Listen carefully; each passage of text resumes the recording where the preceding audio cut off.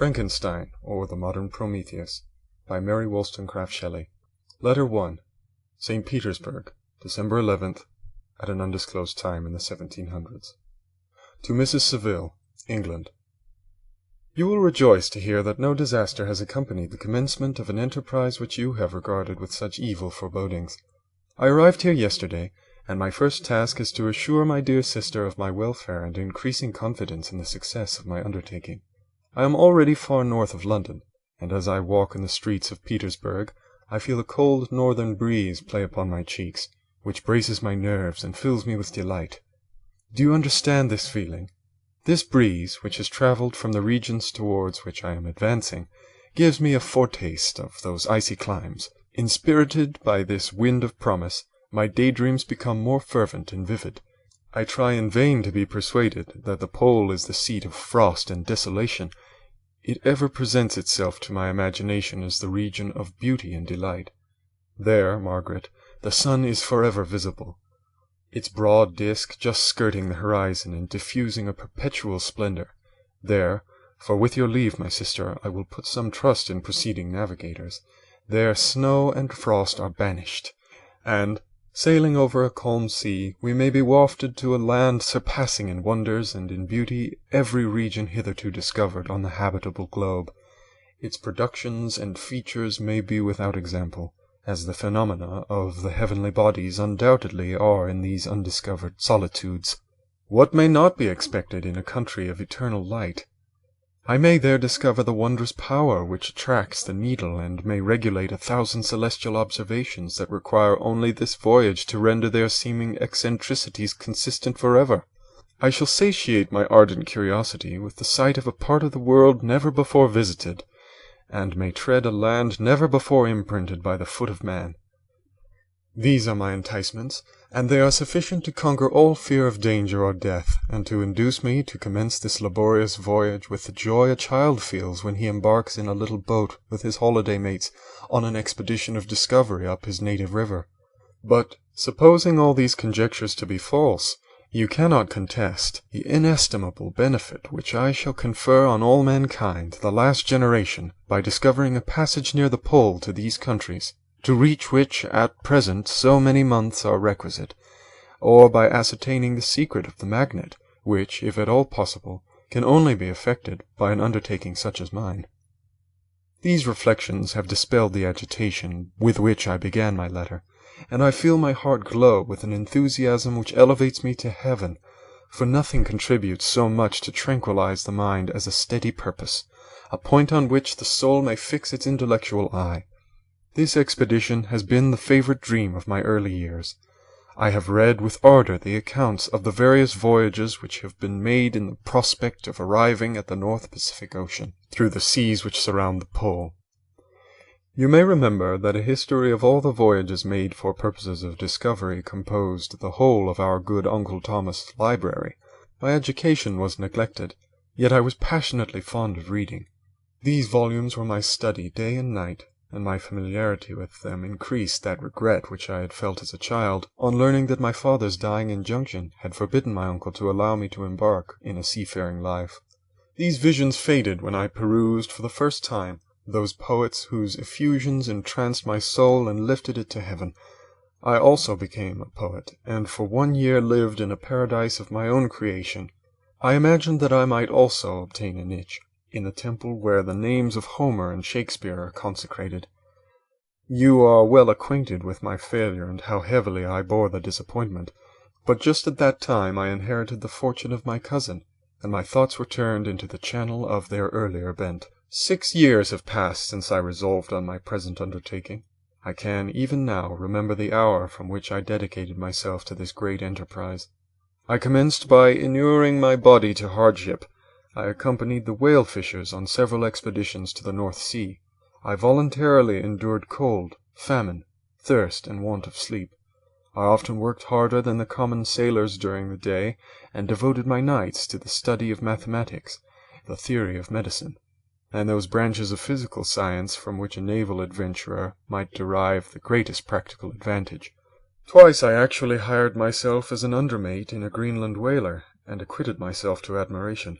I must own I felt a little proud when my captain offered me the second dignity in the vessel, and entreated me to remain with the greatest earnestness, so valuable did he consider my services. And now, my dear Margaret, do I not deserve to accomplish some great purpose? My life might have been passed in ease and luxury, but I preferred glory to every enticement that wealth placed in my path. Oh, that some encouraging voice would answer in the affirmative! My courage and my resolution is firm, but my hopes fluctuate, and my spirits are often depressed. I am about to proceed on a long and difficult voyage, the emergencies of which will demand all my fortitude. I am required not only to raise the spirits of others, but sometimes to sustain my own when theirs are failing. This is the most favorable period for travelling in Russia. They fly quickly over the snow in their sledges, the motion is pleasant, and in my opinion far more agreeable than that of an English stagecoach. The cold is not excessive, if you are wrapped in furs, a dress which I have already adopted, for there is a great difference between walking the deck and remaining seated motionless for hours, when no exercise prevents the blood from actually freezing in your veins. I have no ambition to lose my life on the post road between St. Petersburg and Archangel. I shall depart for the latter town in a fortnight or 3 weeks, and my intention is to hire a ship there, which can easily be done by paying the insurance for the owner, and to engage as many sailors as I think necessary among those who are accustomed to the whale fishing.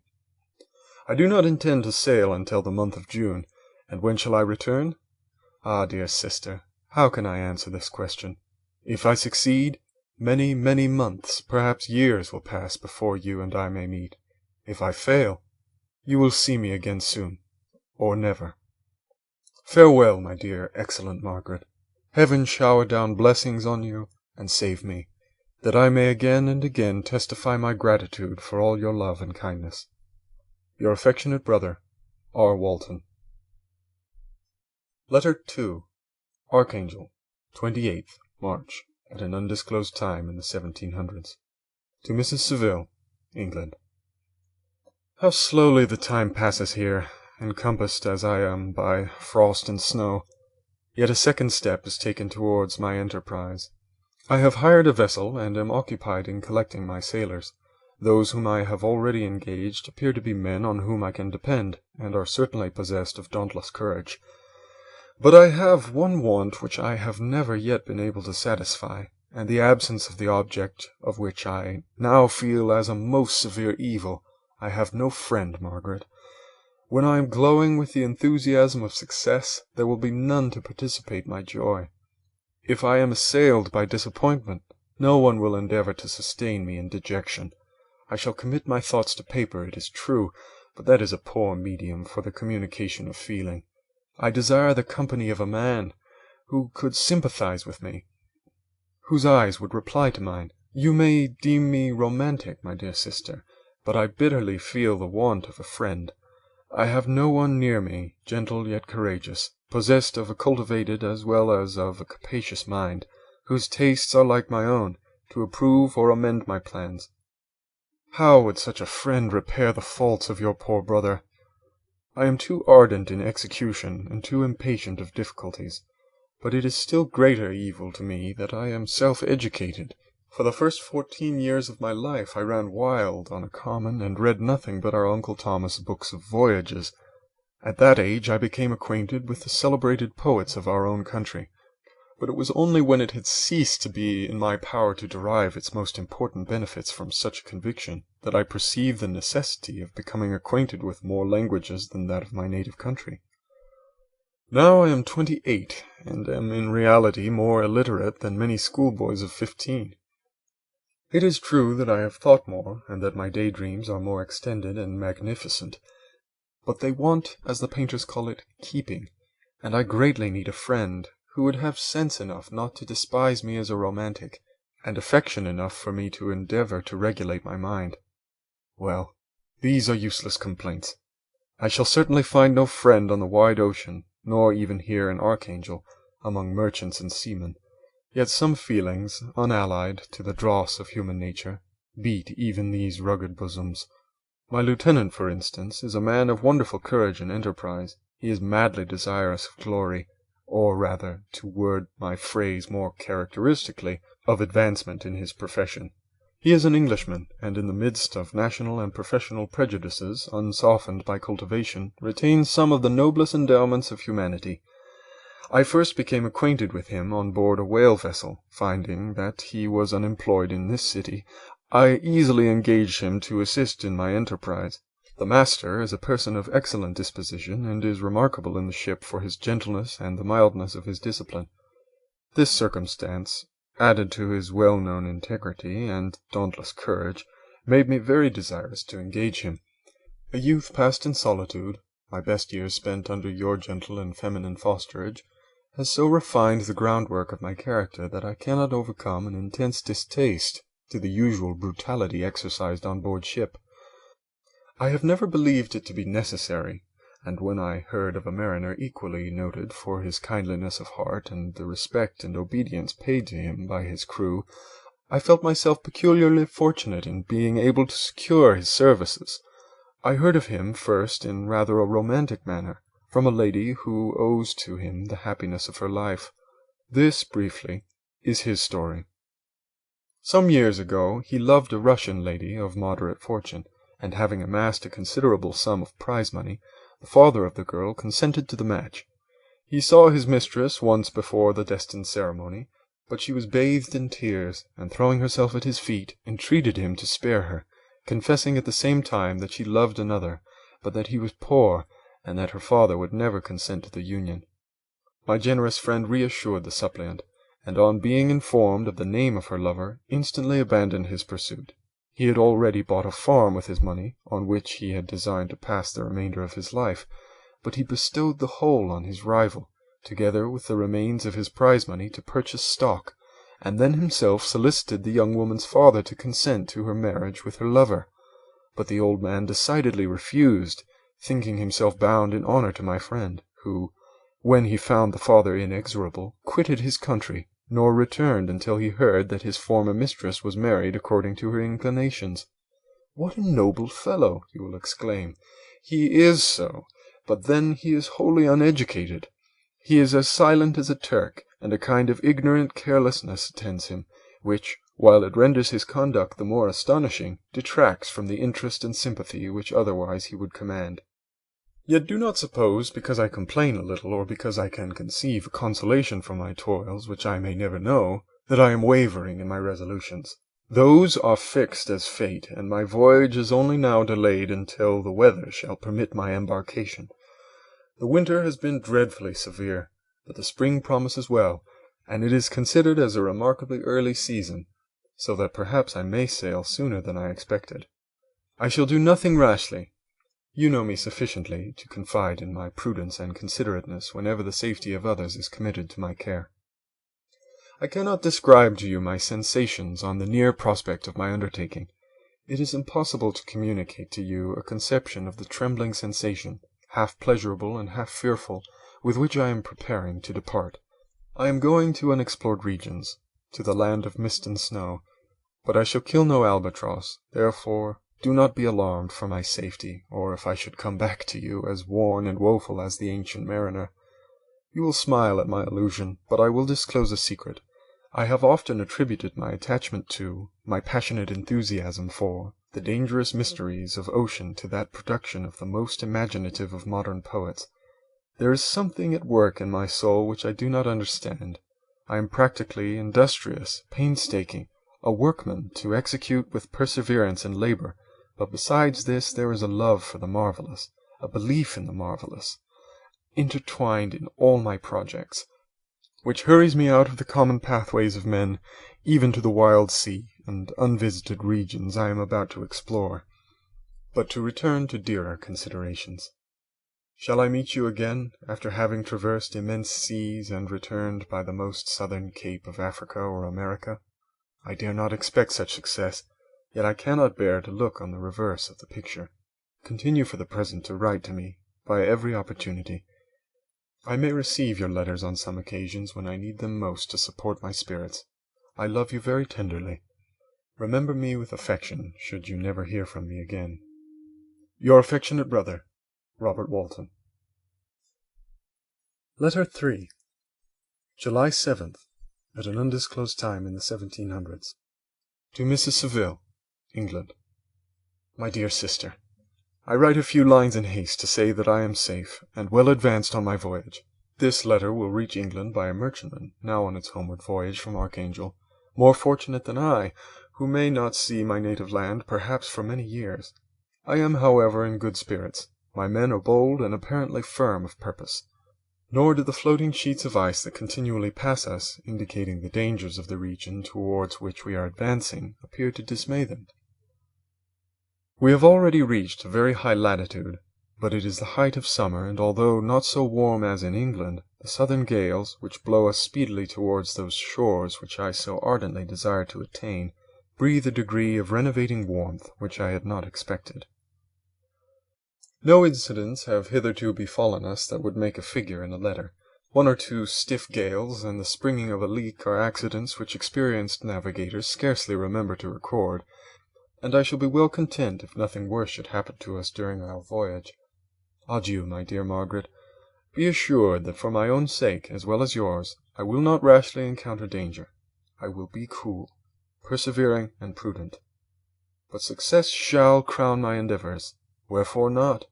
Thus far I have gone, tracing a secure way over the pathless seas, the very stars themselves being witnesses and testimonies of my triumph. Why not still proceed over the untamed yet obedient element? What can stop the determined heart and resolved will of man? My swelling heart involuntarily pours itself out thus, but I must finish. Heaven bless my beloved sister. R.W. Letter 4. August 5th, at an undisclosed time in the 1700s. To Mrs. Saville, England. So strange an accident has happened to us that I cannot forbear recording it, although it is very probable that you will see me before these papers can come into your possession. Last Monday, July 31st, we were nearly surrounded by ice, which closed in the ship on all sides, scarcely leaving her the sea-room in which she floated. Our situation was somewhat dangerous, especially as we were compassed round by a very thick fog. We accordingly laid to, hoping that some change would take place in the atmosphere and weather. About 2 o'clock the mist cleared away, and we beheld, stretched out in every direction, vast and irregular plains of ice, which seemed to have no end. Some of my comrades groaned, and my own mind began to grow watchful with anxious thoughts, when a strange sight suddenly attracted our attention and diverted our solicitude from our own situation. We perceived a low carriage, fixed on a sledge and drawn by dogs, pass on towards the north. At the distance of a half-mile, a being which had the shape of a man, but apparently of gigantic stature, sat in the sledge and guided the dogs. We watched the rapid progress of the traveller with our telescopes until he was lost among the distant inequalities of the ice. This appearance excited our unqualified wonder. We were, as we believed, many hundred miles from any land, but this apparition seemed to denote that it was not, in reality, so distant as we had supposed. Shut in, however, by the ice, it was impossible to follow his track, which we had observed with the greatest attention. About 2 hours after this occurrence, we heard the ground sea, and before night the ice broke and freed our ship. We, however, lay to until the morning, fearing to encounter in the dark those large, loose masses which float about after the breaking up of the ice. I profited of this time to rest for a few hours. In the morning, however, as soon as it was light, I went upon deck and found all the sailors busy on one side of the vessel, apparently talking to someone in the sea. It was, in fact, a sledge, like that we had seen before, which had drifted towards us in the night on a large fragment of ice. Only one dog remained alive, but there was a human being within it, whom the sailors were persuading to enter the vessel. He was not, as the other travellers seemed to be, a savage inhabitant of some undiscovered island, but a European. When I appeared on deck, the master said, "Here is our captain, and he will not allow you to perish on the open sea." On perceiving me, the stranger addressed me in English, although with a foreign accent. "Before I come aboard your vessel," said he, "will you have the kindness to inform me whither you are bound?" You may conceive my astonishment on hearing such a question addressed to me from a man on the brink of destruction, and to whom I should have supposed that my vessel would have been a resource which he would not have exchanged for the most precious wealth the earth can afford. I replied, however, that we were on a voyage of discovery towards the northern pole. Upon hearing this, he appeared satisfied, and consented to come on board. Good God, Margaret, if you had seen the man who thus capitulated for his safety, your surprise would have been boundless. His limbs were nearly frozen, and his body dreadfully emaciated by fatigue and suffering. I never saw a man in so wretched a condition. We attempted to carry him into the cabin, but as soon as he had quitted the fresh air, he fainted. We accordingly brought him back to the deck, and restored him to animation by rubbing him with brandy and forcing him to swallow a small quantity. As soon as he showed signs of life, we wrapped him up in blankets and placed him near the chimney of the kitchen stove. By slow degrees he recovered and ate a little soup, which restored him wonderfully. 2 days passed in this manner before he was able to speak, and I often feared that his suffering had deprived him of understanding. When he had in some measure recovered, I removed him from my own cabin, and attended him as much as my duty would permit. I never saw a more interesting creature. His eyes have generally an expression of wildness, and even madness, but there are moments when, if anyone performs an act of kindness towards him, or does him the most trifling service, his whole countenance is lighted up, as it were, with a beam of benevolence and sweetness that I never saw equalled. But he is generally melancholy and despairing, and sometimes he gnashes his teeth, as if impatient of the weight of woes that oppresses him. When my guest was a little recovered, I had great trouble to keep off the men, who wished to ask him 1,000 questions, but I would not allow him to be tormented by their idle curiosity, in a state of body and mind whose restoration evidently depended upon entire repose. Once, however, the lieutenant asked why he had come so far upon the ice in so strange a vehicle.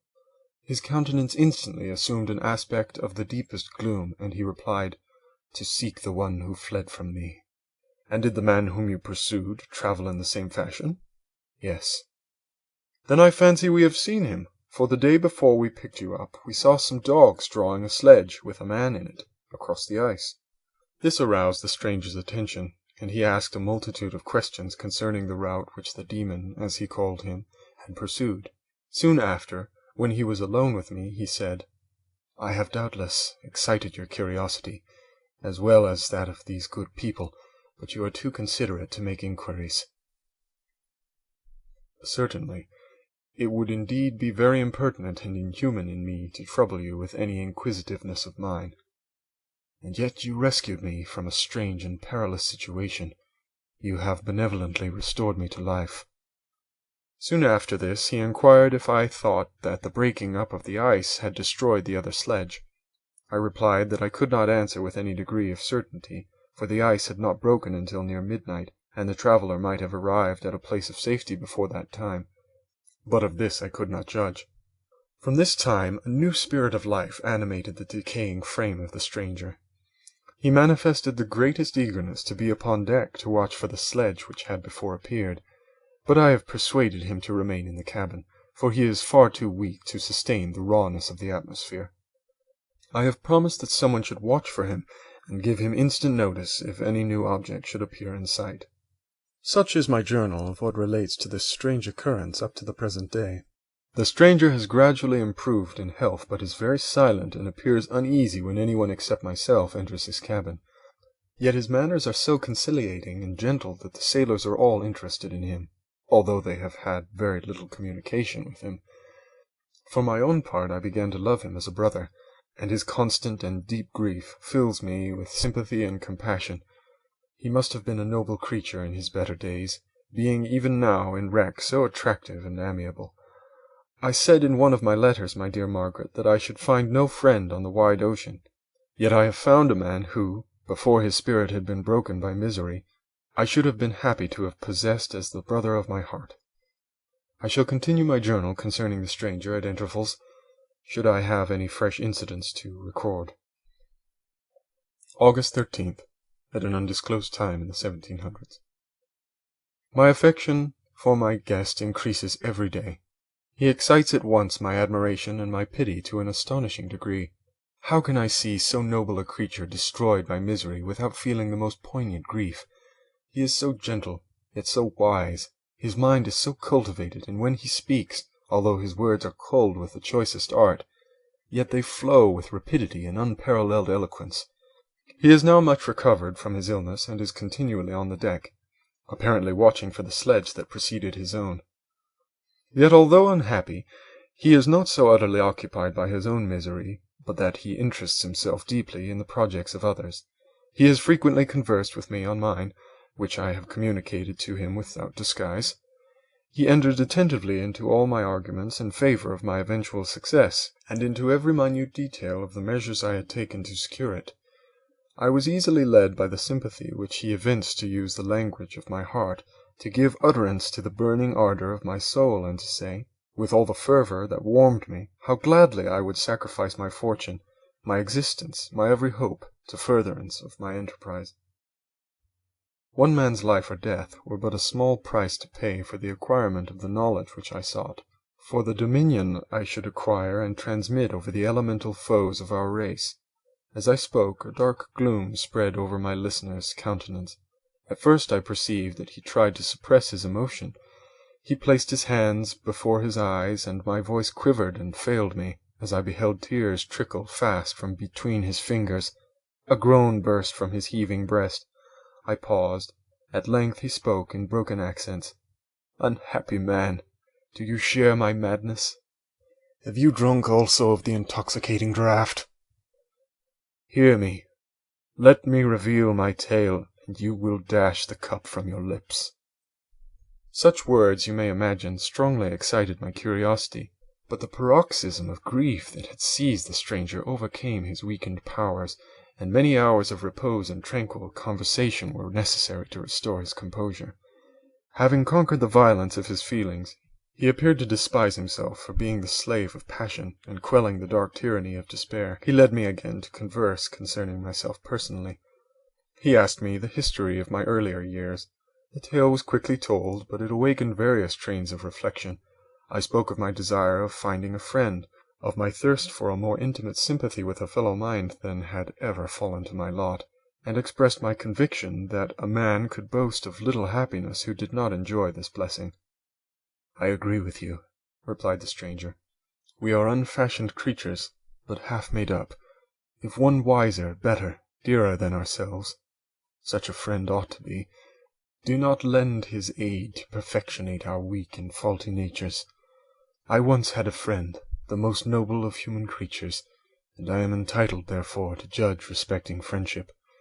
You have hope and the world before you, and have no cause for despair, but I have lost everything and cannot begin life anew." As he said this, his countenance became expressive of a calm, settled grief that touched me to the heart, but he was silent and presently retired to his cabin. Even broken in spirit as he is, no one can feel more deeply than he does the beauties of nature. The starry sky, the sea, and every sight afforded by these wonderful regions seem still to have the power of elevating his soul from earth. Such a man has double existence. He may suffer misery and be overwhelmed by disappointments, yet when he is retired into himself, he will be like a celestial spirit that has a halo around him, within whose circle no grief or folly ventures. Will you smile at the enthusiasm I express concerning this divine wanderer? You would not if you saw him. You have been tutored and refined by books and retirement from the world, and you are therefore somewhat fastidious, but this only renders you the more fit to appreciate the extraordinary merits of this wonderful man. Sometimes I have endeavored to discover what quality it is that he possesses that elevates him so immeasurably above any other person I ever knew. I believe it to be an intuitive discernment, a quick but never failing power of judgment, a penetration into the causes of things, unequaled for clearness and precision. Add to this a facility of expression and a voice whose varied intonations are soul-subduing music. August 19th. At an undisclosed time in the 1700s. Yesterday the stranger said to me, "You may easily perceive, Captain Walton, that I have suffered great and unparalleled misfortunes. I had determined at one time that the memory of these evils should die with me, But you have won me to alter my determination.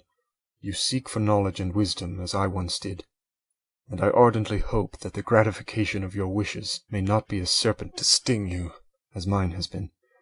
I do not know that the relation of my disasters will be useful to you, yet when I reflect that you are pursuing the same course, exposing yourself to the same dangers which have rendered me what I am, I imagine that you may deduce an apt moral from my tale, one that may direct you if you succeed in your undertaking and console you in case of failure. Prepare to hear of occurrences which are usually deemed marvelous. Were we among the tamer scenes of nature, I might fear to encounter your unbelief, perhaps your ridicule, but many things will appear possible in these wild and mysterious regions which would provoke the laughter of those unacquainted with the ever-varied powers of nature. Nor can I doubt but that my tale conveys in its series internal evidence of the truth of the events of which it is composed. You may easily imagine that I was much gratified by the offered communication, yet I could not endure that he should renew his grief by a recital of his misfortunes. I felt the greatest eagerness to hear the promised narrative, partly from curiosity, and partly from a strong desire to ameliorate his fate if it were in my power. I expressed these feelings in my answer. "I thank you," he replied, "for your sympathy, but it is useless. My fate is nearly fulfilled. I wait but for one event, and then I shall repose in peace. I understand your feeling," continued he, perceiving that I wished to interrupt him, "but you are mistaken, my friend, if thus you will allow me to name you. Nothing can alter my destiny. Listen to my history, and you will perceive how irrevocably it is determined." He then told me that he would commence his narrative the next day when I should be at leisure. This promise drew from me the warmest thanks. I have resolved every night, when I am not imperatively occupied by my duties, to record, as nearly as possible in his own words, what he has related during the day. If I should be engaged, I will at least make notes.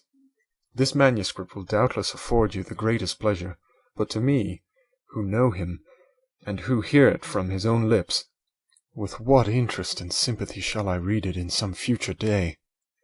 Even now, as I commence my task, his full-toned voice swells in my ears, his lustrous eyes dwell on me with all their melancholy sweetness. I see his thin hand raised in animation, while the lineaments of his face are irradiated by the soul within. Strange and harrowing must be his story, frightful the storm which embraced the gallant vessel on its course and wrecked it thus. End of Letters.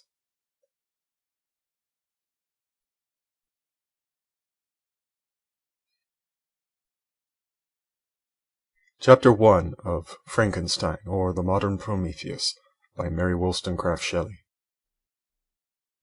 I am by birth a Genevese, and my family is one of the most distinguished of that republic. My ancestors had been for many years councillors and syndics, and my father had filled several public situations with honor and reputation. He was respected by all who knew him for his integrity and indefatigable attention to public business. He passed his younger days perpetually occupied by the affairs of his country. A variety of circumstances had prevented his marrying early, nor was it until the decline of life that he became a husband and the father of a family. As the circumstances of his marriage illustrate his character, I cannot refrain from relating them. One of his most intimate friends was a merchant who, from a flourishing state, fell through numerous mischances into poverty. This man, whose name was Buford, was a proud and unbending disposition, and could not bear to live in poverty and oblivion in the same country where he had formerly been distinguished for his rank and magnificence.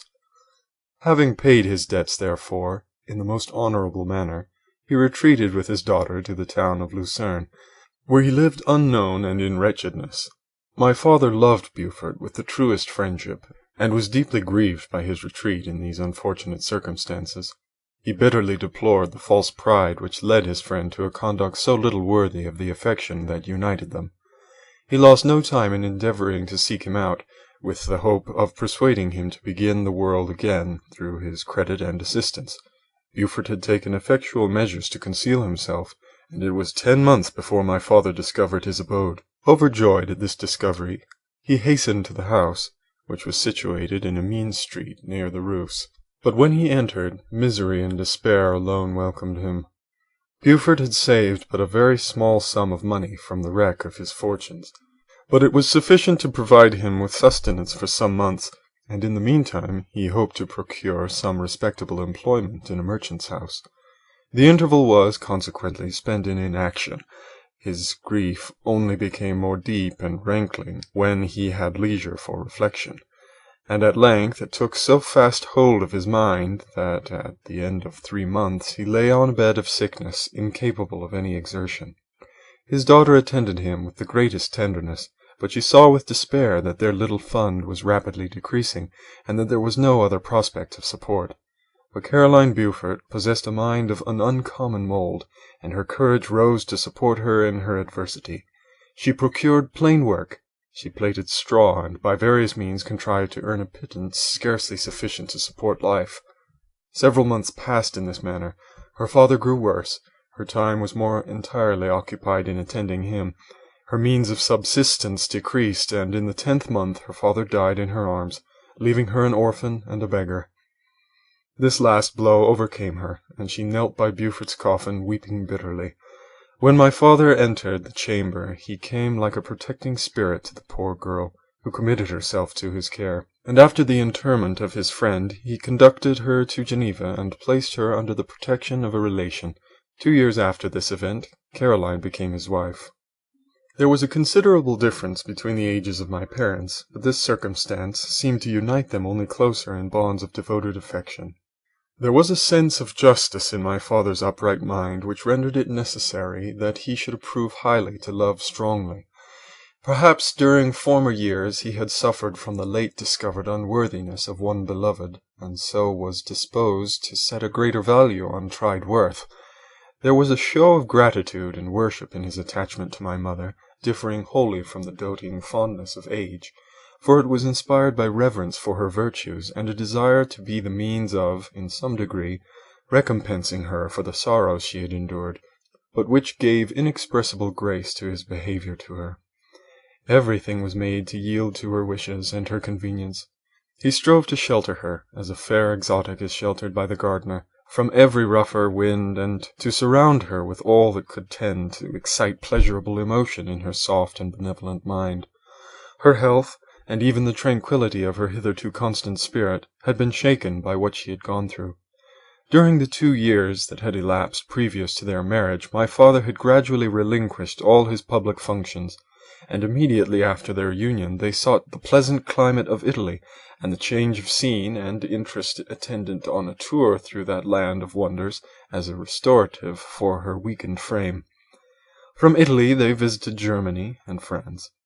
I, their eldest child, was born in Naples, and as an infant accompanied them in their rambles.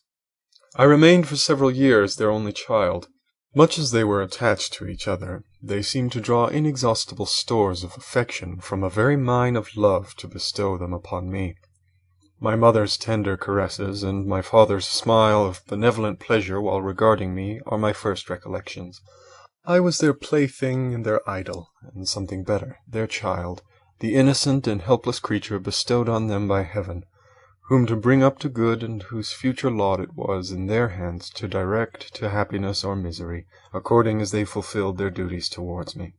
With this deep consciousness of what they owed towards the being to which they had given life, added to the active spirit of tenderness that animated both, it may be imagined that while during every hour of my infant life I received a lesson of patience, of charity, and of self-control, I was so guided by a silken cord that all seemed but one train of enjoyment to me. For a long time I was their only care. My mother had much desired to have a daughter, but I continued their single offspring. When I was about 5 years old, while making an excursion beyond the frontiers of Italy, they passed a week on the shores of the lake of Como. Their benevolent disposition often made them enter the cottages of the poor. This, to my mother, was more than a duty. It was a necessity, a passion, remembering what she had suffered and how she had been relieved, for her to act in turn, the guardian angel to the afflicted. During one of their walks, a poor cot in the foldings of a vale attracted their notice as being singularly disconsolate, while the number of half-clothed children gathered about it spoke of penury in its worst shape. One day, when my father had gone by himself to Milan, my mother, accompanied by me, visited this abode. She found a peasant and his wife, hard-working, bent down by care and labor, distributing a scanty meal to 5 hungry babes.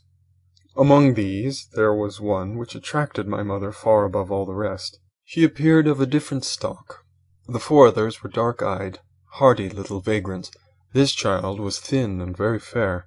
Her hair was the brightest living gold, and despite the poverty of her clothing, seemed to set a crown of distinction on her head. Her brow was clear and ample, her blue eyes cloudless, and her lips and the moulding of her face so expressive of sensibility and sweetness that none could behold her without looking on her as of a distinct species, a being heaven-sent and bearing a celestial stamp in all her features. The peasant woman, perceiving that my mother fixed eyes of wonder and admiration on this lovely girl, eagerly communicated her history.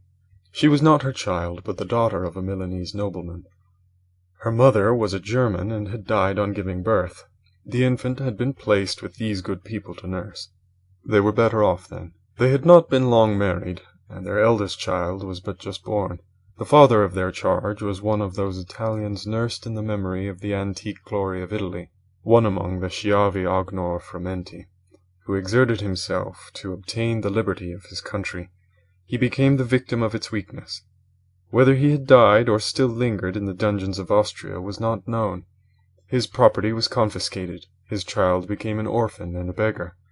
She continued with her foster parents and bloomed in their rude abode, fairer than a garden rose among dark-leaved brambles. When my father returned from Milan, he found playing with me in the hall of our villa a child fairer than pictured cherub, a creature who seemed to shed radiance from her looks, and whose form and motions were lighter than the chamois of the hills.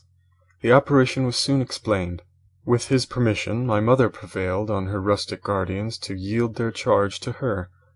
They were fond of the sweet orphan. Her presence had seemed a blessing to them, but it would be unfair to her to keep her in poverty and want when Providence afforded her such powerful protection. They consulted their village priest, and the result was that Elizabeth Lavenza became the inmate of my parents' house, my more than sister, the beautiful and adored companion of all my occupations and my pleasures. Everyone loved Elizabeth. The passionate and almost reverential attachment with which all regarded her became, while I shared it, my pride and my delight. On the evening previous to her being brought to my home, my mother had said playfully, "I have a pretty present for my Victor. Tomorrow he shall have it."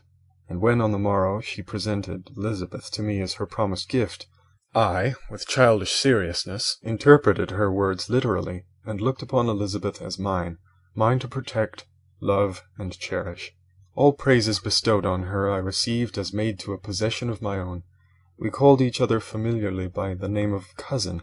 No word, no expression could body forth the kind of relation in which she stood to me, my more than sister, since till death she was to be mine only. End of Chapter 1. Chapter 2 of Frankenstein, or the Modern Prometheus, by Mary Wollstonecraft Shelley. We were brought up together. There was not quite a year difference in our ages. I need not say that we were strangers to any species of disunion or dispute. Harmony was the soul of our companionship, and the diversity and contrast that subsisted in our characters drew us nearer together.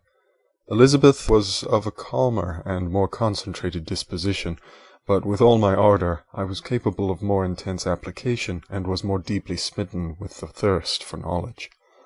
She busied herself with following the aerial creations of the poets, and in the majestic and wondrous scenes which surrounded our Swiss home, the sublime shapes of the mountains, the changes of the seasons, tempest and calm, the silence of winter, and the life and turbulence of our Alpine summers, she found ample scope for admiration and delight, while my companion contemplated with a serious and satisfied spirit the magnificent appearances of things. I delighted in investigating their causes. The world was to me a secret which I desired to divine. Curiosity, earnest research to learn the hidden laws of nature, gladness akin to rapture as they were unfolded to me, are among the earliest sensations I can remember. On the birth of a second son, my junior by 7 years, my parents gave up entirely their wandering life, and fixed themselves in their native country. We possessed a house in Geneva, and a campagna on Bellerive, the eastern shore of the lake, at the distance of rather more than a league from the city. We resided principally in the latter, and the lives of my parents were passed in considerable seclusion. It was my temper to avoid a crowd, and to attach myself fervently to a few. I was indifferent, therefore, to my schoolfellows in general, but I united myself in the bonds of the closest friendship to one among them. Henry Clerval was the son of a merchant of Geneva. He was a boy of singular talent and fancy. He loved enterprise, hardship, and even danger for its own sake. He was deeply read in books of chivalry and romance. He composed heroic songs and began to write many a tale of enchantment and knightly adventure. He tried to make us act plays and to enter into masquerades, in which the characters were drawn from the heroes of Roncesvalles, of the Round Table of King Arthur, and the chivalrous train who shed their blood to redeem the Holy Sepulchre from the hands of the infidels. No human being could have passed a happier childhood than myself. My parents were possessed by the very spirit of kindness and indulgence. We felt that they were not the tyrants to rule our lot according to their caprice, but the agents and creators of all the many delights which we enjoyed. When I mingled with other families, I distinctly discerned how peculiarly fortunate my lot was, and gratitude assisted the development of filial love. My temper was sometimes violent, and my passions vehement, but by some law in my temperature they were turned not towards childish pursuits, but to an eager desire to learn, and not to learn all things indiscriminately. I confess that neither the structure of languages, nor the code of governments, nor the politics of various states possessed attractions for me. It was the secrets of heaven and earth that I desired to learn, and whether it was the outward substance of things or the inner spirit of nature and the mysterious soul of man that occupied me, still my inquiries were directed to the metaphysical, or in its highest sense, the physical secrets of the world. Meanwhile Clerval occupied himself, so to speak, with the moral relations of things. The busy stage of life, the virtues of heroes, and the actions of men were his theme, and his hope and his dream was to become one among those whose names are recorded in story as the gallant and adventurous benefactors of our species. The saintly soul of Elizabeth shone like a shrine-dedicated lamp in our peaceful home. Her sympathy was ours, her smile, her soft voice, the sweet glance of her celestial eyes, were ever there to bless and animate us. She was the living spirit of love to soften and attract. I might have become sullen in my study, wrought through the ardour of my nature, but that she was there to subdue me to a semblance of her own gentleness. And Clerval, could aught ill entrench on the noble spirit of Clerval?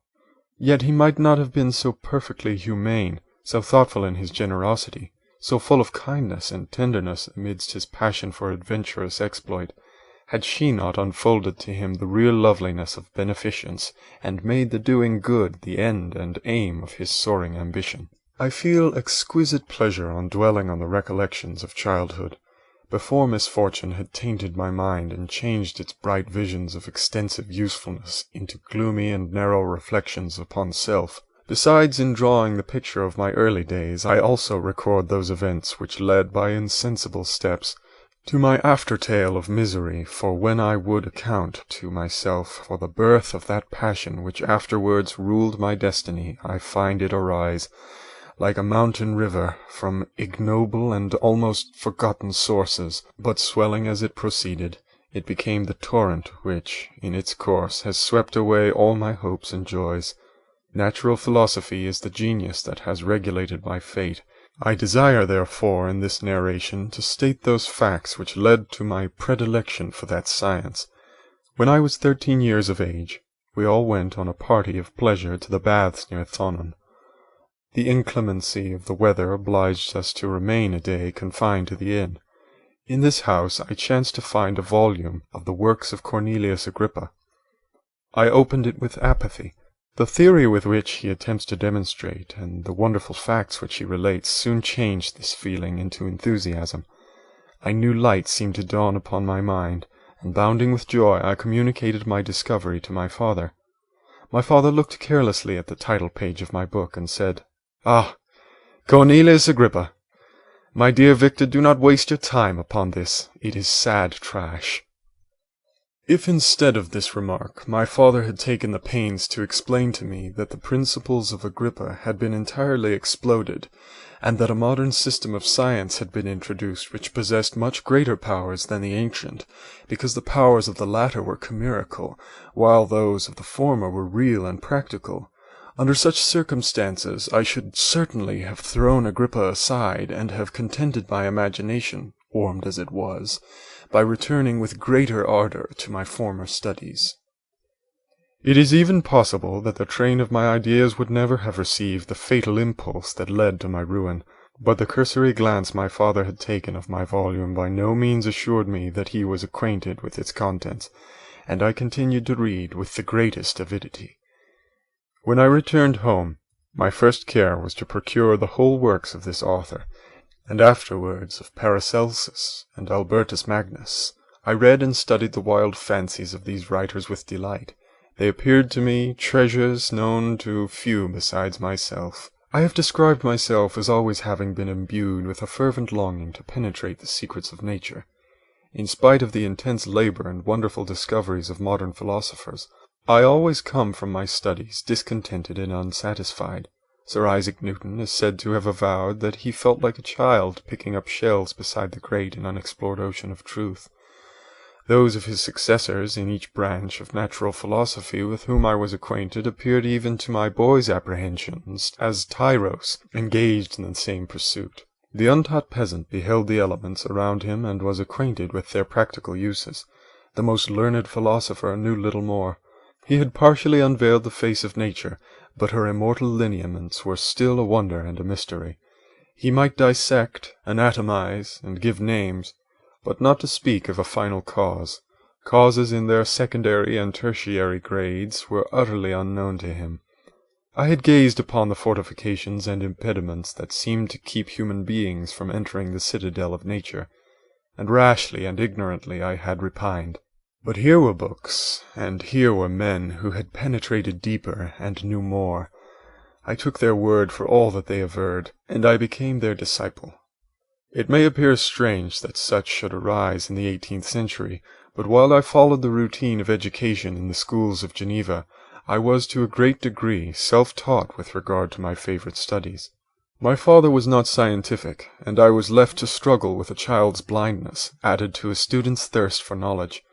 Under the guidance of my new preceptors, I entered with the greatest diligence into the search of the philosopher's stone and the elixir of life, but the latter soon obtained my undivided attention.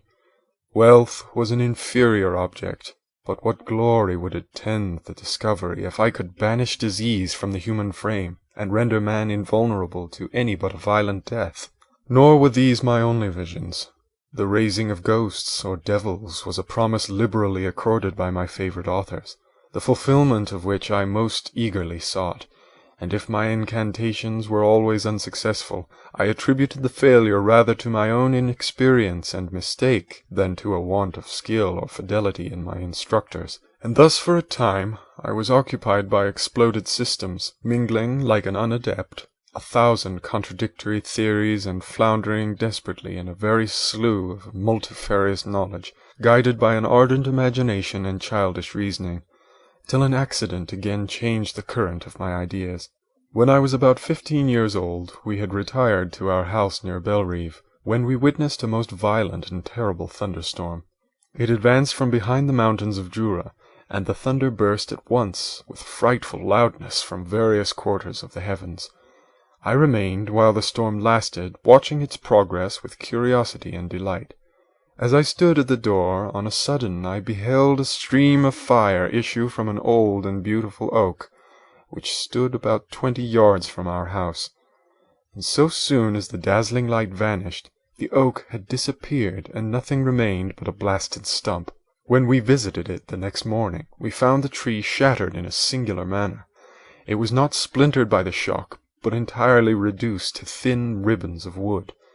I never beheld anything so utterly destroyed. Before this I was not acquainted with the more obvious laws of electricity. On this occasion a man of great research in natural philosophy was with us, and excited by this catastrophe, he entered on the explanation of a theory which he had formed on the subject of electricity and galvanism, which was at once new and astonishing to me.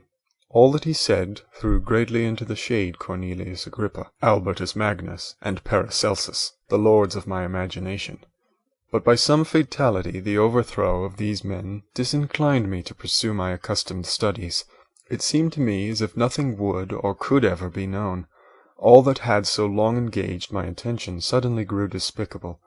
By one of those caprices of the mind which we are perhaps most subject to in early youth, I at once gave up my former occupations, set down natural history and all its progeny as a deformed and abortive creation, and entertained the greatest disdain for would-be science which could never even stop within the threshold of real knowledge. In this mood of mind I betook myself to the mathematics and the branches of study appertaining to that science as being built upon secure foundations, and so worthy of my consideration.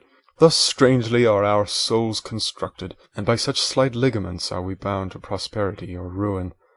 When I look back, it seems to me as if this almost miraculous change of inclination and will was the immediate suggestion of the guardian angel of my life, the last effort made by the spirit of preservation to avert the storm that was even then hanging in the stars and ready to envelop me. Her victory was announced by an unusual tranquillity and gladness of soul which followed the relinquishing of my ancient and latterly tormenting studies. It was thus that I was to be taught to associate evil with their prosecution, happiness with their disregard. It was a strong effort of the spirit of good, but it was ineffectual. Destiny was too potent, and her immutable laws had decreed my utter and terrible destruction. End of Chapter 2. Chapter 3 of Frankenstein, or the Modern Prometheus, by Mary Wollstonecraft Shelley. When I had attained the age of 17, my parents resolved that I should become a student at the University of Ingolstadt. I had hitherto attended the schools of Geneva, but my father thought it necessary for the completion of my education that I should be made acquainted with other customs than those of my native country. My departure was therefore fixed at an early date, but before the day resolved upon could arrive, the first misfortune of my life occurred, an omen, as it were, of my future misery. Elizabeth had caught the scarlet fever. Her illness was severe, and she was in the greatest danger. During her illness, many arguments had been urged to persuade my mother to refrain from attending upon her. She had at first yielded to our entreaties, but when she heard that the life of her favourite was menaced, she could no longer control her anxiety. She attended her sick-bed. Her watchful attentions triumphed over the malignity of the distemper. Elizabeth was saved, but the consequences of this imprudence were fatal to her preserver. On the third day my mother sickened. Her fever was accompanied by the most alarming symptoms, and the looks of her medical attendants prognosticated the worst event. On her deathbed the fortitude and benignity of this best of women did not desert her. She joined the hands of Elizabeth and myself. "My children," she said, "my firmest hopes of future happiness were placed on the prospect of your union. This expectation will now be the consolation of your father. Elizabeth, my love, you must supply my place to my younger children. Alas! I regret that I am taken from you, and happy and beloved as I have been, is it not hard to quit you all? But these are not thoughts befitting me. I will endeavour to resign myself cheerfully to death, and will indulge a hope of meeting you in another world." She died calmly, and her countenance expressed affection even in death. I need not describe the feelings of those whose dearest ties are rent by that most irreparable evil, the void that presents itself to the soul, and the despair that is exhibited on the countenance. It is so long before the mind can persuade itself that she whom we saw every day, and whose very existence appeared a part of our own, can have departed forever, that the brightness of a beloved eye can have been extinguished, and the sound of a voice so familiar and dear to the ear can be hushed, never more to be heard. These are the reflections of the first days, but when the lapse of time proves the reality of the evil, then the actual bitterness of grief commences. Yet from whom has not that rude hand rent away some dear connection? And why should I describe a sorrow which all have felt and must feel? The time at length arrives when grief is rather an indulgence than a necessity, and the smile that plays upon the lips, although it may be deemed a sacrilege, is not banished. My mother was dead, but we had still duties which we ought to perform. We must continue our course with the rest, and learn to think ourselves fortunate whilst one remains whom the spoiler has not seized. My departure for Ingolstadt, which had been deferred by these events, was now again determined upon. I obtained from my father a respite of some weeks. It appeared to me sacrilege so soon to leave the repose, akin to death, of the house of mourning, and to rush into the thick of life. I was new to sorrow, but it did not the less alarm me. I was unwilling to quit the sight of those that remained to me, and, above all, I desired to see my sweet Elizabeth in some degree consoled. She indeed veiled her grief, and strove to act the comforter to us all. She looked steadily on life, and assumed its duties with courage and zeal. She devoted herself to those whom she had been taught to call her uncle and cousins. Never was she so enchanting as at this time, when she recalled the sunshine of her smiles, and spent them upon us. She forgot her own regret in her endeavours to make us forget. The day of my departure at length arrived. Clerval spent the last evening with us. He had endeavoured to persuade his father to permit him to accompany me and to become my fellow student, but in vain. His father was a narrow-minded traitor, and saw idleness and ruin in the aspirations and ambition of his son. Henry deeply felt the misfortune of being debarred from a liberal education. He said little, but when he spoke, I read in his kindling eye and in his animated glance a restrained but firm resolve not to be chained by the miserable details of commerce. We sat late. We could not tear ourselves away from each other, nor persuade ourselves to say the word farewell. It was said, and we retired under the pretence of seeking repose, each fancying that the other was deceived.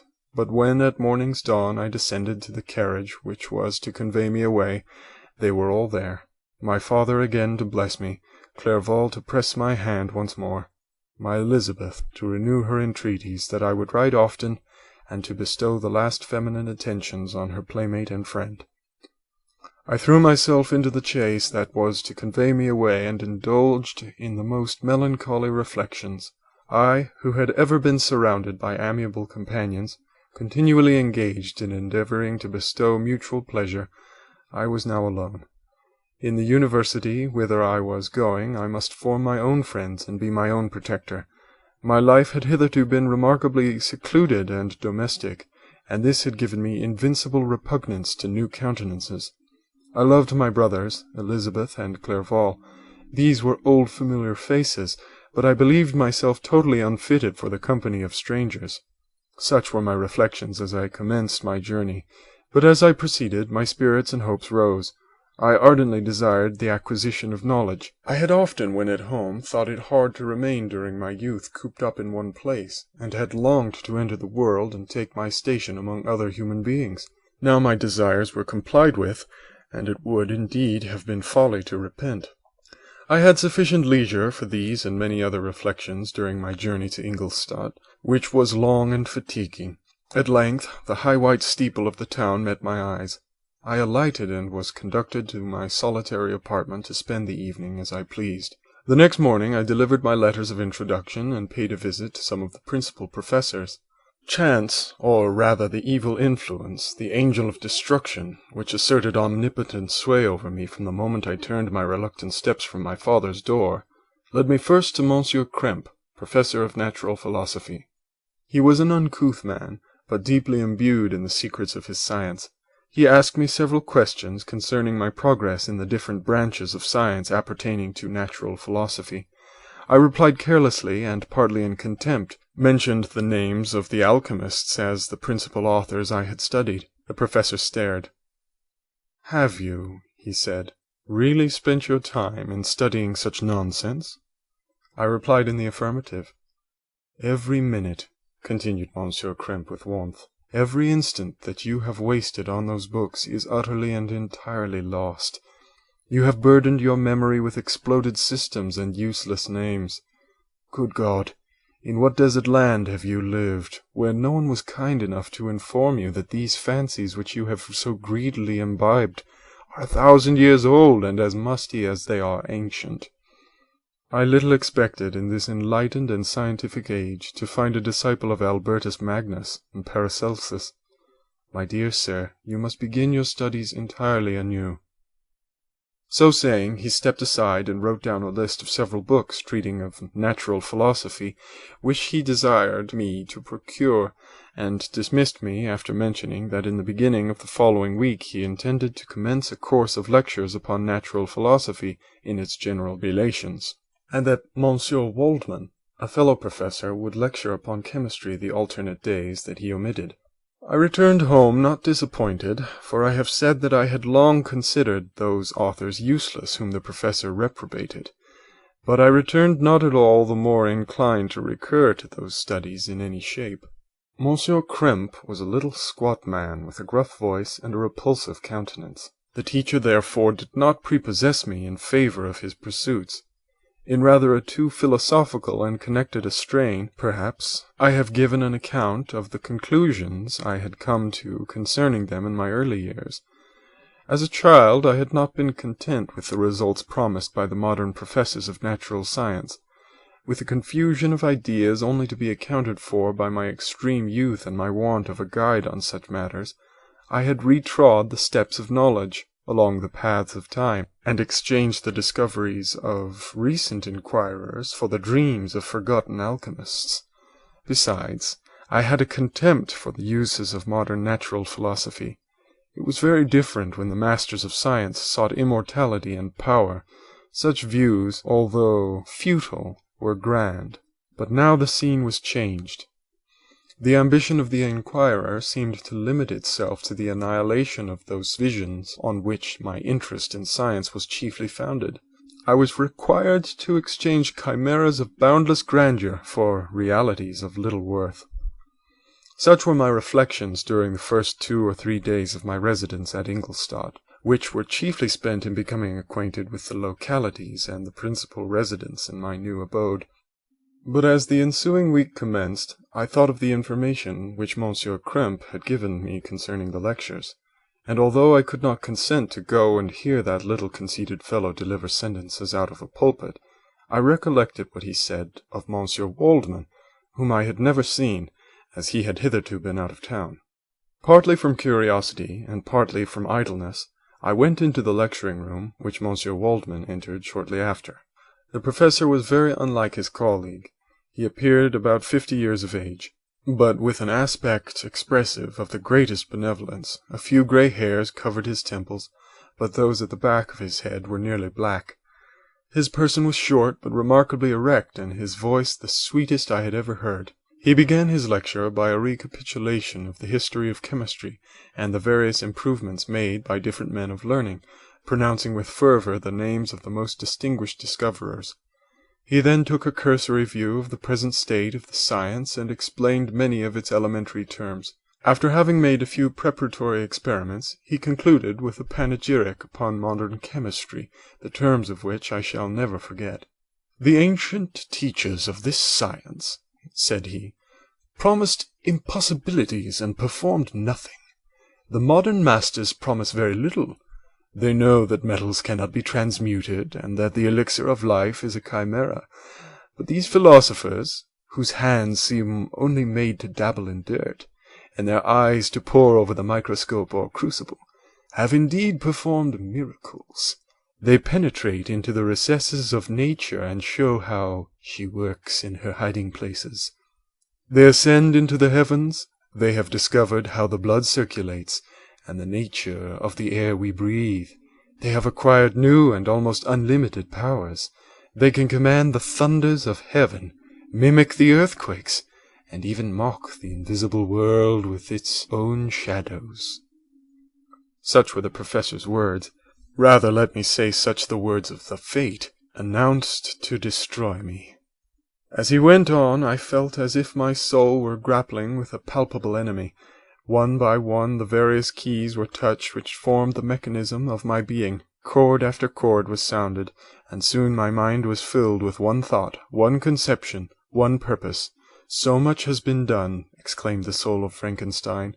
More, far more will I achieve.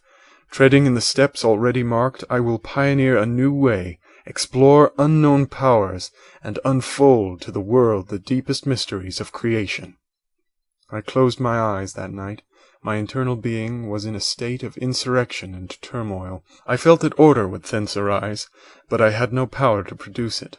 By degrees, after the morning's dawn, sleep came. I awoke, and my yesternight's thoughts were as a dream. There only remained a resolution to return to my ancient studies, and to devote myself to a science for which I believed myself to possess a natural talent. On the same day I paid Monsieur Waldman a visit. His manners in private were even more mild and attractive than in public, for there was a certain dignity in his mien during his lecture, which in his own house was replaced by the greatest affability and kindness. I gave him pretty nearly the same account of my former pursuits as I had given to his fellow professor. He heard with attention the little narration concerning my studies, and smiled at the names of Cornelius Agrippa and Paracelsus, but without the contempt that Monsieur Krempe had exhibited. He said that these were men to whose indefatigable zeal modern philosophers were indebted for most of the foundations of their knowledge. They had left to us, as an easier task, to give new names and arrange in connected classifications the facts which they in a great degree had been the instruments of bringing to light. The labours of men of genius, however erroneously directed, scarcely ever fail in ultimately turning to the solid advantage of mankind. I listened to his statement, which was delivered without any presumption or affectation, and then added that his lecture had removed my prejudices against modern chemists. I expressed myself in measured terms with the modesty and deference due from a youth to his instructor, without letting escape inexperience in life would have made me ashamed any of the enthusiasm which stimulated my intended labours. I requested his advice concerning the books I ought to procure. "I am happy," said Monsieur Waldman, "to have gained a disciple, and if your application equals your ability, I have no doubt of your success. Chemistry is that branch of natural philosophy in which the greatest improvements have been and may be made. It is on that account that I have made it my peculiar study, but at the same time I have not neglected the other branches of science. A man would make but a very sorry chemist if he attended to that department of human knowledge alone. If your wish is to become really a man of science, and not merely a petty experimentalist, I should advise you to apply to every branch of natural philosophy, including mathematics." He then took me into his laboratory and explained to me the uses of his various machines, instructing me as to what I ought to procure, and promising me the use of his own when I should have advanced far enough in the science not to derange their mechanism. He also gave me the list of books which I had requested, and I took my leave. Thus ended a day memorable to me. It decided my future destiny. End of Chapter 3. Chapter 4 of Frankenstein, or the Modern Prometheus, by Mary Wollstonecraft Shelley. From this day, natural philosophy, and particularly chemistry in the most comprehensive sense of the term, became nearly my sole occupation. I read with ardour those works, so full of genius and discrimination, which modern inquirers have written on these subjects. I attended the lectures and cultivated the acquaintances of the men of science of the university, and I found even in Monsieur Krempe a great deal of sound sense and real information, combined, it is true, with a repulsive physiognomy and manners, but not on that account the less valuable. In Monsieur Waldman I found a true friend. His gentleness was never tinged by dogmatism, and his instructions were given with an air of frankness and good nature that banished every idea of pedantry. In 1,000 ways he smoothed for me the path of knowledge, and made the most abstruse inquiries clear and facile to my apprehension.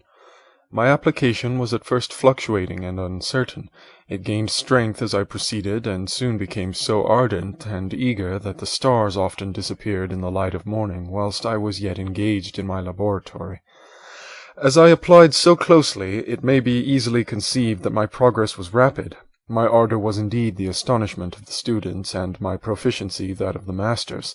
Professor Krempe often asked me, with a sly smile, how Cornelius Agrippa went on, whilst Monsieur Waldman expressed the most heartfelt exultation in my progress. 2 years passed in this manner, during which I paid no visit to Geneva, but was engaged heart and soul in the pursuit of some discoveries which I hoped to make. None but those who have experienced them can conceive of the enticements of science. In other studies you go as far as others have gone before you, and there is nothing more to know. But in a scientific pursuit there is continual food for discovery and wonder. A mind of moderate capacity which closely pursues one study must infallibly arrive at great proficiency in that study. And I, who continually sought the attainment of one object of pursuit, and was solely wrapped up in this, improved so rapidly that at the end of 2 years I made some discoveries in the improvement of some chemical instruments, which procured me great esteem and admiration at the university. When I had arrived at this point, and had become as well acquainted with theory and practice of natural philosophy as depended on the lessons of any of the professors at Ingolstadt, my residence there no longer being conducive to my improvements, I thought of returning to my friends and my native town, when an incident happened that protracted my stay.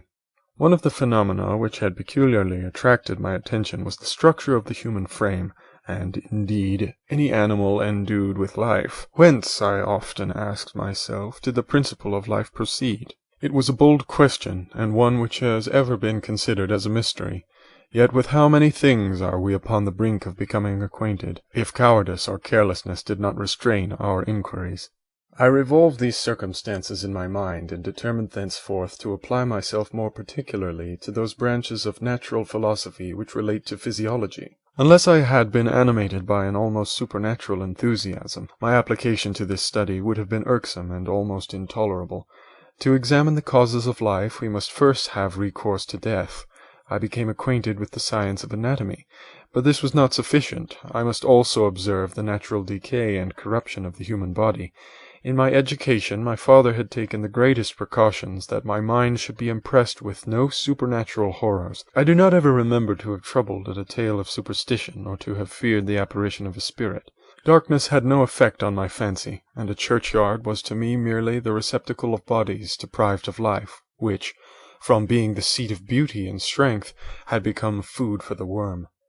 Now I was led to examine the cause and progress of this decay, and forced to spend days and nights in vaults and charnel houses. My attention was fixed upon every object the most insupportable to the delicacy of the human feelings. I saw how the fine form of man was degraded and wasted. I beheld the corruption of death succeed to the blooming cheek of life. I saw how the worm inherited the wonders of the eye and brain. I paused, examining and analyzing all the minutiae of causation, as exemplified in the change from life to death, and death to life, until from the midst of this darkness a sudden light broke in upon me, a light so brilliant and wondrous, yet so simple, that while I became dizzy with the immensity of the prospect which it illustrated, I was surprised that among so many men of genius who had directed their inquiries towards the same science, that I alone should be reserved to discover so astonishing a secret. Remember, I am not recording the vision of a madman. The sun does not more certainly shine in the heavens than that which I now affirm is true. Some miracle might have produced it, yet the stages of the discovery were distinct and probable. After days and nights of incredible labor and fatigue, I succeeded in discovering the cause of generation and life. Nay, more, I became myself capable of bestowing animation upon lifeless matter. The astonishment which I had first experienced on this discovery soon gave place to delight and rapture. After so much time spent in painful labor, to arrive at once at the summit of my desires was the most gratifying consummation of my toils. But this discovery was so great and overwhelming that all the steps by which I had been progressively led to it were obliterated, and I beheld only the result.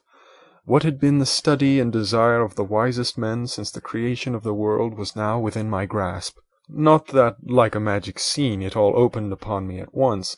The information I had obtained was of a nature rather to direct my endeavors so soon as I should point them towards the object of my search, than to exhibit that object already accomplished. I was like the Arabian, who had been buried with the dead and found a passage to life, aided only by one glimmering and seemingly ineffectual light. I see by your eagerness and the wonder and hope which your eyes express, my friend, that you expect to be informed of the secret which I am acquainted. That cannot be. Listen patiently until the end of my story, and you will easily perceive why I am reserved upon that subject. I will not lead you on, unguarded and ardent as I then was, to your destruction and infallible misery. Learn from me, if not by my precepts, at least by my example, how dangerous is the acquirement of knowledge, and how much happier that man is who believes his native town would be the world, than he who aspires to become greater than his nature will allow. When I found so astonishing a power placed within my hands, I hesitated a long time concerning the manner in which I should employ it. Although I possessed the capacity of bestowing animation, yet to prepare a frame for the reception of it, with all its intricacies of fibres, muscles, and veins, still remained a work of inconceivable difficulty and labour. I doubted at first whether I should attempt the creation of a being like myself, or one of simpler organization, but my imagination was too much exalted by my first success to permit me to doubt of my ability to give life to an animal as complex and wonderful as man. The materials at present within my command hardly appeared adequate to so arduous an undertaking, but I doubted not that I should ultimately succeed. I prepared myself for a multitude of reverses. My operations might be incessantly baffled, and at last my work be imperfect. Yet when I considered the improvement which every day takes place in science and mechanics, I was encouraged to hope my present attempts would at least lay the foundations of future success. Nor could I consider the magnitude and complexity of my plan as any argument of its impracticability. It was with these feelings that I began the creation of a human being. As the minuteness of the parts formed a great hindrance to my speed, I resolved, contrary to my first intention, to make the being of a gigantic stature, that is to say, about 8 feet in height, and proportionably large. After having formed this determination, and having spent some months in successfully collecting and arranging my materials, I began. No one can conceive the variety of feelings which bore me onwards, like a hurricane in the first enthusiasm of success. Life and death appeared to me ideal bounds, which I should first break through, and pour a torrent of light into our dark world. A new species would bless me as its creator and source. Many happy and excellent natures would owe their being to me. No father could claim the gratitude of his child so completely as I should deserve theirs. Pursuing these reflections, I thought that if I could bestow animation upon lifeless matter, I might in process of time, although I now found it impossible, renew life where death had apparently devoted the body to corruption. These thoughts supported my spirits, while I pursued my undertaking with unremitting ardor. My cheek had grown pale with study, and my person had become emaciated with confinement. Sometimes, on the very brink of certainty, I failed, yet still I clung to the hope which the next day or the next hour might realize. One secret which I alone possessed was the hope to which I had dedicated myself, and the moon gazed on my midnight labors, while with unrelaxed and breathless eagerness I pursued nature to her hiding places. Who shall conceive the horrors of my secret toil as I dabbled among the unhallowed damps of the grave, or tortured the living animals to animate the lifeless clay? My limbs now tremble, and my eyes swim with the remembrance. But then a resistless and almost frantic impulse urged me forward. I seemed to have lost all soul or sensation but for this one pursuit. It was indeed but a passing trance that only made me feel with renewed acuteness so soon as, the unnatural stimulus ceasing to operate, I had returned to my old habits. I collected bones from charnel houses, and disturbed, with profane fingers, the tremendous secrets of the human frame. In a solitary chamber, or rather cell, at the top of the house, and separated from all the other apartments by a gallery and staircase, I kept my workshop of filthy creation. My eyeballs were starting from their sockets in attending to the details of my employment. The dissecting room and the slaughter-house furnished many of my materials, and often did my human nature turn with loathing from my occupation, whilst still urged on by an eagerness which perpetually increased, I brought my work near to a conclusion. The summer months passed while I was thus engaged, heart and soul, in one pursuit. It was a most beautiful season. Never did the fields bestow a more plentiful harvest, or the vines yield a more luxuriant vintage, but my eyes were insensible to the charms of nature, and the same feelings which made me neglect the scenes around me caused me also to forget those friends who were so many miles absent, and whom I had not seen for so long a time. I knew my silence disquieted them, and I well remembered the words of my father. "I know that while you are pleased with yourself, you will think of us with affection, and we shall hear regularly from you. You must pardon me if I regard any interruption in your correspondence as a proof that your other duties are equally neglected." I knew well, therefore, that would be my father's feelings, but I could not tear my thoughts from my employment, loathsome in itself, but which had taken an irresistible hold of my imagination. I wished, as it were, to procrastinate all that related to my feelings of affection until the great object, which swallowed up every habit of my nature, should be completed.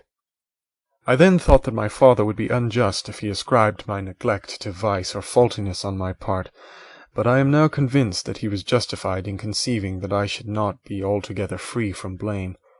A human being in perfection ought always to preserve a calm and peaceful mind, and never to allow passion or a transitory desire to disturb his tranquillity. I do not think that the pursuit of knowledge is an exception to this rule. If the study to which you apply yourself has a tendency to weaken your affections and to destroy your taste for those simple pleasures in which no alloy can possibly mix, then that study is certainly unlawful, that is to say, not befitting the human mind. If this rule were always observed, if no man allowed any pursuit whatsoever to interfere with the tranquillity of his domestic affections, Greece had not been enslaved, Caesar would have spared his country, America would have been discovered more gradually, and the empires of Mexico and Peru had not been destroyed. But I forget that I am moralizing in the most interesting part of my tale, and your looks remind me to proceed. My father made no reproach in his letters, and only took notice of my silence by inquiring into my occupations more particularly than before. Winter, spring, and summer passed away during my labours, but I did not watch the blossom or the expanding leaves, sights which before always yielded me supreme delight, so deeply was I engrossed in my occupation. The leaves of that year had withered before my work drew near to a close, and now every day showed me more plainly how well I had succeeded, but my enthusiasm was checked by my anxiety, and I appeared rather like one doomed by slavery to toil in the mines, or any other unwholesome trade, than an artist occupied by his favourite employment. Every night I was oppressed by a slow fever, and I became nervous to a most painful degree. The fall of a leaf startled me, and I shunned my fellow creatures as if I had been guilty of a crime. Sometimes I grew alarmed at the wreck I perceived that I had become. The energy of my purpose alone sustained me. My labours would soon end, and I believed that exercise and amusement would then drive away incipient disease, and I promised myself both of these, when my creation should be complete. End of Chapter 4. Chapter 5 of Frankenstein, or the Modern Prometheus, by Mary Wollstonecraft Shelley. It was on a dreary night of November that I beheld the accomplishment of my toils. With an anxiety that almost amounted to agony, I collected the instruments of life around me, that I might infuse a spark of being into the lifeless thing that lay at my feet. It was already 1 in the morning, the rain pattered dismally against the panes, and my candle was nearly burnt out, when, by the glimmer of the half-extinguished light, I saw the dull yellow eye of the creature open. It breathed hard, and a convulsive motion agitated its limbs. How can I describe my emotions at this catastrophe, or how delineate the wretch whom with such infinite pains and care I had endeavoured to form? His limbs were in proportion, and I had selected his features as beautiful. Beautiful! Great God! His yellow skin scarcely covered the work of muscles and arteries beneath. His hair was of a lustrous black and flowing, his teeth of a pearly whiteness, but these luxuriances only formed a more horrid contrast with his watery eyes, that seemed almost of the same colour as the dun-white sockets in which they were set, his shrivelled complexion and straight black lips. The different accidents of life are not so changeable as the feelings of human nature. I had worked hard for nearly 2 years for the sole purpose of infusing life into an inanimate body. For this I had deprived myself of rest and health.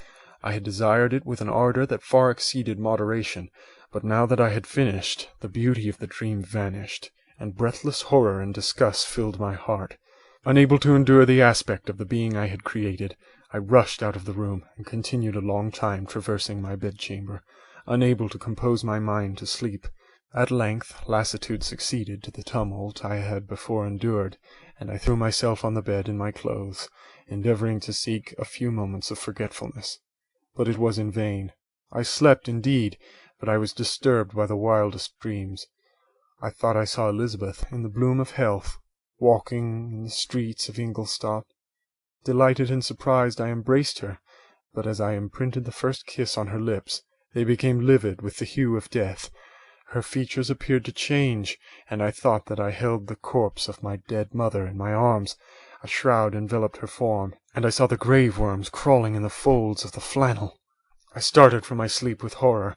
A cold dew covered my forehead, my teeth chattered, and every limb became convulsed, when, by the dim and yellow light of the moon, as it forced its way through the window shutters, I beheld the wretch, the miserable monster whom I had created. He held up the curtain of the bed, and his eyes, if eyes they may be called, were fixed on me. His jaws opened, and he muttered some inarticulate sounds, while a grin wrinkled his cheeks. He might have spoken, but I did not hear. One hand was stretched out, seeming to detain me, but I escaped and rushed downstairs.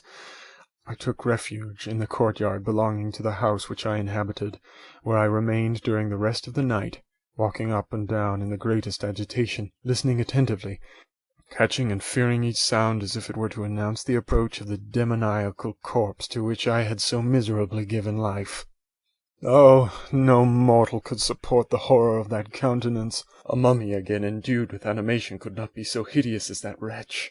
I had gazed on him while unfinished. He was ugly then, but when those muscles and joints were rendered capable of motion, it became a thing such as even Dante could not have conceived. I passed the night wretchedly. Sometimes my pulse beat so quickly and hardly that I felt the palpitation of every artery. At others I nearly sank to the ground through languor and extreme weakness. Mingled with this horror, I felt the bitterness of disappointment. Dreams that had been my food and pleasant rest for so long a space were now become a hell to me, and the change was so rapid, the overthrow so complete. Morning, dismal and wet, at length dawned, and discovered to my sleepless and aching eyes the church of Ingolstadt, its white steeple and clock, which indicated the 6th hour. The porter opened the gates of the court, which had that night been my asylum, and I issued into the streets, pacing them with quick steps, as if I sought to avoid the wretch whom I feared every turning of the street would present to my view. I did not dare return to the apartment which I inhabited, but felt impelled to hurry on, although drenched by the rain which poured from a black and comfortless sky. I continued walking in this manner for some time, endeavouring by bodily exercise to ease the load that weighed upon my mind. I traversed the streets without any clear conception of where I was or what I was doing. My heart palpitated in the sickness of fear, and I hurried on with irregular steps, not daring to look about me, like one who, on a lonely road, doth walk in fear and dread, and having once turned round walks on, and turns no more his head, because he knows a frightful fiend doth close behind him tread. Continuing thus, I came at length opposite to the inn at which the various diligences and carriages usually stopped. Here I paused, I knew not why, but I remained some minutes with my eyes fixed on a coach that was coming towards me from the other end of the street. As it drew nearer, I observed that it was the Swiss diligence.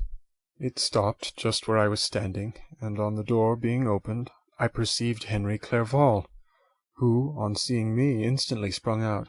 "My dear Frankenstein!" exclaimed he, "how glad I am to see you! How fortunate that you should be here at the very moment of my alighting!" Nothing could equal my delight on seeing Clerval. His presence brought back to my thoughts my father, Elizabeth, and all those scenes of home so dear to my recollection. I grasped his hand, and in a moment forgot my horror and misfortune. I felt suddenly, and for the first time during many months, calm and serene joy. I welcomed my friend, therefore, in the most cordial manner, and we walked towards my college. Clerval continued talking for some time about our mutual friends, and his own good fortune in being permitted to come to Ingolstadt. "You may easily believe," said he, How great was the difficulty to persuade my father that all necessary knowledge was not comprised in the noble art of bookkeeping. And indeed, I believe I left him incredulous to the last, for his constant answer to my unwearied entreaties was the same as that of the Dutch schoolmaster in the Vicar of Wakefield. "I have 10,000 florins a year without Greek. I eat heartily without Greek." But his affection for me at length overcame his dislike of learning, and he has permitted me to undertake a voyage of discovery to the land of knowledge. It gives me greatest delight to see you.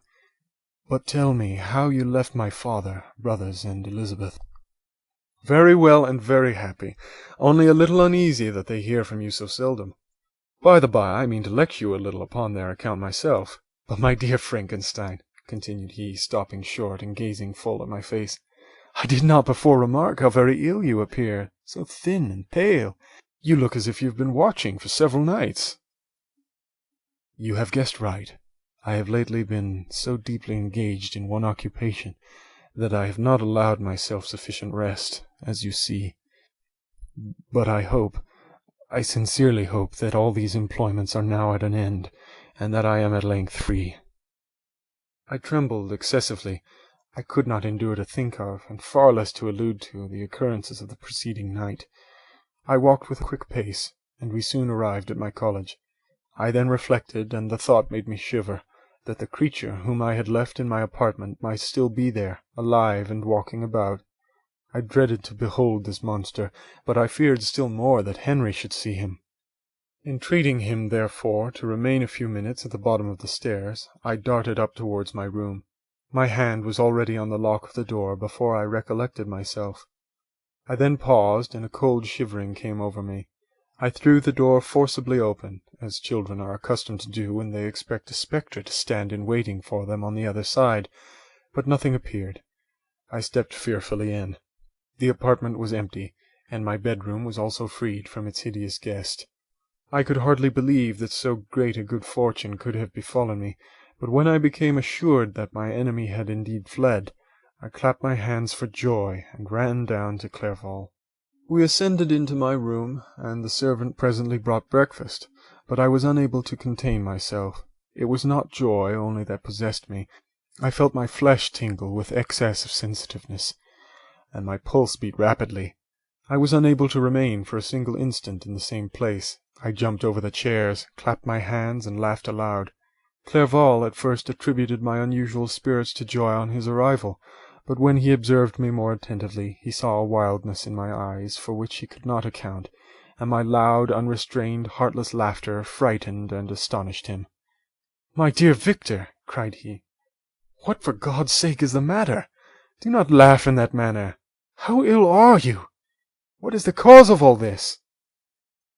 "Do not ask me," cried I, putting my hands before my eyes, for I thought I saw the dreaded spectre glide into the room. "He can tell. Oh, save me, save me!" I imagined that the monster seized me. I struggled furiously, and fell down in a fit. Poor Clerval! What must have been his feelings? A meeting which he anticipated with such joy, so strangely turned to bitterness.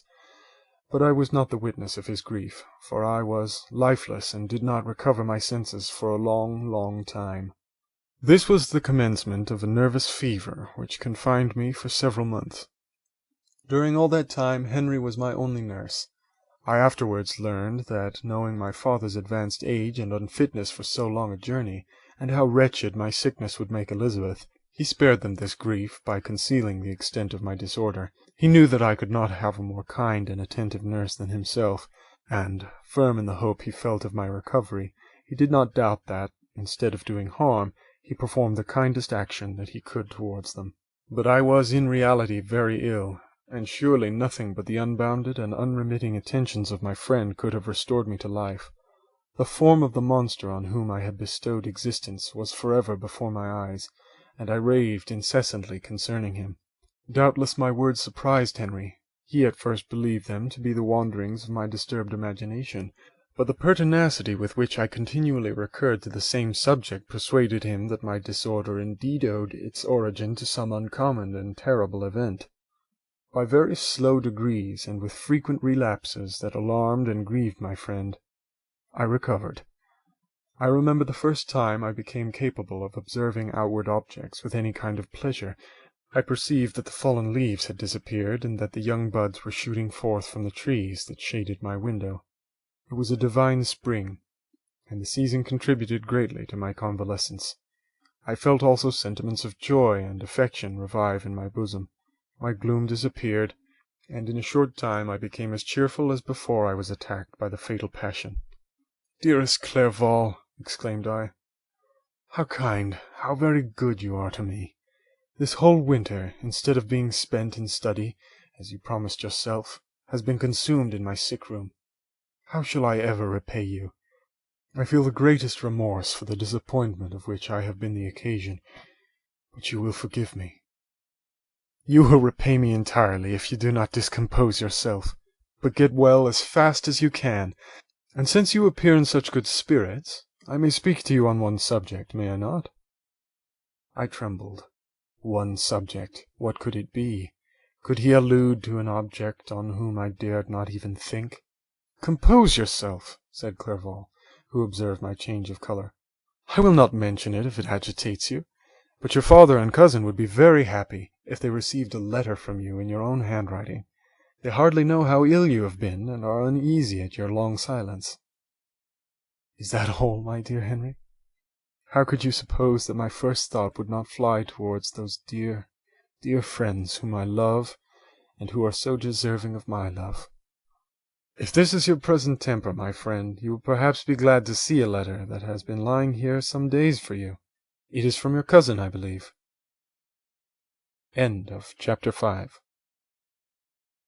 Chapter 6 of Frankenstein, or the Modern Prometheus, by Mary Wollstonecraft Shelley. Clerval then put the following letter into my hands.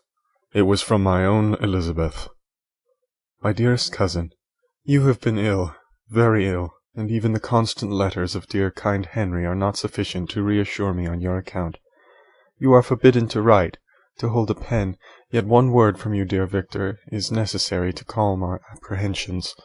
For a long time I have thought that each post would bring this line, and my persuasions have restrained my uncle from undertaking a journey to Ingolstadt. I have prevented his encountering the inconveniences and perhaps dangers of so long a journey. Yet how often have I regretted not being able to perform it myself!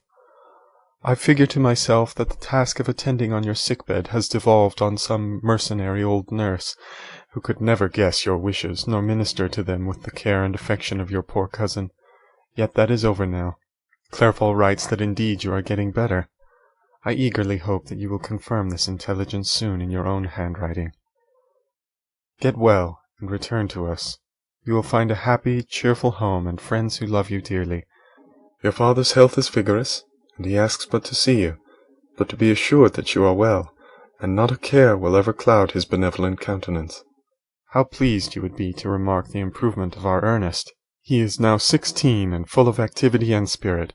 He is desirous to be a true Swiss and to enter into foreign service. But we cannot part with him, at least until his elder brother returns to us. My uncle is not pleased with the idea of a military career in a distant country, but Ernest never had your powers of application. He looks upon study as an odious fetter. His time is spent in the open air, climbing the hills or rowing on the lake. I fear that he will become an idler unless we yield the point and permit him to enter on the profession which he has selected. Little alteration, except the growth of our dear children, has taken place since you left us. The blue lake and snow-clad mountains, they never change, and I think our placid home and our contented hearts are regulated by the same immutable laws. My trifling occupations take up my time and amuse me, and I am rewarded for any exertions by seeing none but happy, kind faces around me. Since you left us, but one change has taken place in our little household. Do you remember on what occasion Justine Moritz entered our family? Probably you do not. I will relate her history, therefore, in a few words.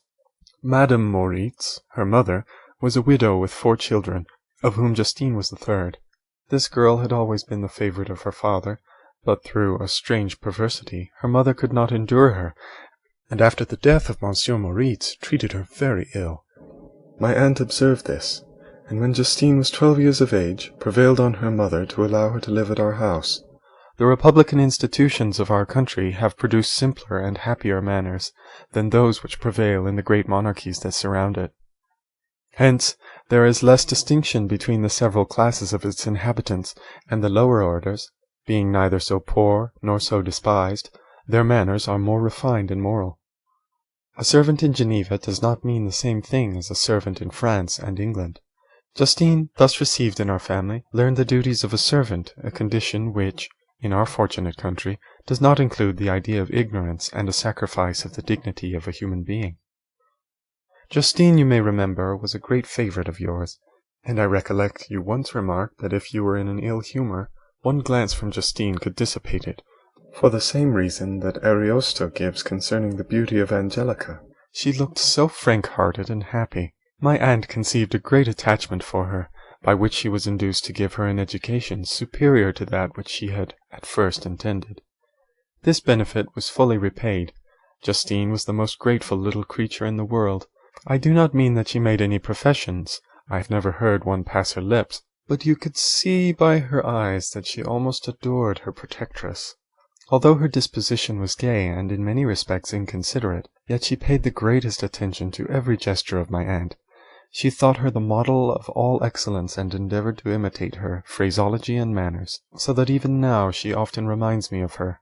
When my dearest aunt died, everyone was too much occupied in their own grief to notice poor Justine, who had attended her during her illness with the most anxious affection. Poor Justine was very ill, but other trials were reserved for her. One by one, her brothers and sister died, and her mother, with the exception of her neglected daughter, was left childless. The conscience of the woman was troubled. She began to think that the deaths of her favourites were a judgment from heaven to chastise her partiality. She was a Roman Catholic, and I believe her confessor confirmed the idea which she had conceived.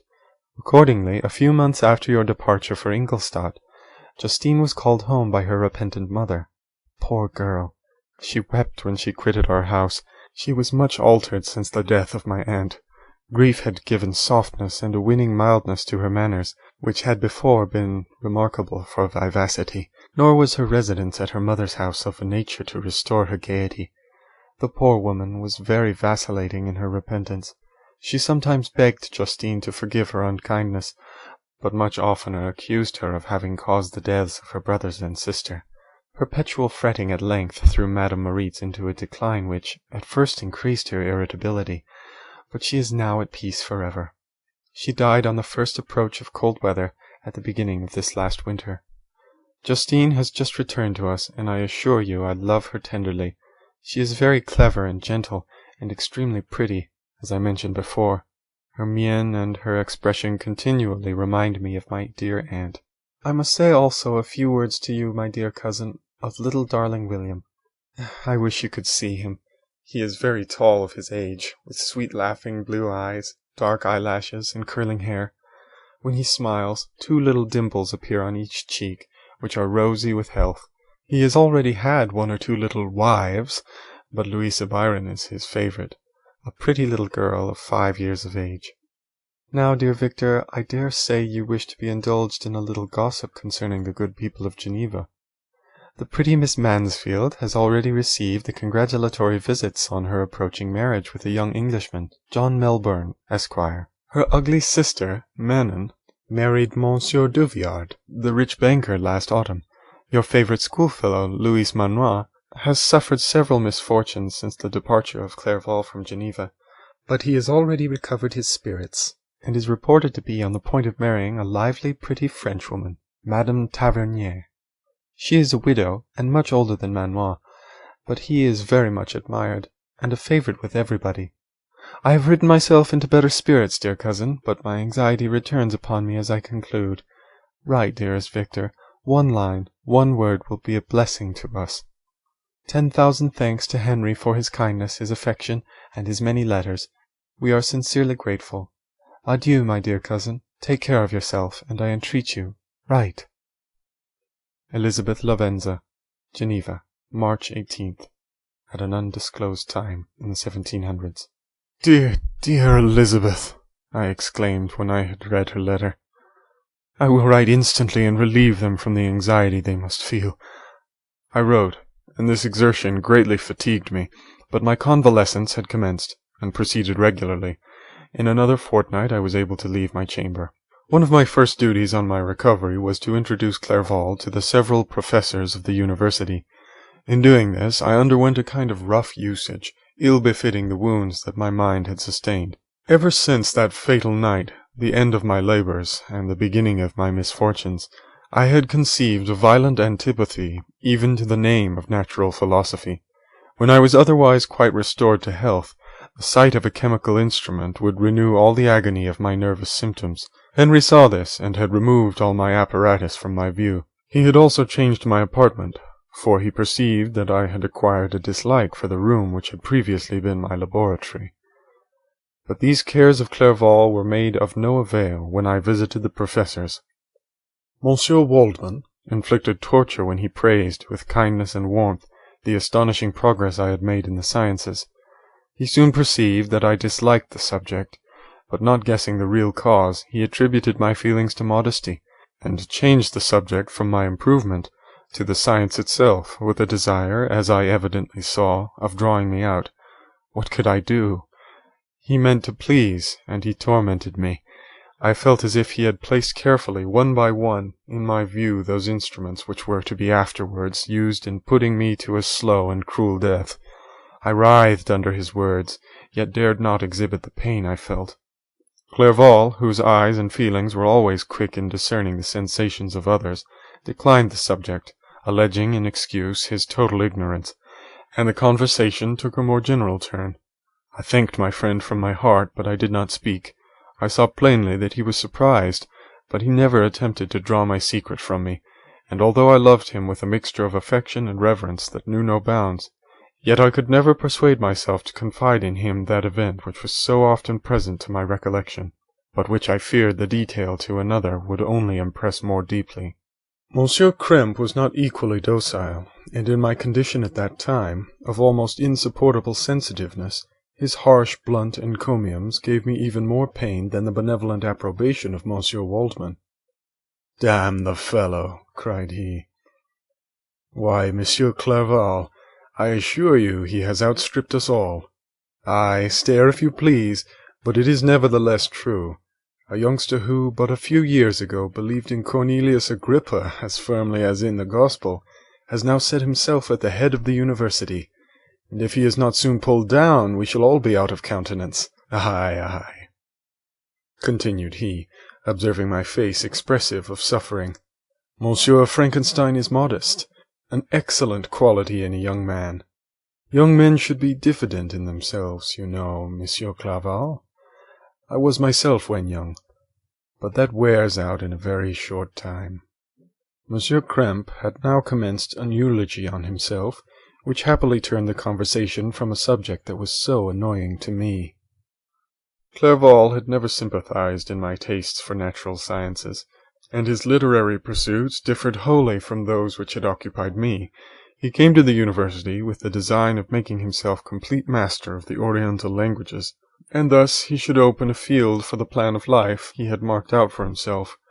Resolved to pursue no inglorious career, he turned his eyes toward the East, as affording scope for his spirit of enterprise. The Persian, Arabic, and Sanskrit languages engaged his attention, and I was easily induced to enter on the same studies. Idleness had never been irksome to me, and now that I wished to fly from reflection, and hated my former studies, I felt great relief in being the fellow pupil with my friend, and found not only instruction but consolation in the works of the Orientalists. I did not, like him, attempt a critical knowledge of their dialects, for I did not contemplate making any other use of them than temporary amusement. I read merely to understand their meaning, and they well repaid my labours. Their melancholy is soothing, and their joy elevating, to a degree I never experienced in studying the authors of any other country.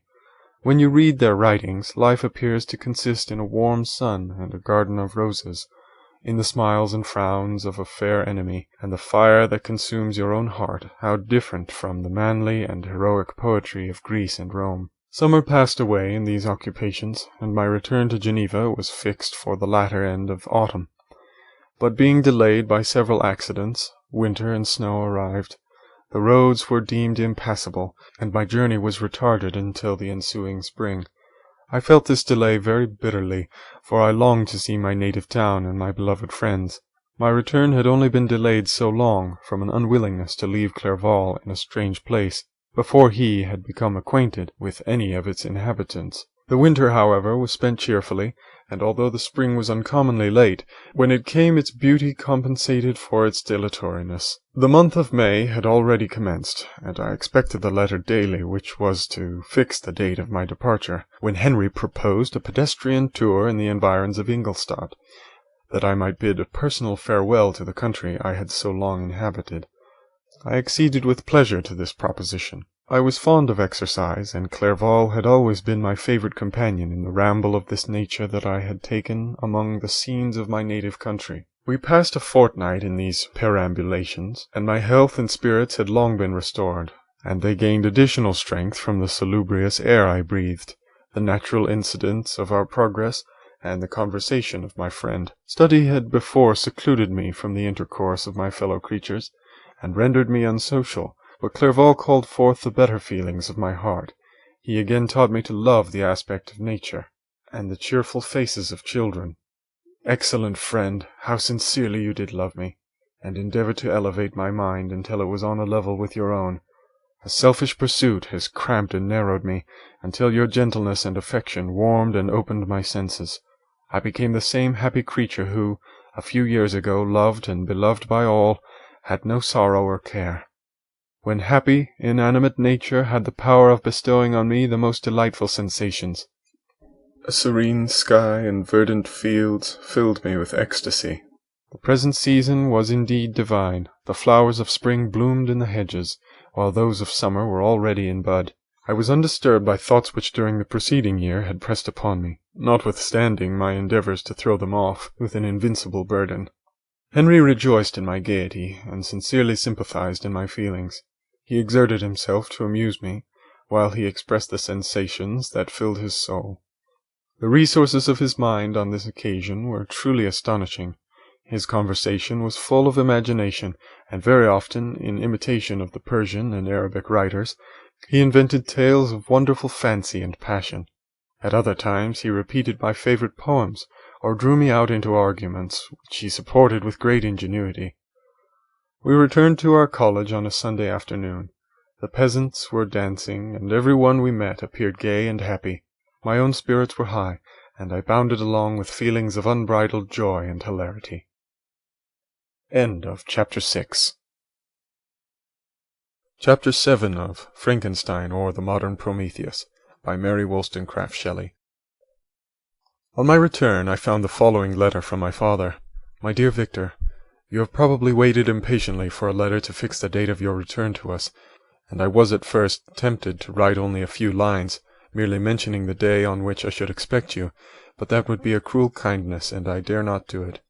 What would be your surprise, my son, when you expected a happy and glad welcome, to behold, on the contrary, tears and wretchedness? And how, Victor, can I relate our misfortune? Absence cannot have rendered you callous to our joys and griefs, and how shall I inflict pain on my long-absent son? I wish to prepare you for the woeful news, but I know it is impossible.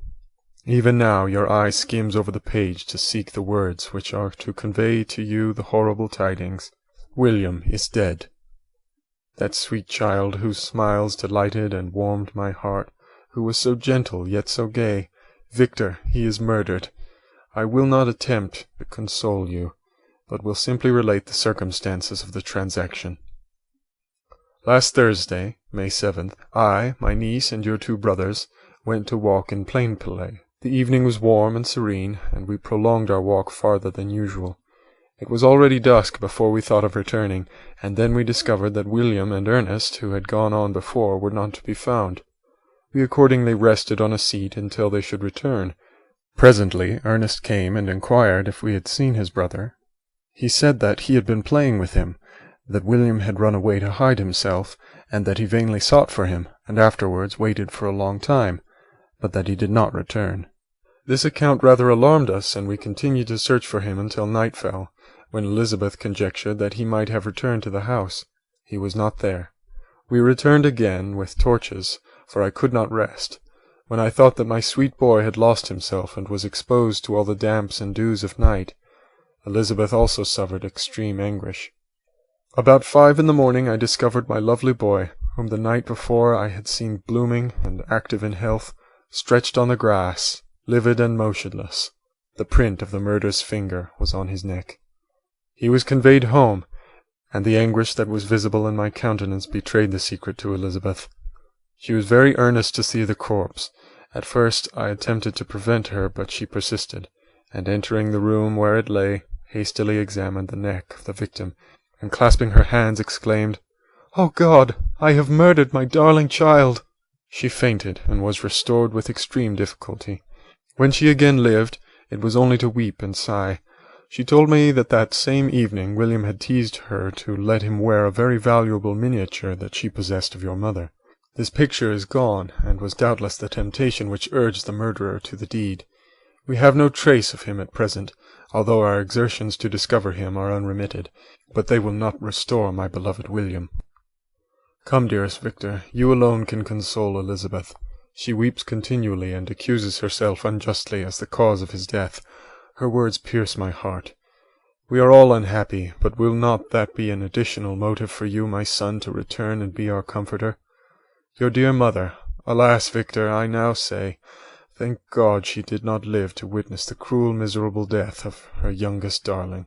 Come, Victor, not brooding thoughts of vengeance against the assassin, but with feelings of peace and gentleness that will heal instead of festering the wounds of our minds. Enter the house of mourning, my friend, but with kindness and affection for those who love you, and not with hatred for your enemies. Your affectionate and afflicted father, Alphonse Frankenstein. Geneva, May 12th, at an undisclosed time in the 1700s. Clerval, who had watched my countenance as I read this letter, was surprised to observe the despair that succeeded the joy I at first expressed on receiving news from my friends. I threw the letter on the table and covered my face with my hands. "My dear Frankenstein," exclaimed Henry when he perceived me weep with bitterness, "are you always to be unhappy? My dear friend, what has happened?" I motioned him to take up the letter, while I walked up and down the room in the extremest agitation. Tears also gushed from the eyes of Clerval as he read the account of my misfortune. "I can offer you no consolation, my friend," said he. "Your disaster is irreparable. What do you intend to do?" "To go instantly to Geneva. Come with me, Henry, to order the horses." During our walk, Clerval endeavoured to say a few words of consolation. He could only express his heartfelt sympathy. "Poor William," said he, "dear, lovely child! He now sleeps with his angel mother. Who that had seen him bright and joyous in his young beauty, but must weep over his untimely loss? To die so miserably, to feel the murderer's grasp, how much more a murder that could destroy radiant innocence! Poor little fellow! Only one consolation have we. His friends mourn and weep, but he is at rest. The pang is over. His sufferings are at an end forever. A sod covers his gentle form, and he knows no pain. He can no longer be a subject for pity. We must reserve that for his miserable survivors." Clerval spoke thus, and we hurried through the streets. The words impressed themselves on my mind, and I remembered them afterwards in solitude. But now, as soon as the horses arrived, I hurried into the cabriolet, and bade farewell to my friend. My journey was very melancholy. At first I wished to hurry on, for I longed to console and sympathize with my loved and sorrowing friends. But when I drew near my native town, I slackened my progress. I could hardly sustain the multitude of feelings that crowded into my mind. I passed through scenes familiar to my youth, but which I had not seen for nearly 6 years. How altered everything might be during that time! One sudden and desolating change had taken place, but 1,000 little circumstances might have by degrees worked other alterations, which, although they were done more tranquilly, might not be the less decisive. Fear overcame me. I dared no advance, dreading 1,000 nameless evils that made me tremble, although I was unable to define them. I remained 2 days at Lausanne in this painful state of mind. I contemplated the lake. The waters were placid, all around was calm, and the snowy mountains, palaces of nature, were not changed. By degrees the calm and heavenly scene restored me, and I continued my journey towards Geneva. The road ran by the side of the lake, which became narrower as I approached my native town. I discovered more distinctly the black sides of Jura and the bright summit of Mont Blanc. I wept like a child. Dear mountains, my own beautiful lake, how do you welcome your wanderer? Your summits are clear, the sky and lake are blue and placid. Is this to prognosticate peace, or to mock at my unhappiness?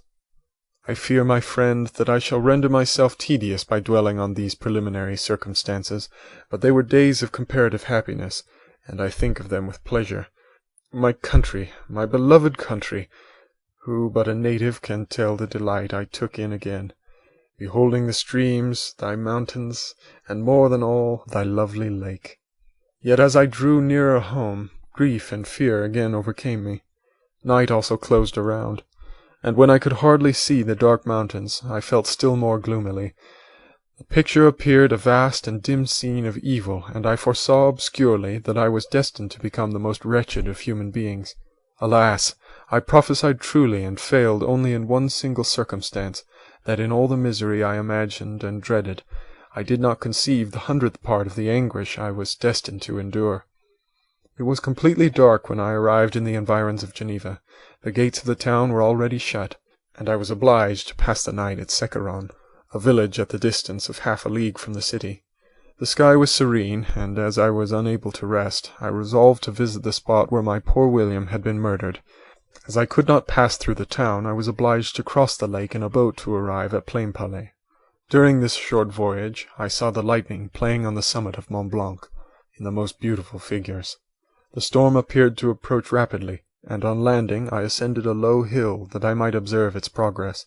It advanced, the heavens were clouded, and I soon felt rain coming slowly in large drops, but its violence quickly increased. I quitted my seat and walked on, although the darkness and storm increased every minute, and the thunder burst with terrific crash over my head. It was echoed from Salive, the Juras, and the Alps of Savoy. Vivid flashes of lightning dazzled my eyes, illuminating the lake, making it appear like a vast sheet of fire. Then for an instant everything seemed of a pitchy darkness, until the eye recovered itself from the preceding flash. The storm, as is often the case in Switzerland, appeared at once in various parts of the heavens. The most violent storm hung exactly north of the town over the part of the lake which lies between the promontory of Bellerive and the village of Coppet. Another storm enlightened Jura with faint flashes, and another darkened and sometimes disclosed the Mole, a peak mountain to the east of the lake. While I watched the tempest, so beautiful and yet terrific, I wandered on with a hasty step. This noble war in the sky elevated my spirits. I clasped my hands and exclaimed aloud, "William, dear angel, this is thy funeral, this is thy dirge." As I said these words, I perceived, in the gloom, a figure which stole from behind a clump of trees near me. I stood fixed, gazing intently. I could not be mistaken. A flash of lightning illuminated the object, and discovered its shape plainly to me. Its gigantic stature, and the deformity of its aspect more hideous than belongs to humanity, instantly informed me that it was the wretch, the filthy demon to whom I had given life. What did he there? Could he be, I shuddered at the conception, the murderer of my brother? No sooner did the idea cross my imagination than I became convinced of its truth. My teeth chattered, and I was forced to lean against a tree for support. The figure passed me quickly, and I lost it in the gloom. Nothing in human shape could have destroyed the fair child. He was the murderer. I could not doubt it. The mere presence of the idea was an irresistible proof of the fact. I thought of pursuing the devil, but it would have been in vain, for another flash discovered him to me hanging among the rocks of the nearly perpendicular ascent to Mont Salève, a hill that bounds Plainpalais on the south. He soon reached the summit and disappeared. I remained motionless. The thunder ceased, but the rain still continued, and the scene was enveloped in an impenetrable darkness. I revolved in my mind the events which I had until now sought to forget, the whole train of my progress toward the creation, the appearance of the works of my own hands at my bedside, its departure. 2 years had now nearly elapsed since the night on which he first received life, and was this his first crime? Alas! I had turned loose into the world a depraved wretch, whose delight was in carnage and misery. Had he not murdered my brother? No one can conceive the anguish I suffered during the remainder of the night, which I spent cold and wet in the open air. But I did not feel the inconvenience of the weather. My imagination was busy in scenes of evil and despair. I considered the being whom I had cast among mankind, and endowed with the will and power to effect purposes of horror, such as the deed which he had now done, nearly in the light of my own vampire, my own spirit let loose from the grave, and forced to destroy all that was dear to me. Day dawned, and I directed my steps toward the town. The gates were open, and I hastened to my father's house. My first thought was to discover what I knew of the murderer, and cause instant pursuit to be made, but I paused when I reflected on the story that I had to tell. A being whom I myself had formed, and endued with life, had met me at midnight among the precipices of an inaccessible mountain. I remembered also the nervous fever with which I had been seized just at the time that I dated my creation, and which would give an air of delirium to a tale otherwise so utterly improbable. I well knew that if any other had communicated such a relation to me, I should have looked upon it as the ravings of insanity. Besides, the strange nature of the animal would elude all pursuit, even if I were so far credited as to persuade my relatives to commence it. And then, of what use would be pursuit? Who could arrest a creature capable of scaling the overhanging sides of Mont Salève? These reflections determined me, and I resolved to remain silent. It was about 5 in the morning when I entered my father's house. I told the servants not to disturb the family, and went into the library to attend their usual hour of rising. 6 years had elapsed, passed in a dream but for one indelible trace, and I stood in the same place where I had last embraced my father before my departure for Ingolstadt. Beloved and venerable parent, he still remained to me. I gazed on the picture of my mother which stood over the mantelpiece.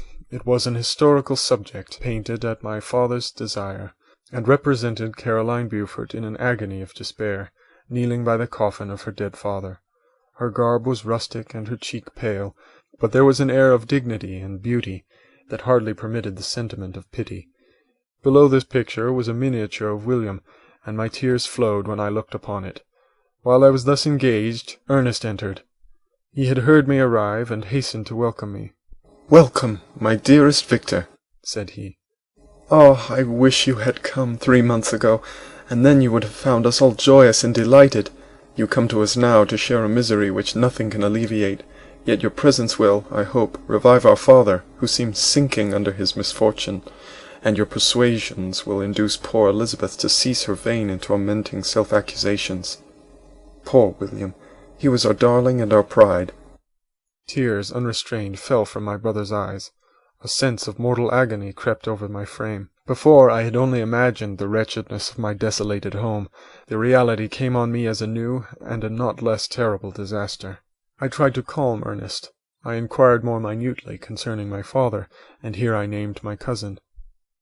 "She most of all," said Ernest, "requires consolation. She accused herself of having caused the death of my brother, and that made her very wretched.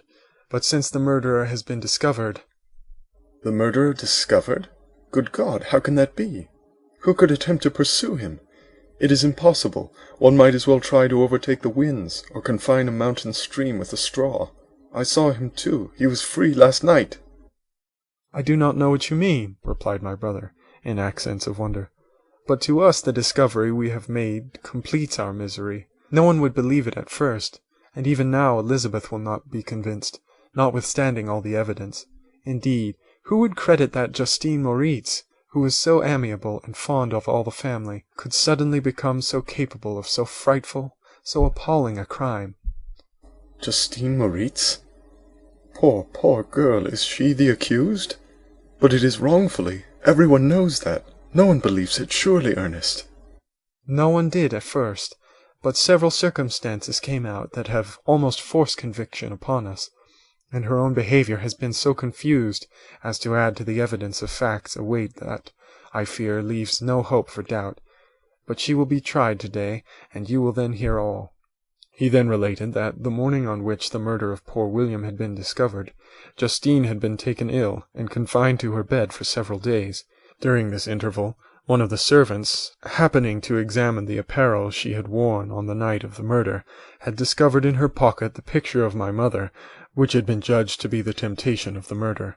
The servant instantly showed it to one of the others, who, without saying a word to any of the family, went to a magistrate, and, upon their deposition, Justine was apprehended. On being charged with the fact, the poor girl confirmed the suspicion in a great measure by her extreme confusion of manner. This was a strange tale, but it did not shake my faith, and I replied earnestly, "You are all mistaken. I know the murderer. Justine, poor good Justine, is innocent." At that instant my father entered. I saw unhappiness deeply impressed on his countenance, but he endeavoured to welcome me cheerfully, and, after we had exchanged our mournful greeting, would have introduced some other topic than that of our disaster, had not Ernest exclaimed, "Good God, papa! Victor says that he knows who was the murderer of poor William." "We do also, unfortunately," replied my father, "for indeed I had rather have been for ever ignorant than have discovered so much depravity and ingratitude in one I valued so highly." "My dear father, you are mistaken. Justine is innocent. If she is, God forbid that she should suffer as guilty.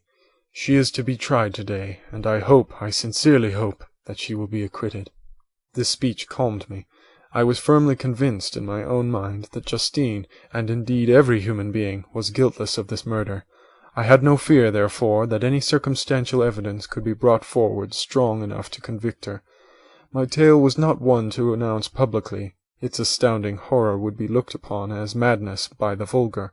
Did any one indeed exist except I, the Creator, who would believe, unless his senses convinced him in the existence of the living monument of presumption and rash ignorance which I had let loose upon the world? We were soon joined by Elizabeth. Time had altered her since I last beheld her. It had endowed her with loveliness surpassing the beauty of her childish years. There was the same candour, the same vivacity, but it was allied to an expression more full of sensibility and intellect. She welcomed me with the greatest affection. "Your arrival, my dear cousin," said she, "fills me with hope. You perhaps will find some means to justify my poor guiltless Justine. Alas! Who is safe if she be convicted of crime? I rely on her innocence as certainly as I do upon my own. Our misfortune is doubly hard to us. We have not only lost that lovely, darling boy, but this poor girl, whom I sincerely love, is to be torn away by even a worse fate. If she is condemned, I never shall know joy more. But she will not, I am sure she will not. And then I shall be happy again, even after the sad death of my little William." "She is innocent, my Elizabeth," said I, "and that shall be proved. Fear nothing, but let your spirits be cheered by the assurance of her acquittal." "How kind and generous you are! Everyone else believes in her guilt, and that made me wretched, for I knew that it was impossible, and to see everyone else prejudiced in so deadly a manner rendered me hopeless and despairing." She wept. "Dearest niece," said my father, "dry your tears. If she is, as you believe, innocent, rely on the justice of our laws, and the activity with which I shall prevent the slightest shadow of partiality." End of Chapter 7. Chapter 8 of Frankenstein, or the Modern Prometheus, by Mary Wollstonecraft Shelley. We passed a few sad hours until 11 o'clock, when the trial was to commence. My father and the rest of the family being obliged to attend as witnesses, I accompanied them to the court. During the whole of this wretched mockery of justice I suffered living torture. It was to be decided whether the result of my curiosity and lawless devices would cause the death of two of my fellow beings, one a smiling babe full of innocence and joy, the other far more dreadfully murdered, with every aggravation of infamy that could make the murder memorable in horror. Justine also was a girl of merit, and possessed qualities which promised to render her life happy. Now all was to be obliterated in an ignominious grave, and I the cause. 1,000 times rather would I have confessed myself guilty of the crime ascribed to Justine, but I was absent when it was committed. And such a declaration would have been considered as the ravings of a madman, and would not have exculpated her who suffered through me. The appearance of Justine was calm. She was dressed in mourning, and her countenance, always engaging, was rendered by the solemnity of her feelings exquisitely beautiful, yet she appeared confident in innocence and did not tremble. Although gazed on and execrated by thousands, for all the kindness which her beauty might otherwise have excited was obliterated in the minds of the spectators by the imagination of the enormity she was supposed to have committed.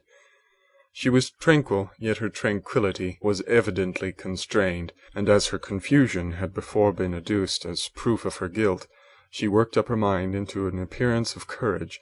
When she entered the court, she threw her eyes round it and quickly discovered where we were seated. A tear seemed to dim her eye when she saw us, but she quickly recovered herself, and a look of sorrowful affection seemed to attest her utter guiltlessness.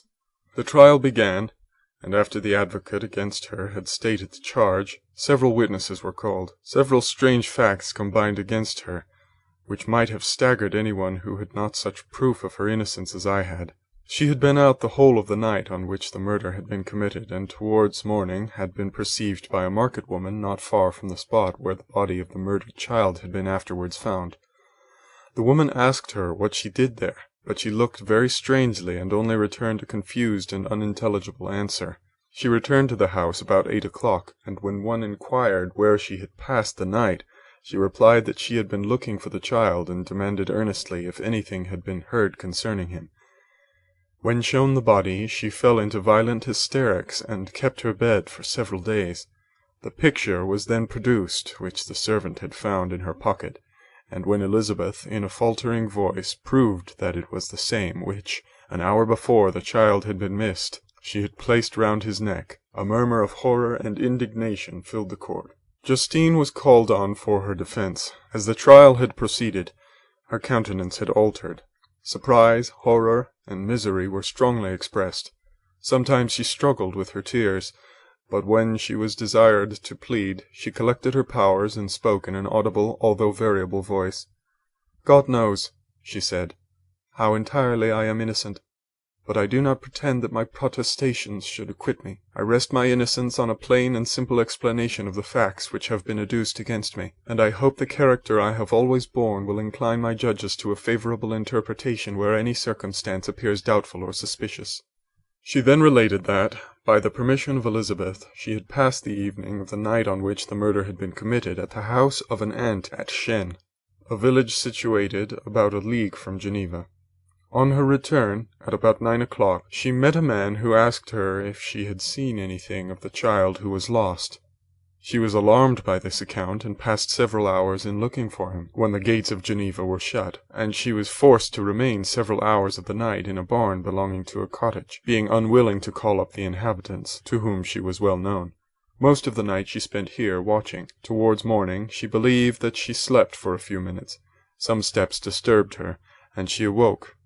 It was dawn, and she quitted her asylum, that she might again endeavour to find my brother. If she had gone near the spot where his body lay, it was without her knowledge. That she had been bewildered when questioned by the market woman was not surprising, since she had passed a sleepless night, and the fate of poor William was yet uncertain. Concerning the picture, she could give no account. "I know," continued the unhappy victim, "how heavily and fatally this one circumstance weighs against me, but I have no power of explaining it, and when I have expressed my utter ignorance, I am only left to conjecture concerning the probabilities by which it might have been placed in my pocket. But here also I am checked.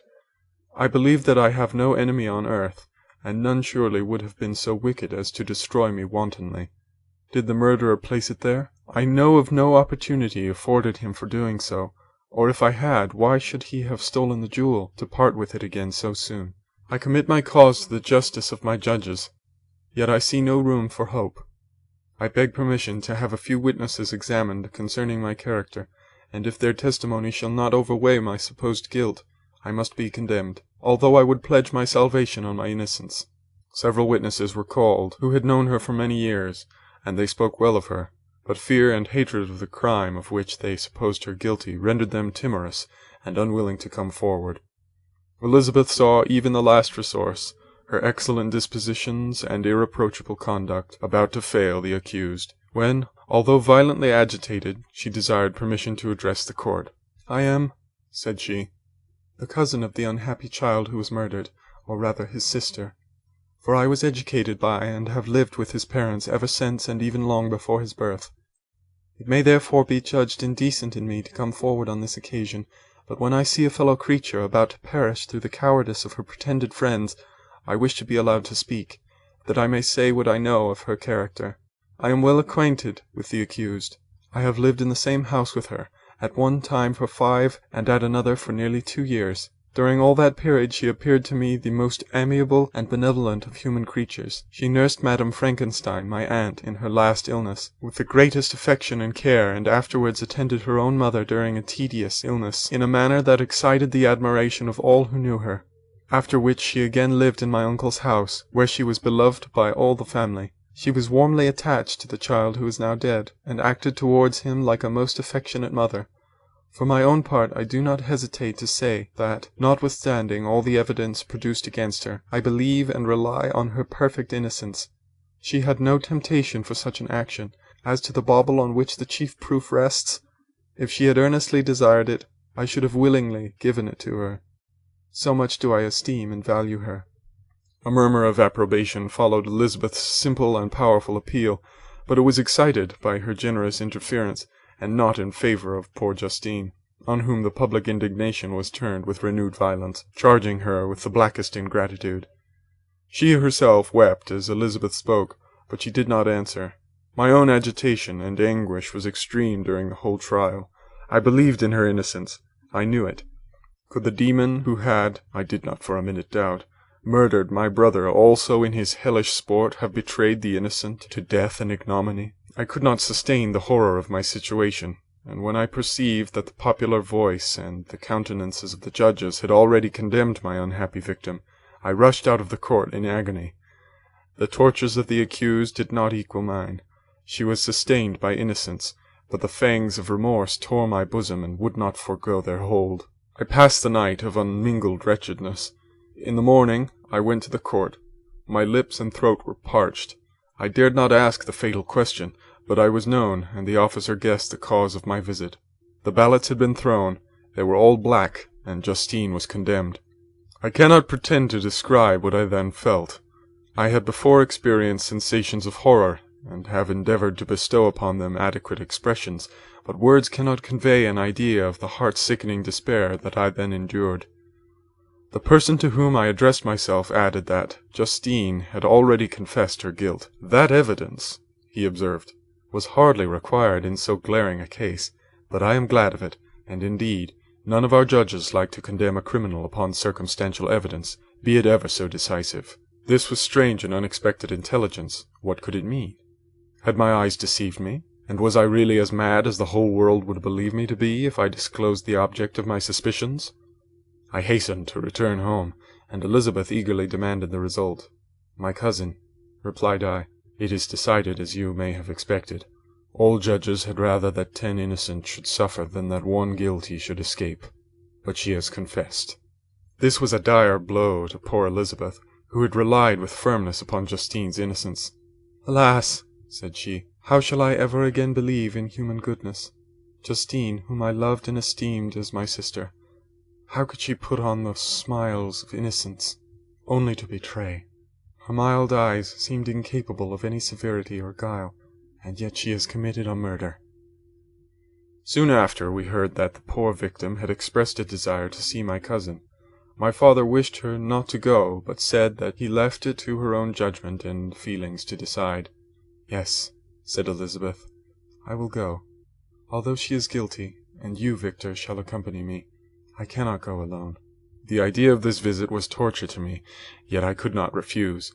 We entered the gloomy prison chamber, and beheld Justine sitting on some straw at the farther end. Her hands were manacled, and her head rested on her knees. She rose on seeing us enter, and when we were left alone with her, she threw herself at the feet of Elizabeth, weeping bitterly. My cousin wept also. "Oh, Justine," said she, "why did you rob me of my last consolation? I relied on your innocence, and although I was then very wretched, I was not so miserable as I am now. And do you also believe that I am so very, very wicked? Do you also join with my enemies to crush me, to condemn me as a murderer?" Her voice was suffocated with sobs. "Rise, my poor girl," said Elizabeth. Why do you kneel, if you are innocent? I am not one of your enemies. I believed you guiltless, notwithstanding every evidence, until I heard that you had yourself declared your guilt. That report, you say, is false, and be assured, dear Justine, that nothing can shake my confidence in you for a moment but your own confession. I did confess, but I confessed a lie. I confessed that I might obtain absolution, but now that falsehood lies heavier at my heart than all my other sins. The God of heaven forgive me. Ever since I was condemned, my confessor has besieged me. He threatened and menaced until I almost began to think that I was the monster that he said I was. He threatened excommunication and hellfire in my last moments if I continued obdurate. Dear lady, I had none to support me. All looked on me as a wretch, doomed to ignominy and perdition. What could I do? In an evil hour I subscribed to a lie, and now only am I truly miserable. She paused, weeping, and then continued. I thought with horror, my sweet lady, that you should believe your Justine, whom your blessed aunt had so highly honoured, and whom you loved, was a creature capable of a crime which none but the devil himself could have perpetrated. Dear William, dearest blessed child, I soon shall see you again in heaven, where we shall all be happy, and that consoles me, going as I am to suffer ignominy and death. Oh, Justine, forgive me for having for one moment distrusted you. Why did you confess? But do not mourn, dear girl, do not fear. I will proclaim, I will prove your innocence. I will melt the stony hearts of your enemies by my tears and prayers. You shall not die. You, my playfellow, my companion, my sister, perish on the scaffold? No, no, I never could survive so horrible a misfortune. Justine shook her head mournfully. I do not fear to die, she said. That pain is past. God raises my weakness and gives me courage to endure the worst. I live a sad and bitter world, and if you remember me and think of me as one unjustly condemned, I am resigned to the fate awaiting me. Learn from me, dear lady, to submit in patience to the will of heaven. During this conversation, I had retired to a corner of the prison room, where I could conceal the horrid anguish that possessed me. Despair! Who dared talk of that? The poor victim, who on the morrow was to pass the awful boundary between life and death, felt not, as I did, such deep and bitter agony. I gnashed my teeth and ground them together, uttering a groan that came from my inmost soul. Justine started. When she saw who it was, she approached me and said, Dear sir, you are very kind to visit me. You, I hope, do not believe that I am guilty? I could not answer. No, Justine, said Elizabeth. He is more convinced of your innocence than I was, for even when he heard that you had confessed, he did not credit it. I truly thank him.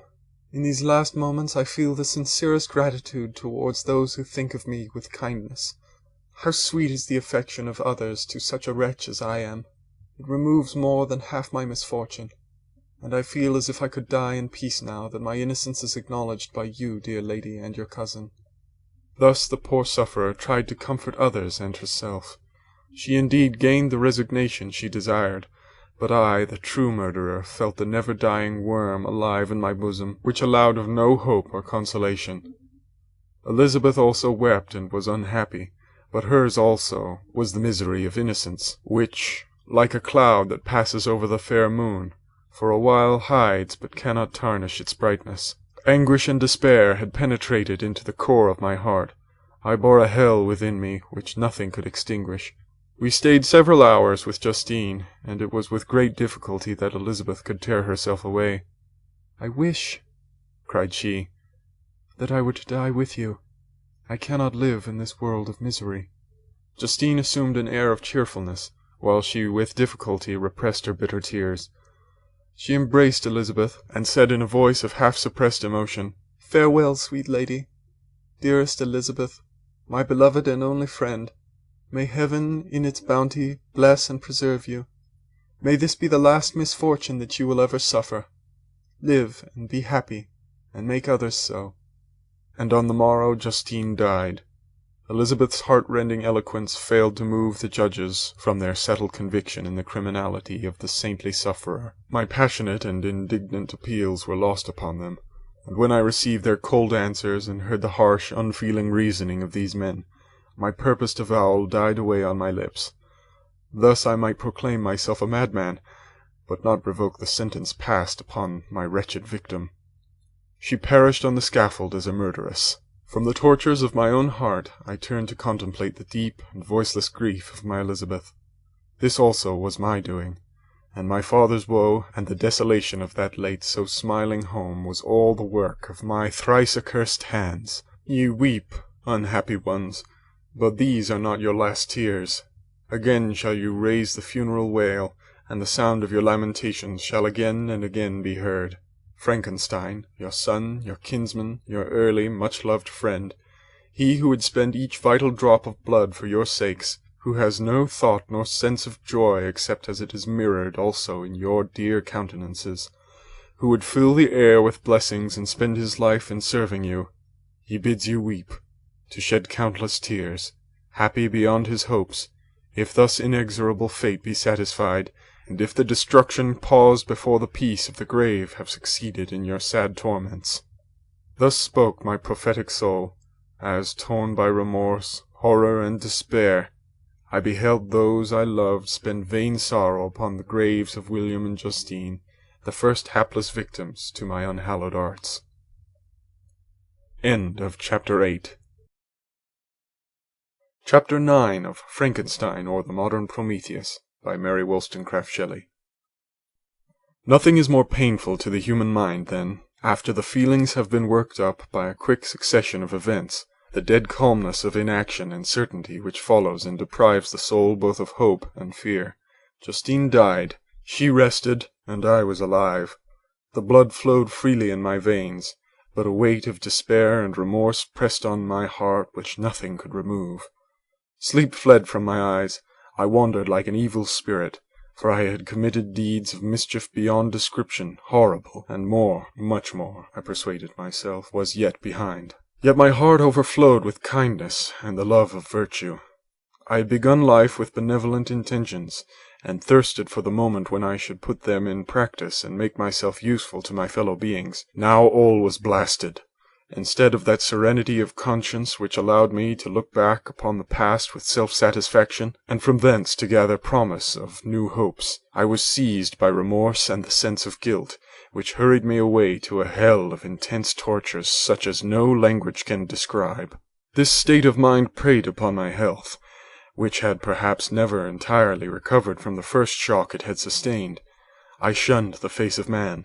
All sound of joy or complacency was torture to me. Solitude was my only consolation, deep, dark, death-like solitude.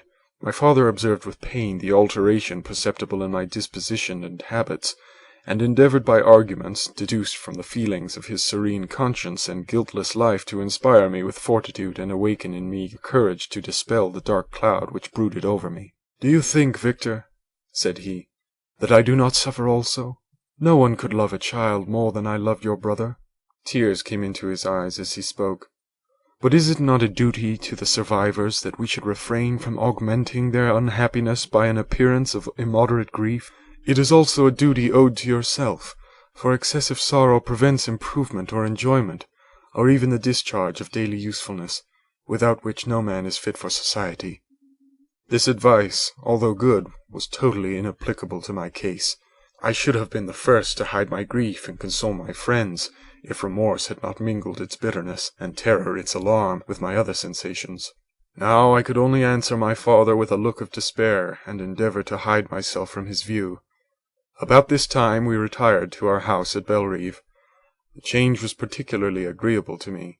The shutting of the gates regularly at 10 o'clock, and the impossibility of remaining on the lake after that hour, had rendered our residence within the walls of Geneva very irksome to me. I was now free. Often, after the rest of the family had retired for the night, I took the boat and passed many hours upon the water. Sometimes, with my sails set, I was carried by the wind, and sometimes, after rowing into the middle of the lake, I left the boat to pursue its own course, and gave way to my own miserable reflections. I was often tempted, when all was at peace around me, and I the only unquiet thing that wandered restless in a scene so beautiful and heavenly, if I, except some bat, or the frogs, whose harsh and interrupted croaking was heard only when I approached the shore, often, I say, I was tempted to plunge into the silent lake, that the waters might close over me and my calamities forever. But I was restrained when I thought of the heroic and suffering Elizabeth, whom I tenderly loved and whose existence was bound up in mine. I thought also of my father and surviving brother. Should I, by my base desertion, leave them exposed and unprotected to the malice of the fiend whom I had let loose among them? At these moments I wept bitterly and wished that peace would revisit my mind, only that I might afford them consolation and happiness. But that could not be. Remorse extinguished every hope. I had been the author of unalterable evils, and I lived in daily fear lest the monster whom I had created should perpetrate some new wickedness. I had an obscure feeling that all was not over, and that he would still commit some signal crime, which by its enormity should almost efface the recollection of the past. There was always scope for fear so long as anything I loved remained behind. My abhorrence of this fiend cannot be conceived. When I thought of him I gnashed my teeth, my eyes became inflamed, and I ardently wished to extinguish that life which I had so thoughtlessly bestowed. When I reflected on his crimes and malice, my hatred and revenge burst all bounds of moderation. I would have made a pilgrimage to the highest peak of the Andes, could I when there have precipitated him to their base. I wished to see him again, that I might wreak the utmost extent of abhorrence on his head and avenge the deaths of William and Justine. Our house was the house of mourning. My father's health was deeply shaken by the horror of the recent events. Elizabeth was sad and desponding. She no longer took delight in her ordinary occupations. All pleasure seemed to her sacrilege toward the dead. Eternal woe and tears, she then thought, was the just tribute she should pay to innocence so blasted and destroyed. She was no longer that happy creature who in earlier youth wandered with me on the banks of the lake and talked with ecstasy of our future prospects. The first of those sorrows which are sent to wean us from the earth had visited her, and its dimming influence quenched her dearest smiles. "When I reflect, my dear cousin," said she, "on the miserable death of Justine Moritz, I no longer see the world and its works as they before appeared to me. Before I looked upon the accounts of vice and injustice that I read in books or heard from others as tales of ancient days or imaginary evils. At least they were remote and more familiar to reason than to the imagination. But now misery has come home, and men appear to me as monsters thirsting for each other's blood. Yet I am certainly unjust. Everybody believed that poor girl to be guilty, and if she could have committed the crime for which she suffered, assuredly she would have been the most depraved of human creatures.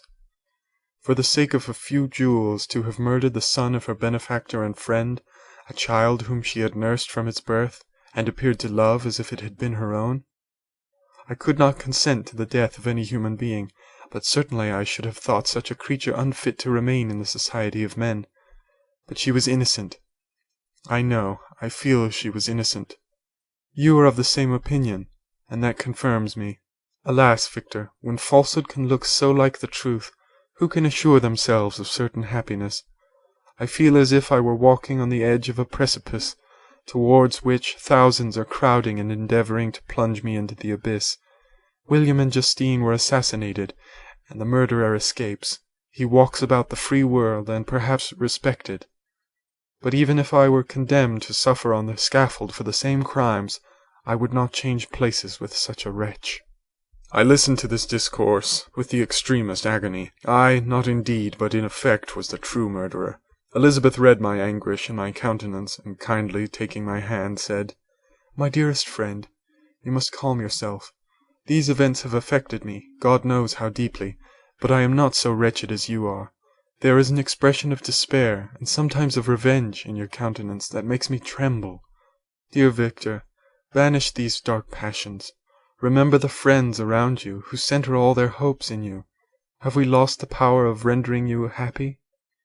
Ah, while we love, while we are true to each other, here in this land of peace and beauty, your native country, we may reap every tranquil blessing. What can disturb our peace?" And could not such words from her whom I fondly prized before every other gift of fortune suffice to chase away the fiend that lurked in my heart? Even as she spoke, I drew near to her, as if in terror, lest at that very moment the destroyer had been near to rob me of her. Thus not the tenderness of friendship, nor the beauty of earth, nor of heaven, could redeem my soul from woe. The very accents of love were ineffectual. I was encompassed by a cloud which no beneficial influence could penetrate. The wounded deer dragging its fainting limbs to some untrodden brake, there to gaze upon the arrow which had pierced it, and to die, was but a type of me. Sometimes I could cope with the sullen despair that overwhelmed me, but sometimes the whirlwind passions of my soul drove me to seek, by bodily exercise and by change of place, some relief from my intolerable sensations.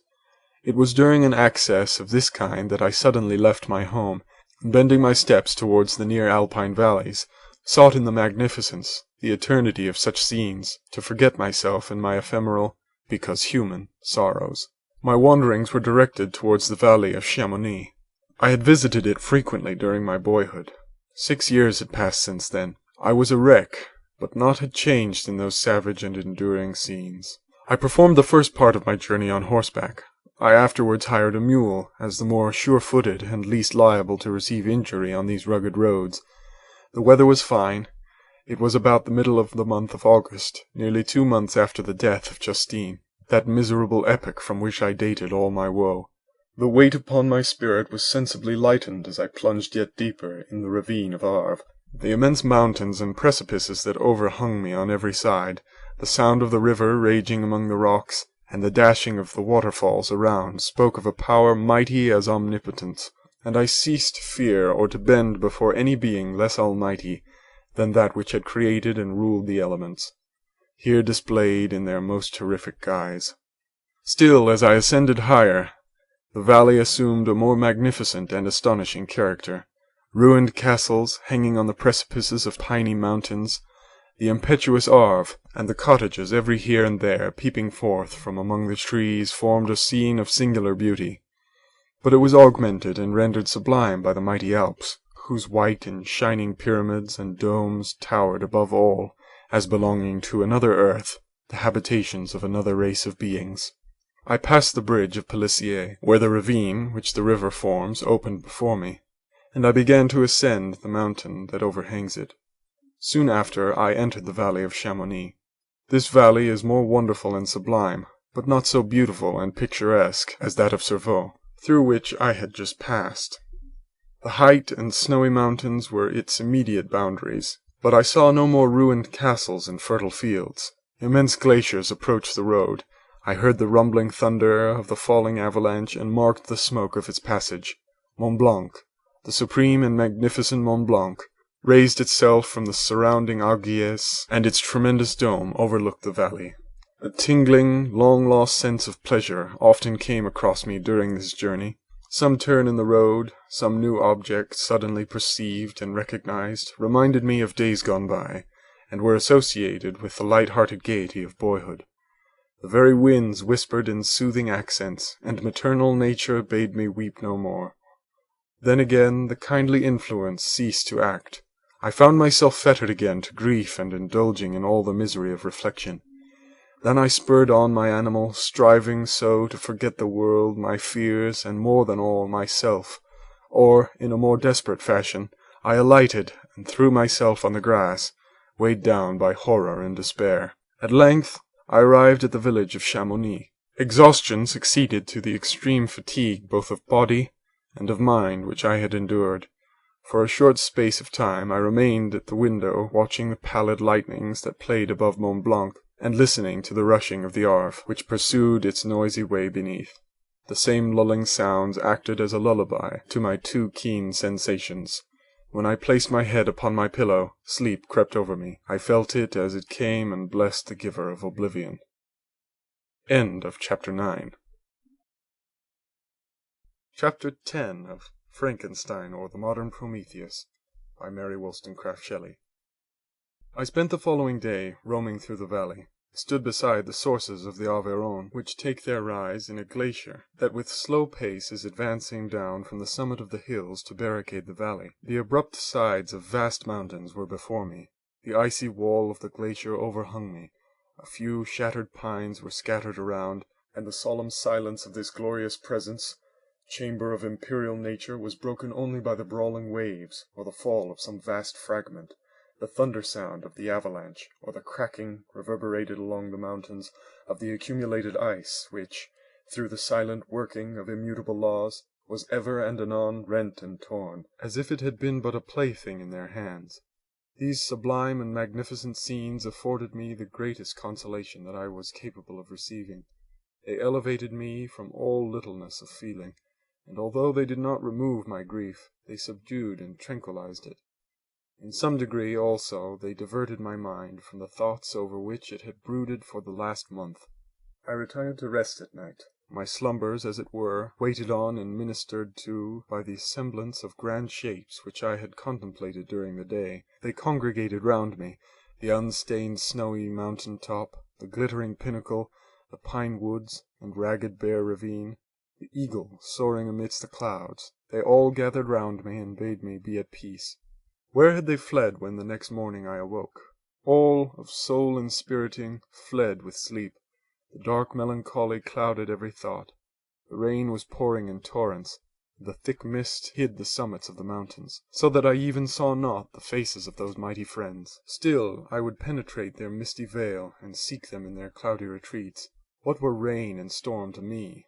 My mule was brought to the door, and I resolved to ascend to the summit of Montanvert. I remembered the effect that the view of the tremendous and ever-moving glacier had produced upon my mind when I first saw it. It had then filled me with a sublime ecstasy that gave wings to the soul, and allowed it to soar from the obscure world to light and joy. The sight of the awful and majestic in nature had indeed always the effect of solemnizing my mind, and causing me to forget the passing cares of life. I determined to go without a guide, for I was well acquainted with the path, and the presence of another would destroy the solitary grandeur of the scene. The ascent is precipitous, but the path is cut into continual and short windings, which enable you to surmount the perpendicularity of the mountain. It is a scene terrifically desolate. In 1,000 spots the traces of the winter avalanche may be perceived, where trees lie broken and strewn on the ground, some entirely destroyed, others bent, leaning upon the jutting rocks of the mountain or transversely upon other trees. The path, as you ascend higher, is intersected by ravines of snow, down which stones continually roll from above. One of them is particularly dangerous, as the slightest sound, such as even speaking in a loud voice, produces a concussion of air sufficient to draw destruction upon the head of the speaker. The pines are not tall or luxuriant, but they are sombre, and add an air of severity to the scene. I looked on the valley beneath. Vast mists were rising from the rivers which ran through it, and curling in thick wreaths around the opposite mountains, whose summits were hid in the uniform clouds, while rain poured from the dark sky and added to the melancholy impression I received from the objects around me. Alas! Why does man boast of sensibilities superior to those apparent in the brute? It only renders them more necessary beings. If our impulses were confined to hunger, thirst, and desire, we might be nearly free, but now we are moved by every wind that blows, and a chance word or scene that word may convey to us. We rest, a dream has power to poison sleep. We rise, one wandering, thought pollutes the day. We feel, conceive, or reason, laugh or weep, embrace fond woe, or cast our cares away. It is the same, for be it joy or sorrow, the path of its departure still is free. Man's yesterday may ne'er be like his morrow, naught may endure but mutability. It was nearly noon when I arrived at the top of the ascent. For some time I sat upon the rock that overlooks the sea of ice. A mist covered both that and the surrounding mountains. Presently a breeze dissipated the cloud, and I descended upon the glacier. The surface is very uneven, rising like the waves of a troubled sea, descending low and interspersed by rifts that sink deep. The field of ice is almost a league in width, but I spent nearly 2 hours in crossing it. The opposite mountain is a bare perpendicular rock. From the side where I now stood, Montanvert was exactly opposite, at the distance of a league, and above it rose Mont Blanc, in awful majesty. I remained in a recess of the rock, gazing on this wonderful and stupendous scene. The sea, or rather the vast river of ice, wound among its dependent mountains, whose aerial summits hung over its recesses.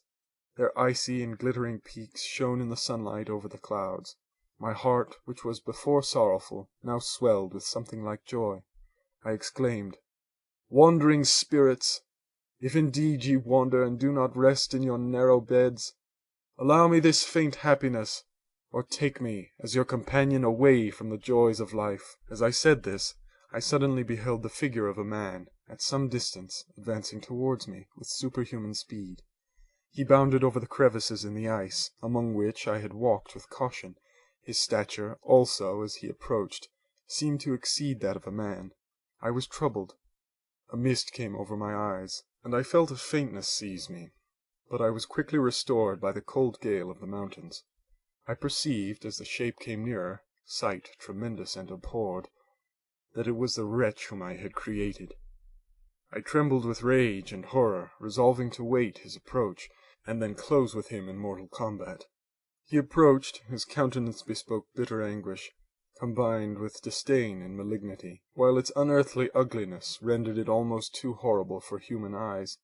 But I scarcely observed this. Rage and hatred had at first deprived me of utterance, and I recovered only to overwhelm him with words expressive of furious detestation and contempt. "Devil!" I exclaimed, "do you dare approach me? And do not you fear the fierce vengeance of my arm wreaked on your miserable head? Begone, vile insect, or rather stay, that I may trample you to dust. And oh, that I could, with the extinction of your miserable existence, restore those victims whom you have so diabolically murdered!" "I expected this reception," said the demon. "All men hate the wretched. How then must I be hated, who am miserable beyond all living things? Yet you, my creator, detest and spurn me, thy creature, to whom thou art bound by ties only dissoluble by the annihilation of one of us. You purpose to kill me. How dare you sport thus with life? Do your duty towards me, and I will do mine towards you and the rest of mankind. If you will comply with my conditions, I will leave them and you at peace. But if you refuse, I will glut the maw of death, until it be satiated with the blood of your remaining friends." "Abhorred monster! Fiend that thou art! The tortures of hell are too mild a vengeance for thy crimes. Wretched devil, you reproach me with your creation. Come on, then, that I may extinguish the spark which I so negligently bestowed." My rage was without bounds. I sprang on him, impelled by all the feelings which can arm one being against the existence of another. He easily eluded me, and said, "Be calm. I entreat you to hear me before you give vent to your hatred on my devoted head. Have I not suffered enough, that you seek to increase my misery? Life, although it may only be an accumulation of anguish, is dear to me, and I will defend it. Remember, thou hast made me more powerful than thyself. My height is superior to thine, my joints more supple. But I will not be tempted to set myself in opposition to thee. I am thy creature, and I will be even mild and docile to my natural lord and king, if thou wilt also perform thy part, the which thou owest me. O Frankenstein, be not equitable to every other, and trample upon me alone, to whom thy justice and even thy clemency and affection is most due. Remember that I am thy creature. I ought to be thy Adam, but I am rather the fallen angel, whom thou drivest from joy for no misdeed. Everywhere I see bliss, from which I alone am irrevocably excluded. I was benevolent and good. Misery made me a fiend. Make me happy, and I shall again be virtuous." "Begone! I will not hear you. There can be no community between you and me. We are enemies. Begone, or let us try our strength in a fight in which one must fall." "How can I move thee? Will no entreaties cause thee to turn a favourable eye upon thy creature, who implores thy goodness and compassion? Believe me, Frankenstein, I was benevolent. My soul glowed with love and humanity. But am I not alone, miserably alone? You, my creator, abhor me. What hope can I gather from your fellow creatures, who owe me nothing? They spurn and hate me. The desert mountains and dreary glaciers are my refuge. I have wandered here many days. The caves of ice, which I only do not fear, are a dwelling to me, and the only one which man does not grudge. These bleak skies I hail, for they are kinder to me than your fellow beings. If the multitude of mankind knew of my existence, they would do as you do, and arm themselves for my destruction. Shall I not then hate them who abhor me? I will keep no terms with my enemies. I am miserable, and they shall share my wretchedness. Yet it is in your power to recompense me, and deliver them from an evil which it only remains for you to make so great, that not only you and your family, but thousands of others, shall be swallowed up in the whirlwinds of its rage. Let your compassion be moved, and do not disdain me. Listen to my tale. When you have heard that, abandon or commiserate me, as you shall judge that I deserve. But hear me. The guilty are allowed by human laws, bloody as they are, to speak in their own defense before they are condemned. Listen to me, Frankenstein. You accuse me of murder, and yet you would with a satisfied conscience destroy your own creature.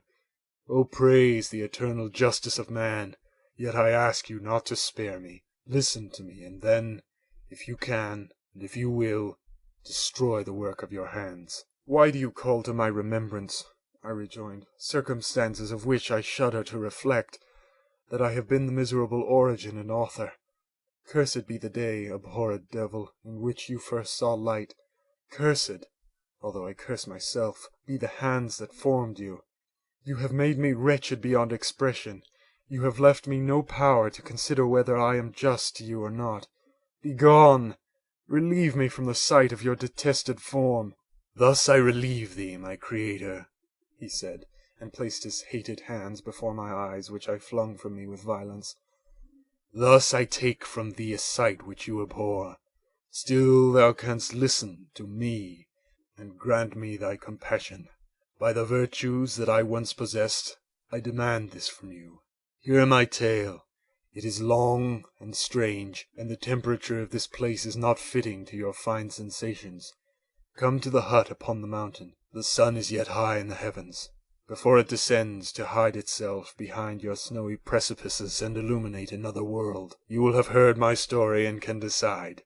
On you it rests, whether I quit forever the neighborhood of man, and lead a harmless life, or become the scourge of your fellow creatures and the author of your own speedy ruin. As he said this, he led the way across the ice. I followed. My heart was full, and I did not answer him, but as I proceeded, I weighed the various arguments that he had used and determined at least to listen to his tale. I was partly urged by curiosity, and compassion confirmed my resolution. I had hitherto supposed him to be the murderer of my brother, and I eagerly sought a confirmation or denial of this opinion.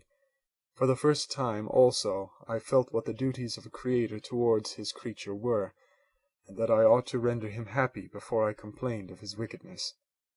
These motives urged me to comply with his demand. We crossed the ice, therefore, and ascended the opposite rock. The air was cold, and the rain again began to descend. We entered the hut, the fiend with an air of exultation, I with a heavy heart and depressed spirits. But I consented to listen, and seating myself by the fire which my odious companion had lighted, he thus began his tale. End of Chapter 10.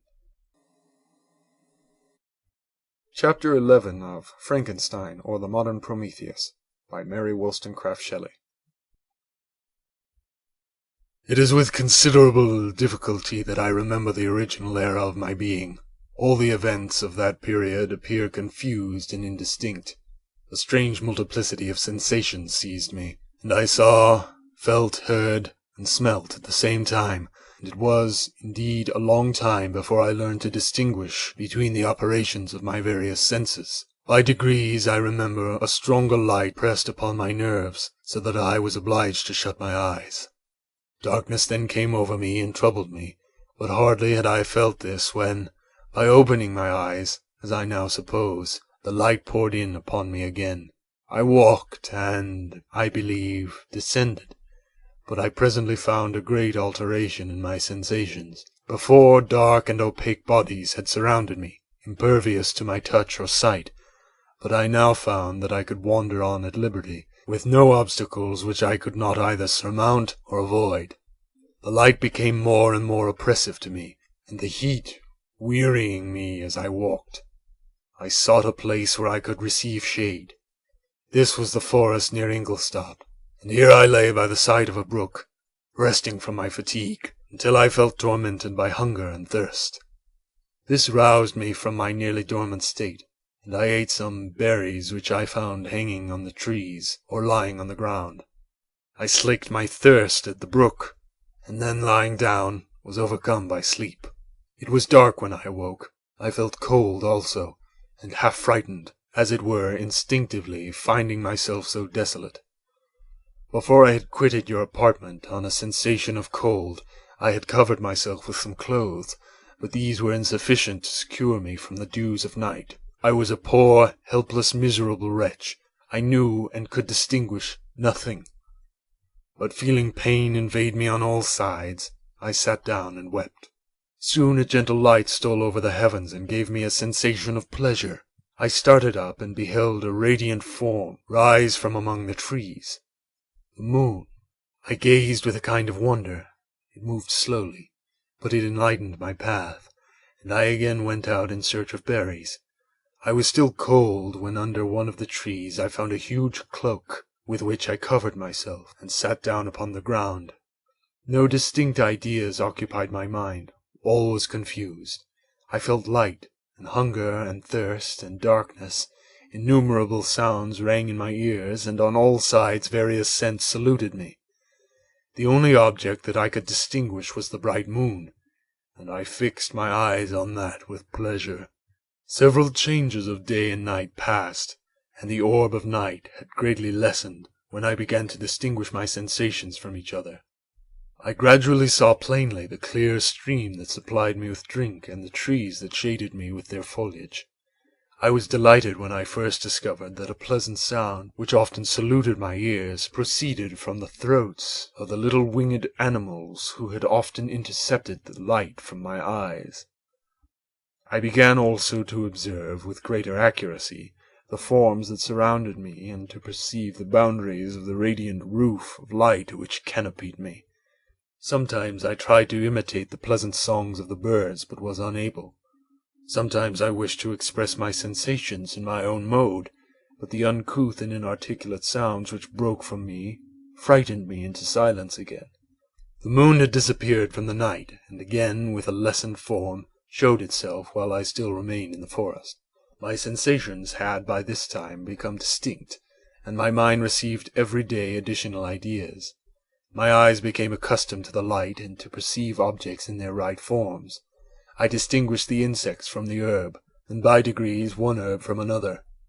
I found that the sparrow uttered none but harsh notes, whilst those of the blackbird and thrush were sweet and enticing. One day, when I was oppressed by cold, I found a fire which had been left by some wandering beggars, and was overcome with delight at the warmth I experienced from it. In my joy I thrust my hand into the live embers, but quickly drew it out again with a cry of pain. How strange, I thought, that the same cause should produce such opposite effects. I examined the materials of the fire, and to my joy found it to be composed of wood. I quickly collected some branches, but they were wet and would not burn. I was pained at this, and sat still, watching the operation of the fire. The wet wood which I had placed near the heat dried and itself became inflamed. I reflected on this, and by touching the various branches, I discovered the cause and busied myself in collecting a great quantity of wood, that I might dry it and have a plentiful supply of fire. When night came on and brought sleep with it, I was in the greatest fear lest my fire should be extinguished. I covered it carefully with dry wood and leaves, and placed wet branches upon it, and then, spreading my cloak, I lay on the ground and sank into sleep. It was morning when I awoke, and my first care was to visit the fire. I uncovered it, and a gentle breeze quickly fanned it into a flame. I observed this also, and contrived a fan of branches, which roused the embers when they were nearly extinguished. When night came again, I found with pleasure that the fire gave light as well as heat, and that the discovery of this element was useful to me in my food, for I found some of the offals that the travellers had left had been roasted, and tasted much more savory than the berries I gathered from the trees. I tried, therefore, to dress my food in the same manner, placing it on the live embers. I found that the berries were spoiled by this operation, and the nuts and roots much improved. Food, however, became scarce, and I often spent the whole day searching in vain for a few acorns to assuage the pains of hunger. When I found this, I resolved to quit the place that I had hitherto inhabited, to seek for one where the few wants I experienced would be more easily satisfied. In this emigration I exceedingly lamented the loss of the fire which I had obtained through accident, and knew not how to reproduce it. I gave several hours to the serious consideration of this difficulty, but I was obliged to relinquish all attempt to supply it, and wrapping myself up in my cloak, I struck across the wood toward the setting sun. I passed 3 days in these rambles, and at length discovered the open country. A great fall of snow had taken place the night before, and the fields were of one uniform white. The appearance was disconsolate, and I found my feet chilled by the cold, damp substance that covered the ground. It was about 7 in the morning, and I longed to obtain food and shelter. At length I perceived a small hut on a rising ground, which had doubtless been built for the convenience of some shepherd. This was a new sight to me, and I examined the structure with great curiosity. Finding the door open, I entered. An old man sat in it near a fire, over which he was preparing his breakfast. He turned on hearing a noise, and perceiving me, shrieked loudly, and quitting the hut, ran across the fields with a speed of which his debilitated form hardly appeared capable. His appearance different from any I had ever before seen, and his flight somewhat surprised me. But I was enchanted by the appearance of the hut. Here the snow and rain could not penetrate. The ground was dry, and it presented to me then as exquisite and divine a retreat as pandemonium appeared to the demons of hell after their sufferings in the lake of fire. I greedily devoured the remnants of the shepherd's breakfast, which consisted of bread, cheese, milk, and wine. The latter, however, I did not like. Then, overcome by fatigue, I lay down among some straw and fell asleep. It was noon when I awoke, and allured by the warmth of the sun, which shone brightly in the white ground, I determined to recommence my travels, and, depositing the remains of the peasant's breakfast in a wallet I found, I proceeded across the fields for several hours, until at sunset I arrived at a village. How miraculous did this appear! The huts, the neater cottages, and stately houses engaged my admiration by turns. The vegetables in the gardens, the milk and cheese that I saw placed at the windows of some of the cottages, allured my appetite. One of the best of these I entered, but I had hardly placed my foot within the door before the children shrieked, and one of the women fainted. The whole village roused. Some fled, some attacked me until, grievously bruised by stones and many other kinds of missile weapons, I escaped to the open country and fearfully took refuge in a low hovel, quite bare and making a wretched appearance after the palaces I had beheld in the village. This hovel, however, joined a cottage of neat and pleasant appearance, but after my late dearly bought experience, I dared not enter it. My place of refuge was constructed of wood, but so low that I could with difficulty sit upright in it. No wood, however, was placed on the earth, which formed the floor, but it was dry, and although the wind entered it by innumerable chinks, I found it an agreeable asylum for the snow and rain. Here, then, I retreated, and lay down happy to have found a shelter, however miserable from the inclemency of the season, and still more from the barbarity of man. As soon as morning dawned, I crept from my kennel, that I might view the adjacent cottage and discover if I could remain in the habitation I had found. It was situated against the back of the cottage, and surrounded on the sides, which were exposed by a pigsty and clear pool of water. One part was open, and by that I had crept in, but now I covered every crevice by which I might be perceived with stones and wood, yet in such a manner that I might move them on occasion to pass out. All the light I enjoyed came through the sty, and that was sufficient for me. Having thus arranged my dwelling, and carpeted it with clean straw, I retired, for I saw the figure of a man at a distance, and I remembered too well my treatment the night before to trust myself in his power. I had first, however, provided my sustenance for that day by a loaf of coarse bread, which I purloined, and a cup with which I could drink more conveniently than from my hand of the pure water which flowed by my retreat. The floor was a little raised, so that it was kept perfectly dry, and by its vicinity to the chimney of the cottage it was tolerably warm.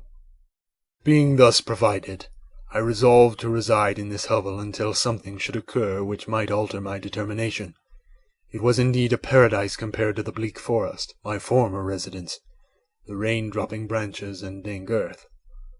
I ate my breakfast with pleasure, and was about to remove a plank to procure myself a little water, when I heard a step, and looking through a small chink, I beheld a young creature, with a pail on her head, passing before my hovel. The girl was young and of gentle demeanour, unlike what I have since found cottagers and farmhouse servants to be. Yet she was meanly dressed, a coarse blue petticoat and linen jacket being her only garb. Her fair hair was plaited but not adorned. She looked patient, yet sad. I lost sight of her, and in about a quarter of an hour she returned bearing the pail, which was now partly filled with milk. As she walked along, seeming incommoded by her burden, a young man met her, whose countenance expressed a deeper despondence. Uttering a few sounds with an air of melancholy, he took the pail from her head and bore it to the cottage himself. She followed, and they disappeared. Presently I saw the young man again, with some tools in his hand, cross the field behind the cottage, and the girl was also busied, sometimes in the house and sometimes in the yard. On examining my dwelling, I found that one of the windows of the cottage had formerly occupied a part of it, but the panes had been filled up with wood. In one of these was a small and almost imperceptible chink, through which the eye could just penetrate.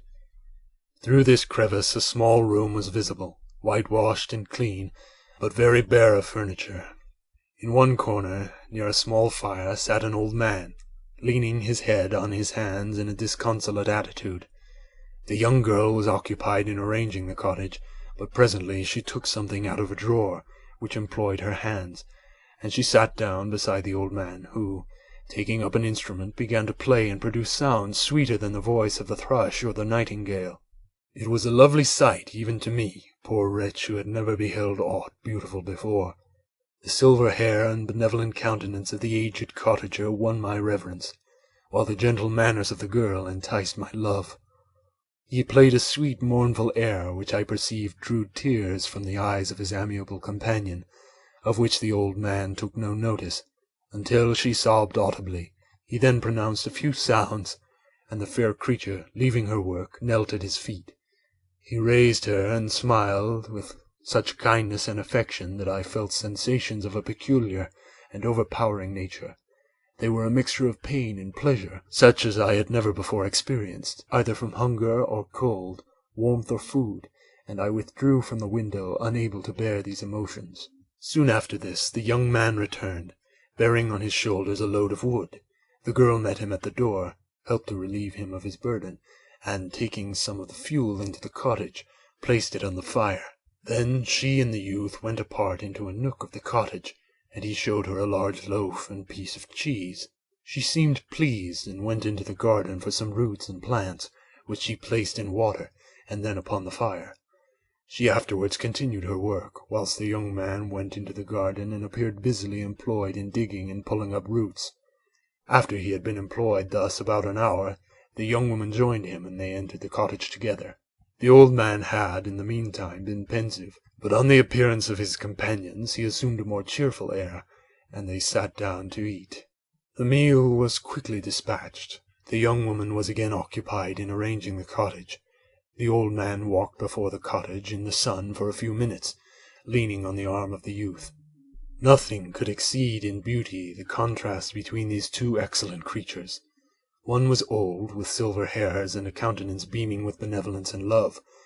The younger was slight and graceful in his figure, and his features were moulded with the finest symmetry, yet his eyes and attitude expressed the utmost sadness and despondency. And the youth, with tools different from those he had used in the morning, directed his steps across the fields. Night quickly shut in, but to my extreme wonder I found that the cottagers had a means of prolonging light by the use of tapers, and was delighted to find that the setting of the sun did not put an end to the pleasure I experienced in watching my human neighbors. In the evening, the young girl and her companion were employed in various occupations which I did not understand, and the old man again took up the instrument which produced the divine sounds that had enchanted me in the morning. So soon as he had finished, the youth began not to play, but to utter sounds that were monotonous, and neither resembling the harmony of the old man's instrument, nor the songs of the birds. I since found that he read aloud, but at the time I knew nothing of the science of words or letters. The family, after having been thus occupied for a short time, extinguished their lights and retired, as I conjecture, to rest. End of Chapter 11. Chapter 12 of Frankenstein of the Modern Prometheus by Mary Wollstonecraft Shelley. I lay on the straw, but I could not sleep. I thought of the occurrences of the day.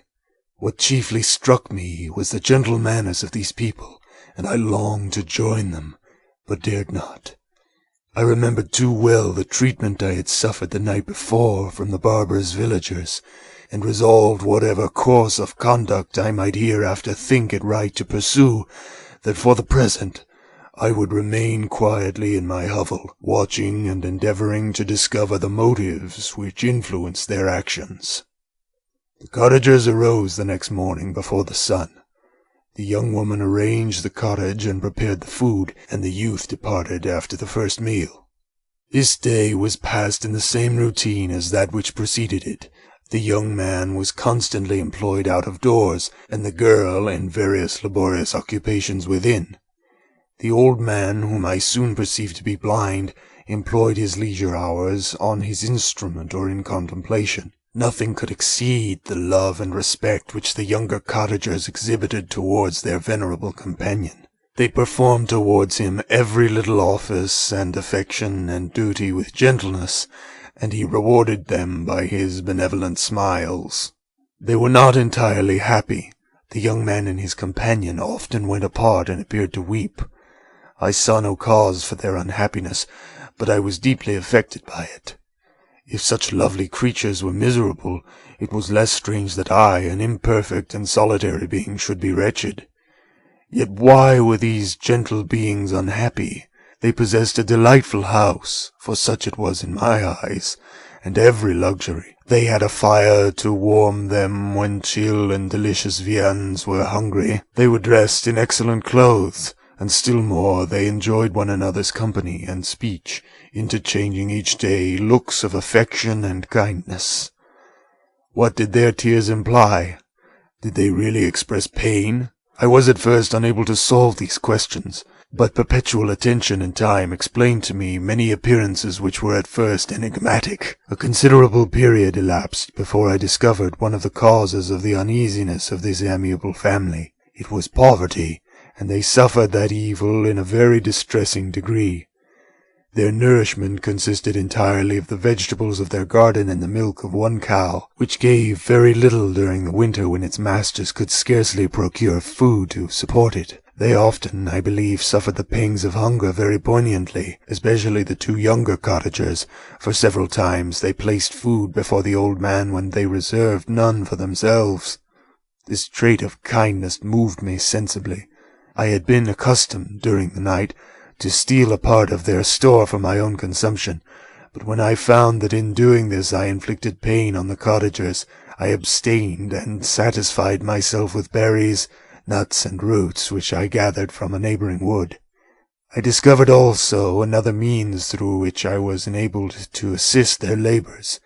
I found that the youth spent a great part of each day in collecting wood for the family fire, and during the night I often took his tools, the use of which I quickly discovered, and brought home firing sufficient for the consumption of several days. I remember the first time that I did this. The young woman, when she opened the door in the morning, appeared greatly astonished on seeing a great pile of wood on the outside. She uttered some words in a loud voice, and the youth joined her, who also expressed surprise. I observed with pleasure that he did not go to the forest that day, but spent it in repairing the cottage and cultivating the garden. By degrees I made a discovery of still greater moment. I found that these people possessed a method of communicating their experience and feelings to one another by articulate sounds. I perceived that the words they spoke sometimes produced pleasure or pain, smiles or sadness, in the minds and countenances of the hearers. This was indeed a godlike science, and I ardently desired to become acquainted with it. But I was baffled in every attempt I made for this purpose. Their pronunciation was quick, and the words they uttered not having any apparent connection with visible objects. I was unable to discover any clue by which I could unravel the mystery of their reference. By great application, however, and after having remained during the space of several revolutions of the moon in my hovel, I discovered the names that were given to some of the most familiar objects of discourse. I learned and applied the words fire, milk, bread, and wood. I learned also the names of the cottagers themselves. The youth and his companion had each of them several names, but the old man had only one, which was father. The girl was called sister or Agatha, and the youth Felix, brother or son.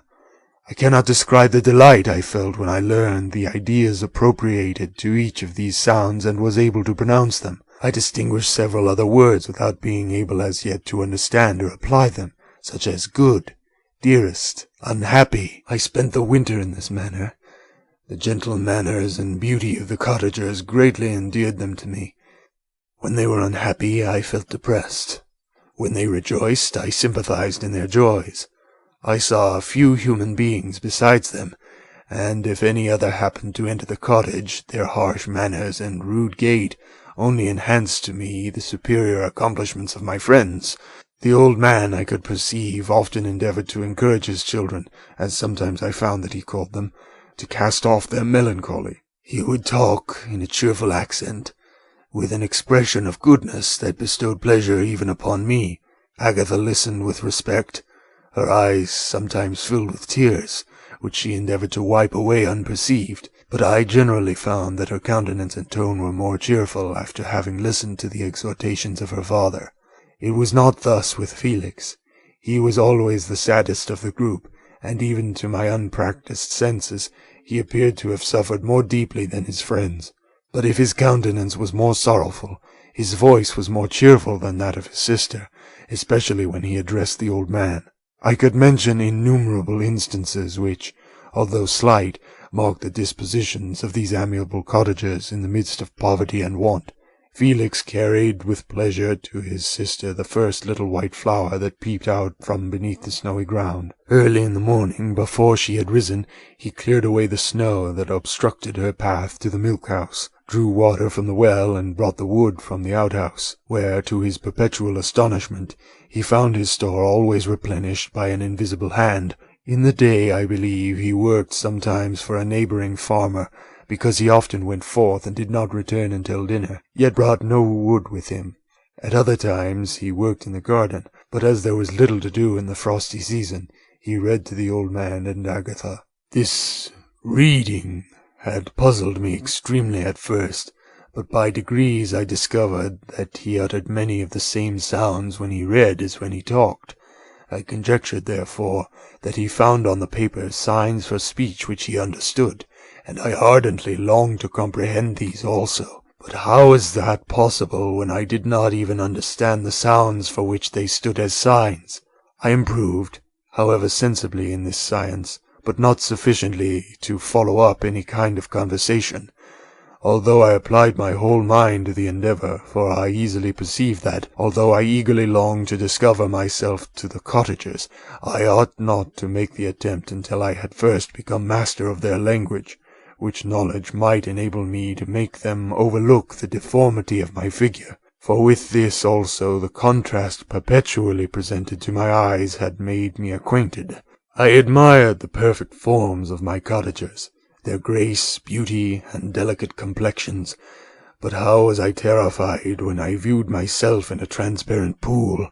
At first I started back, unable to believe that it was indeed I who reflected in the mirror, and when I became fully convinced that I was in reality the monster that I am, I was filled with the bitterest sensations of despondence and mortification. Alas, I did not yet entirely know the fatal effects of this miserable deformity. As the sun became warmer and the light of day longer, the snow vanished, and I beheld the bare trees and black earth. From this time Felix was more employed, and the heart-moving indications of impending famine disappeared. Their food, as I afterwards found, was coarse, but it was wholesome, and they procured a sufficiency of it. Several new kinds of plants sprang up in the garden, which they dressed, and these signs of comfort increased daily as the season advanced. The old man, leaning on his son, walked each day at noon, when it did not rain, as I found it was called when the heavens poured forth its waters. This frequently took place, but a high wind quickly dried the earth, and the season became far more pleasant than it had been. My mode of life in my hovel was uniform. During the morning I attended the motions of the cottagers, and when they were dispersed in various occupations, I slept. The remainder of the day was spent in observing my friends. When they retired to rest, if there was any moon or the night was starlit, I went into the woods and collected my own food and fuel for the cottage. When I returned, as often as it was necessary, I cleared their path from the snow and performed these offices that I had seen done by Felix. I afterwards found that these labors, performed by an invisible hand, greatly astonished them, and once or twice I heard them on these occasions utter the words, "Good spirit," "wonderful," but I did not then understand the signification of these terms. My thoughts now became more active, and I longed to discover the motives and the feelings of these lovely creatures. I was inquisitive to know why Felix appeared so miserable and Agatha so sad. I thought, foolish wretch, that it might be in my power to restore happiness to these deserving people. When I slept, or was absent, the forms of the venerable blind father, the gentle Agatha, and the excellent Felix flitted before me. I looked upon them as superior beings, who would be the arbiters of my future destiny. I formed in my imagination 1,000 pictures of presenting myself to them, and their reception of me. I imagined that they would be disgusted, until by my gentle demeanour and conciliating words I should first win their favour and afterwards their love. These thoughts exhilarated me and led me to apply with fresh ardour to the acquiring the art of language. My organs were indeed harsh, but supple, and although my voice was very unlike the soft music of their tones, yet I pronounced such words as I understood with tolerable ease. It was as the ass and the lapdog, yet surely the gentle ass, whose intentions were affectionate, although his manners were rude, deserved better treatment than blows and execration. The pleasanter showers and genial warmth of spring greatly altered the aspect of the earth. Men who before this change seemed to have been hid in caves dispersed themselves, and were employed in various arts of cultivation. The birds sang in more cheerful notes, and the leaves began to bud forth in the trees. Happy, happy earth, fit habitation for gods, which so short a time before was bleak, damp, and unwholesome. My spirits were elevated by the enchanting appearance of nature. The past was blotted from my memory, the present was tranquil, and the future gilded by bright rays of hope and anticipations of joy. End of Chapter 12. Chapter 13 of Frankenstein or the Modern Prometheus by Mary Wollstonecraft Shelley. I now hasten to the more moving part of my story. I shall relate the events that impressed me with feelings which, from what I had been, have made me what I am. Spring advanced rapidly. The weather became fine and the skies cloudless. It surprised me that what before was desert and gloomy should now bloom with the most beautiful flowers and verdure. My senses were gratified and refreshed by 1,000 scents of delight and 1,000 sights of beauty. It was on one of these days, when my cottagers periodically rested from labour, the old man played on his guitar, and the children listened to him, that I observed the countenance of Felix was melancholy beyond expression. He sighed frequently, and once his father paused in his music, and I conjectured by his manner that he inquired the cause of his son's sorrow. Felix replied in a cheerful accent, and the old man was recommencing his music, when someone tapped at the door. It was a lady on horseback, accompanied by a countryman as a guide. The lady was dressed in a dark suit and covered with a thick black veil.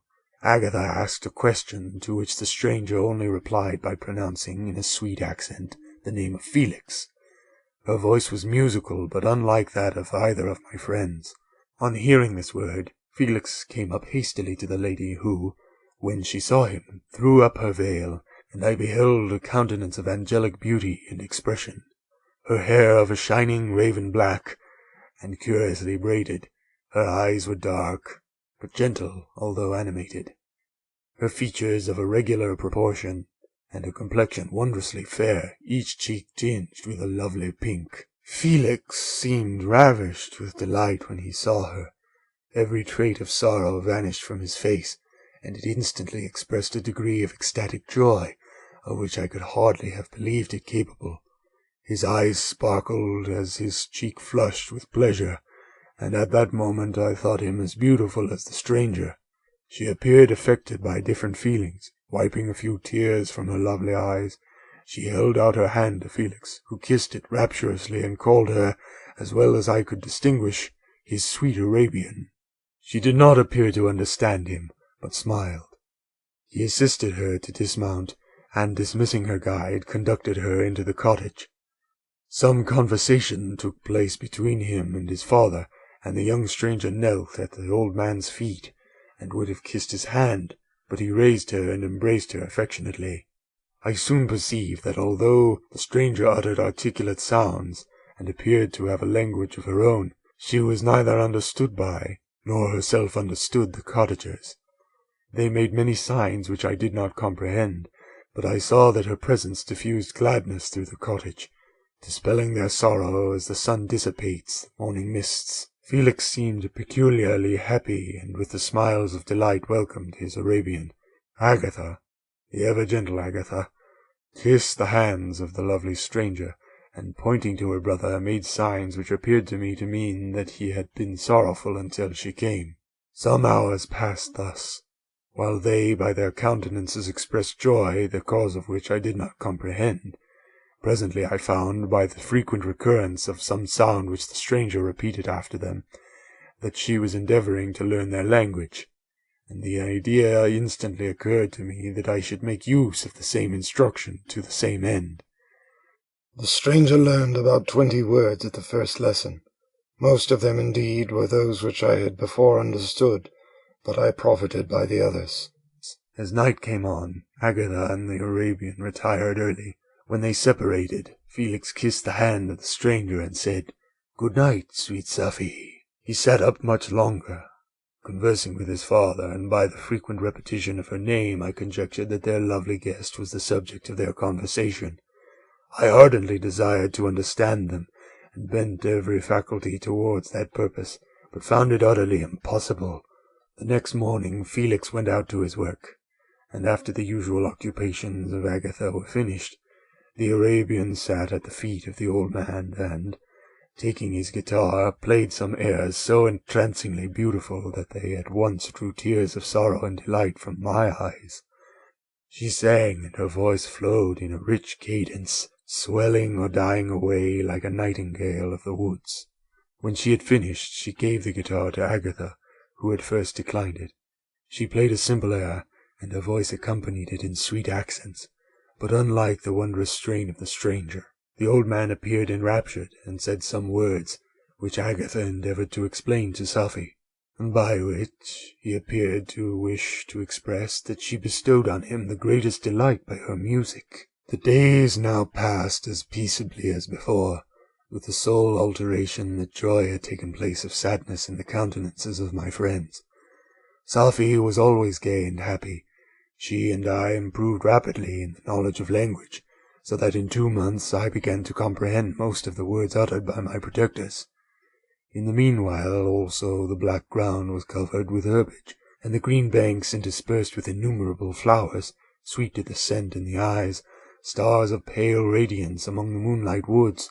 The sun became warmer, the nights clear and balmy, and my nocturnal rambles were an extreme pleasure to me, although they were considerably shortened by the late setting and early rising of the sun, for I never ventured abroad during daylight, fearful of meeting with the same treatment I had formerly endured in the first village which I entered. My days were spent in close attention, that I might more speedily master the language, and I may boast that I improved more rapidly than the Arabian, who understood very little and conversed in broken accents, whilst I comprehended and could imitate almost every word that was spoken. While I improved in speech, I also learned the science of letters, as it was taught to the stranger, and this opened before me a wide field for wonder and delight. The book from which Felix instructed Safie was Volney's Ruins of Empires. I should not have understood the purport of this book had not Felix in reading it given very minute explanations. He had chosen this work, he said, because the declamatory style was framed in the imitation of the Eastern authors. Through this work I obtained a cursory knowledge of history and a view of the several empires at present existing in the world. It gave me an insight into the manners, governments, and religions of the different nations of the earth. I heard of the slothful Asiatics, of the stupendous genius and mental activity of the Grecians, of the wars and wonderful virtue of the early Romans, of their subsequent degenerating, of the decline of that mighty empire, of chivalry, Christianity, and kings. I heard of the discovery of the American hemisphere, and wept with Safie over the hapless fate of its original inhabitants. These wonderful narrations inspired with me strange feelings. Was it man, indeed, at once so powerful, so virtuous and magnificent, yet so vicious and base? He appeared at one time a mere scion of the evil principle, and at another as all that can be conceived of noble and godlike. To be a great and virtuous man appeared the highest honor that can befall a sensitive being.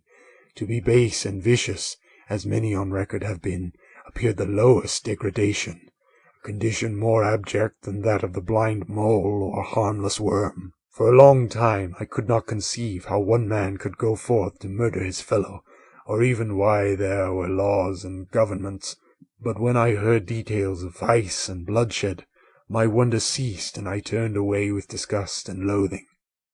Every conversation of the cottagers now opened new wonders to me. While I listened to the instructions which Felix bestowed upon the Arabian, the strange system of human society was explained to me. I heard of the division of property, of immense wealth and squalid poverty, of rank, descent, and noble blood. The words induced me to turn towards myself. I learned that the possessions most esteemed by your fellow creatures were high and unsullied descent united with riches. A man might be respected with only one of these advantages, but without either he was considered, except in very rare instances, as a vagabond and a slave, doomed to waste his powers for the profits of the chosen few. And what was I?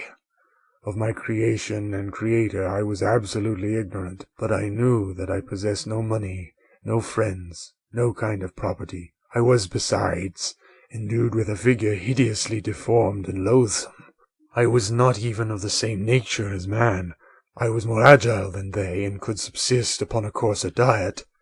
I bore the extremities of heat and cold with less injury to my frame. My stature far exceeded theirs. When I looked around, I saw and heard of none like me. Was I then a monster, a blot upon the earth, from which all men fled and whom all men disowned? I cannot describe to you the agony that these reflections inflicted upon me. I tried to dispel them, but sorrow only increased with knowledge. Oh, that I had forever remained in my native wood, nor known nor felt beyond the sensations of hunger, thirst, and heat! Of what a strange nature is knowledge! It clings to the mind when it has once seized on it like a lichen on a rock. I wished sometimes to shake off all thought and feeling, but I learned that there was but one means to overcome the sensation of pain, and that was death, a state which I feared yet did not understand. I admired virtue and good feelings, and loved the gentle manners and amiable qualities of my cottagers, but I was shut out from intercourse with them, except through means which I obtained by stealth, when I was unseen and unknown, and which rather increased than satisfied the desire I had of becoming one among my fellows. The gentle words of Agatha and the animated smiles of the charming Arabian were not for me. The mild exhortations of the old man and the lively conversations of the loved Felix were not for me. Miserable, unhappy wretch. Other lessons were impressed upon me even more deeply. I heard of the difference of sexes, and the birth and growth of children, how the father doted on the smiles of the infant and the lively sallies of the older child, how all the life and cares of the mother were wrapped up in the precious charge, how the mind of youth expanded and gained knowledge of brother, sister, and all the various relationships which bind one human being to another in mutual bonds. But where were my friends and relations? No father had watched my infant days, no mother had blessed me with smiles and caresses, or if they had, all my past life was now a blot, a blind vacancy in which I distinguished nothing. From my earliest remembrance, I had been as I then was in height and proportion. I had never yet seen a being resembling me, or who claimed any intercourse with me. What was I? Question again occurred, to be answered only with groans. I will soon explain to what these feelings tended, but allow me now to return to the cottagers, whose story excited in me such various feelings of indignation, delight, and wonder, but which all terminated in additional love and reverence for my protectors, for so I loved, in an innocent, half-painful self-deceit, to call them. End of Chapter 13. Chapter 14 of Frankenstein, or the Modern Prometheus, by Mary Wollstonecraft Shelley. Some time elapsed before I learned the history of my friends. It was one which could not fail to impress itself deeply on my mind, unfolding as it did a number of circumstances, each interesting and wonderful to one so utterly inexperienced as I was. The name of the old man was de Lacy. He was descended from a good family in France, where he had lived for many years in affluence, respected by his superiors and beloved by his equals. His son was bred in the service of his country, and Agatha had ranked with ladies of the highest distinction. A few months before my arrival they had lived in a large and luxurious city called Paris, surrounded by friends and possessed of every enjoyment which virtue, refinement of intellect, or taste, accompanied by a moderate fortune, could afford. The father of Sophie had been the cause of their ruin. He was a Turkish merchant and had inhabited Paris for many years, when, for some reason which I could not learn, he became obnoxious to the government. He was seized and cast into prison the very day that Sophie arrived from Constantinople to join him. He was tried and condemned to death. The injustice of his sentence was very flagrant. All Paris was indignant, and it was judged that his religion and wealth, rather than the crime alleged against him, had been the cause of his condemnation. Felix had accidentally been present at the trial. His horror and indignation were uncontrollable when he heard the decision of the court. He made at that moment a solemn vow to deliver him, and then looked around for the means. After many fruitless attempts to gain admittance to the prison, he found a strongly grated window in an unguarded part of the building, which lighted the dungeon of the unfortunate Mohammedan, who, loaded in chains, waited in despair the execution of the barbarous sentence. Felix visited the grate at night, and made known to the prisoner his intentions in his favor. The Turk, amazed and delighted, endeavored to kindle the zeal of his deliverer by promises of reward and wealth. Felix rejected his offers with contempt, yet when he saw the lovely Sophie, who was allowed to visit her father, and who by her gestures expressed her lively gratitude, the youth could not help owning to his mind that the captive possessed a treasure which would fully reward his toil and hazard. The Turk quickly perceived the impression that his daughter had made on the heart of Felix, and endeavored to secure him more entirely in his interests by the promise of her hand in marriage so soon as he should be conveyed to a place of safety.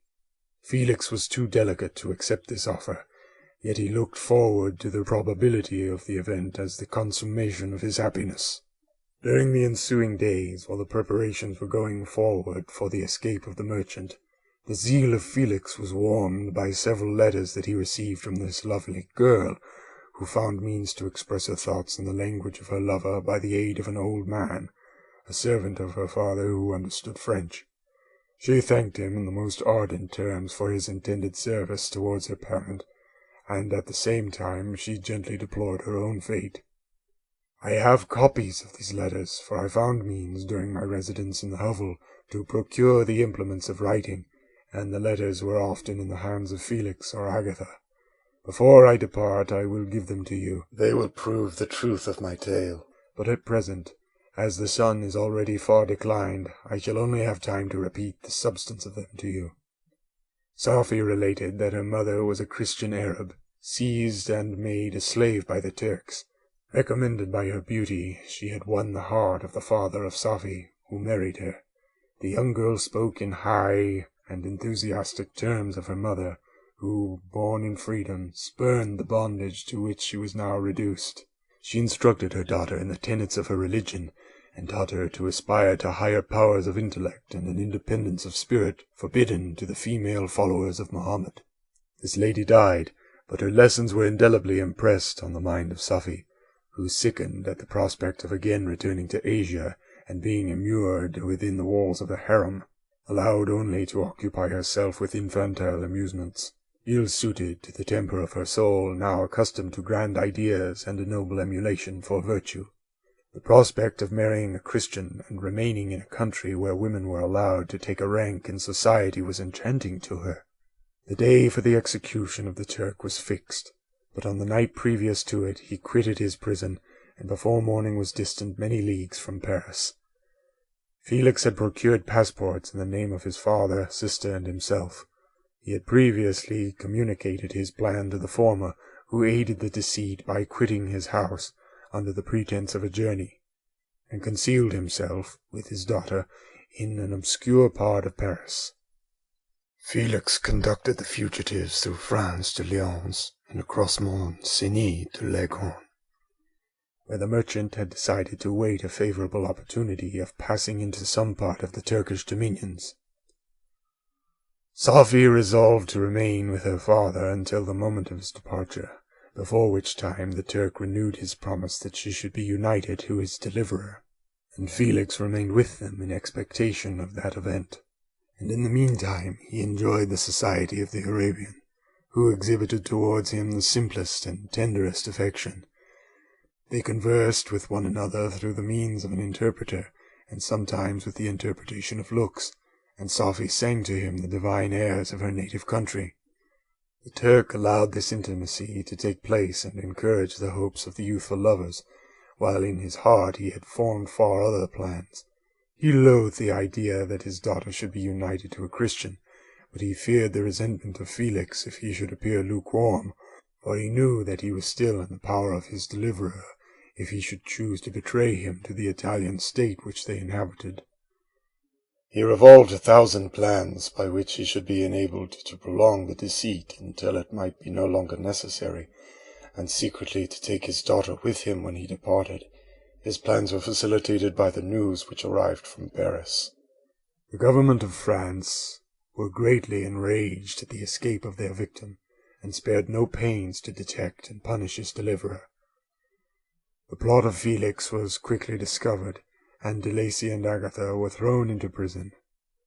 The news reached Felix, and roused him from his dream of pleasure. His blind and aged father and his gentle sister lay in a noisome dungeon, while he enjoyed the free air and the society of her whom he loved. This idea was torture to him. He quickly arranged with the Turk that if the latter should find a favorable opportunity for escape before Felix could return to Italy, Safi should remain as a boarder at a convent at Leghorn. Then, quitting the lovely Arabian, he hastened to Paris, and delivered himself up to the vengeance of the law, hoping to free De Lacy and Agatha by this proceeding. He did not succeed. They remained confined for 5 months before the trial took place, the result of which deprived them of their fortune, and condemned them to a perpetual exile from their native country. They found a miserable asylum in the cottage in Germany, where I discovered them. Felix soon learned that the treacherous Turk, for whom he and his family endured such unheard-of oppression, on discovering that his deliverer was thus reduced to poverty and ruin, became a traitor to good feeling and honour, and had quitted Italy with his daughter, insultingly sending Felix a pittance of money to aid him, as he said, in some plan of future maintenance. Such were the events that preyed on the heart of Felix and rendered him, when I first saw him, the most miserable of his family.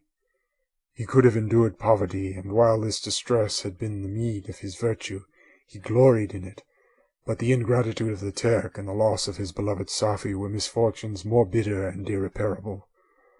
The arrival of the Arabian now infused new life into his soul. When the news reached Leghorn that Felix was deprived of his wealth and rank, the merchant commanded his daughter to think no more of her lover, but to prepare to return to her native country. The generous nature of Safie was outraged by this command. She attempted to expostulate with her father, but he left her angrily, reiterating his tyrannical mandate. A few days after, the Turk entered his daughter's apartment, and told her hastily that he had reason to believe that his residence at Leghorn had been divulged, and that he should speedily be delivered up to the French government. He had consequently hired a vessel to convey him to Constantinople, for which city he should sail in a few hours.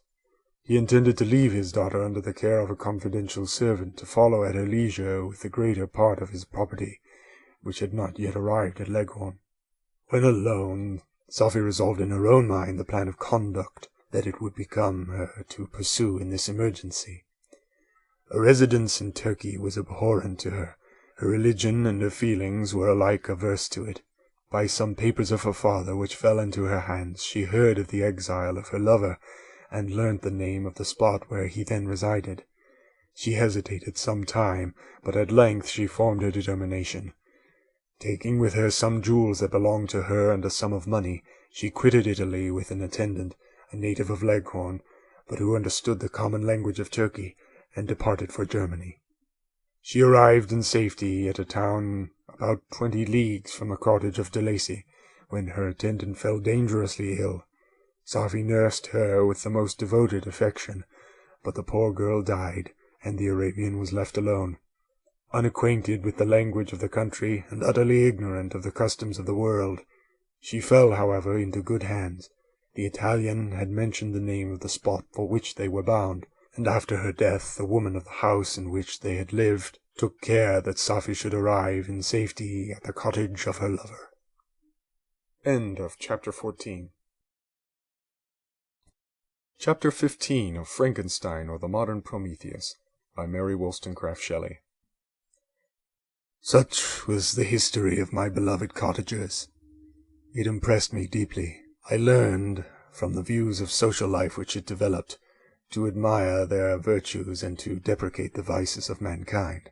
As yet I looked upon crime as a distant evil. Benevolence and generosity were ever present before me, inciting within me a desire to become an actor in the busy scene where so many admirable qualities were called forth and displayed. But in giving an account of the progress of my intellect, I must not omit a circumstance which occurred in the beginning of the month of August of the same year.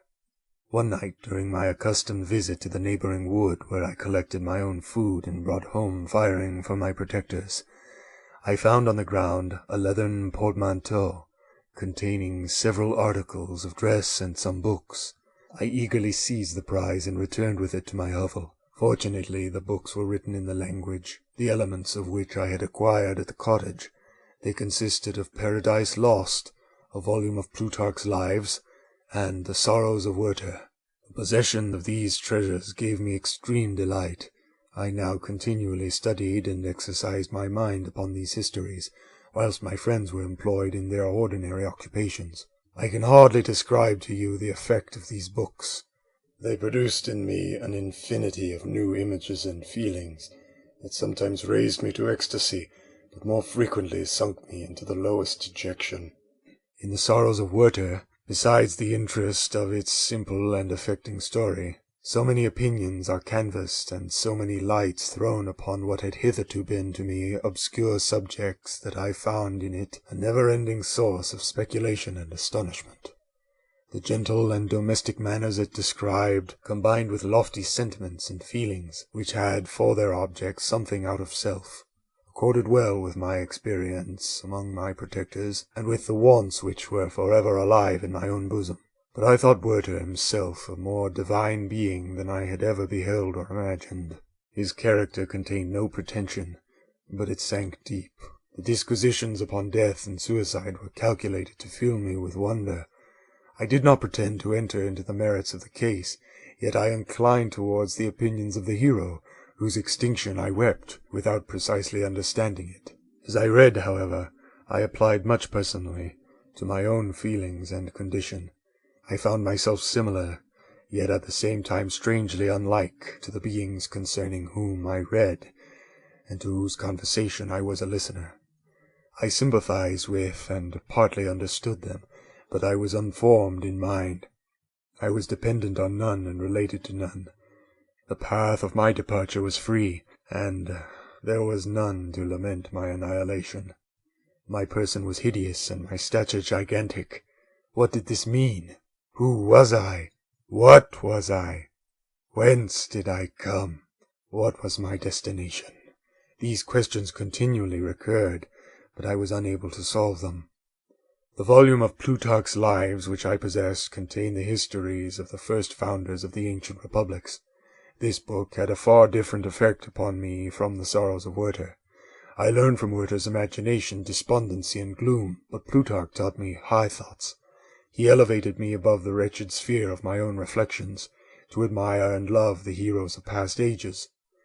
Many things, I read, surpassed my understanding and experience. I had a very confused knowledge of kingdoms, wide extents of country, mighty rivers, and boundless seas, but I was perfectly unacquainted with towns and large assemblages of men. The cottage of my protectors had been the only school in which I had studied human nature, but this book developed new and mightier scenes of action. I read of men concerned in public affairs, governing or massacring their species. I felt the greatest ardor for virtue rise within me, and abhorrence for vice, as far as I understood the signification of those terms, relative as they were, as I applied them, to pleasure and pain alone. Induced by these feelings, I was of course led to admire peaceable lawgivers, Numa, Solon, and Lycurgus, in preference to Romulus and Theseus. The patriarchal lives of my protectors caused these impressions to take a firm hold on my mind. Perhaps, if my first introduction to humanity had been made by a young soldier, burning for glory and slaughter, I should have been imbued with different sensations. But Paradise Lost excited different and far deeper emotions. I read it, as I had read the other volumes which had fallen into my hands, as a true history. It moved every feeling of wonder and awe that the picture of an omnipotent God warring with his creatures was capable of exciting. I often referred the several situations, as their similarity struck me, to my own. Like Adam, I was apparently united by no link to any other being in existence, but his state was far different from mine in every other respect. He had come forth from the hands of God, a perfect creature, happy and prosperous, guarded by the especial care of his Creator. He was allowed to converse with and acquire knowledge from beings of a superior nature. But I was wretched, helpless, and alone. Many times I considered Satan as the fitter emblem of my condition, for often, like him, when I viewed the bliss of my protectors, the bitter gall of envy rose within me. Another circumstance strengthened and confirmed these feelings. Soon after my arrival in the hovel, I discovered some papers in the pocket of the dress which I had taken from your laboratory. At first I had neglected them, but now that I was able to decipher the characters in which they were written, I began to study them with diligence. It was your journal of the 4 months that preceded my creation. You minutely described in these papers every step you took in the progress of your work. This history was mingled with accounts of domestic occurrences. You doubtless recollect these papers. Here they are. Everything is related in them which bears reference to my accursed origin. The whole detail of that series of disgusting circumstances which produced it is set in view. The minutest description of my odious and loathsome person is given, in language which painted your own horrors and rendered mine indelible. I sickened as I read. "Hateful day when I received life!" I exclaimed in agony. "Accursed Creator! Why did you form a monster so hideous that even you turned from me in disgust? God, in pity, made man beautiful and alluring, after his own image, but my form is a filthy type of yours, more horrid even from the very resemblance. Satan had his companions, fellow devils, to admire and encourage him, but I am solitary and abhorred." These were the reflections of my hours of despondency and solitude.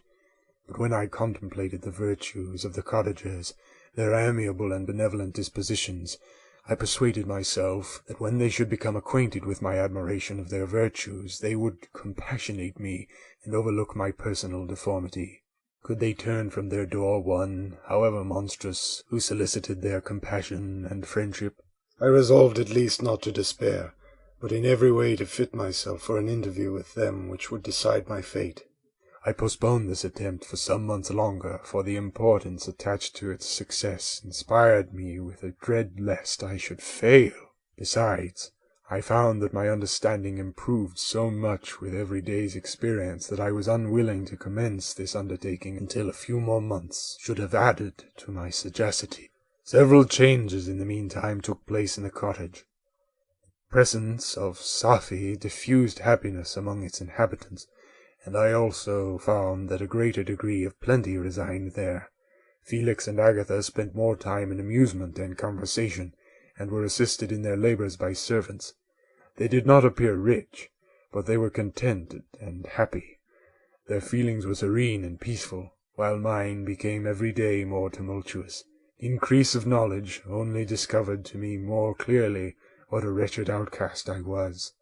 I cherished hope, it is true, but it vanished when I beheld my person reflected in water or my shadow in the moonshine, even as that frail image, and that inconstant shade. I endeavored to crush these fears and to fortify myself for the trial which in a few months I resolved to undergo, and sometimes I allowed my thoughts, unchecked by reason, to ramble in the fields of paradise, and dared to fancy amiable and lovely creatures sympathizing with my feelings and cheering my gloom. Their angelic countenances breathed smiles of consolation. But it was all a dream. No Eve soothed my sorrows nor shared my thoughts. I was alone. I remembered Adam's supplication to his Creator, but where was mine? He had abandoned me, and in the bitterness of my heart I cursed him. Autumn thus passed. I saw with surprise and grief the leaves decay and fall, and nature again assume the barren and bleak appearance it had worn when I first beheld the woods and lovely moon. Yet I did not heed the bleakness of the weather. I was better fitted by my conformation for the endurance of cold than heat.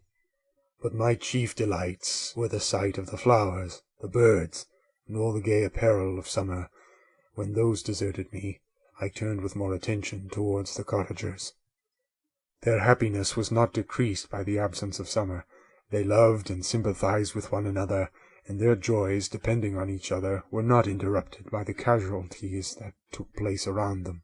The more I saw them, the greater became my desire to claim their protection and kindness.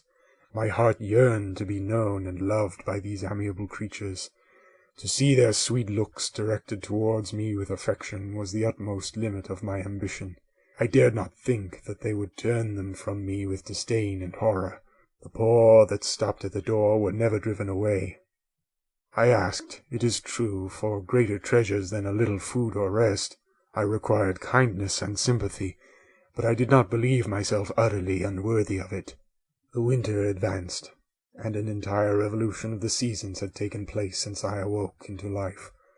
My attention at this time was solely directed towards my plan of introducing myself into the cottage of my protectors.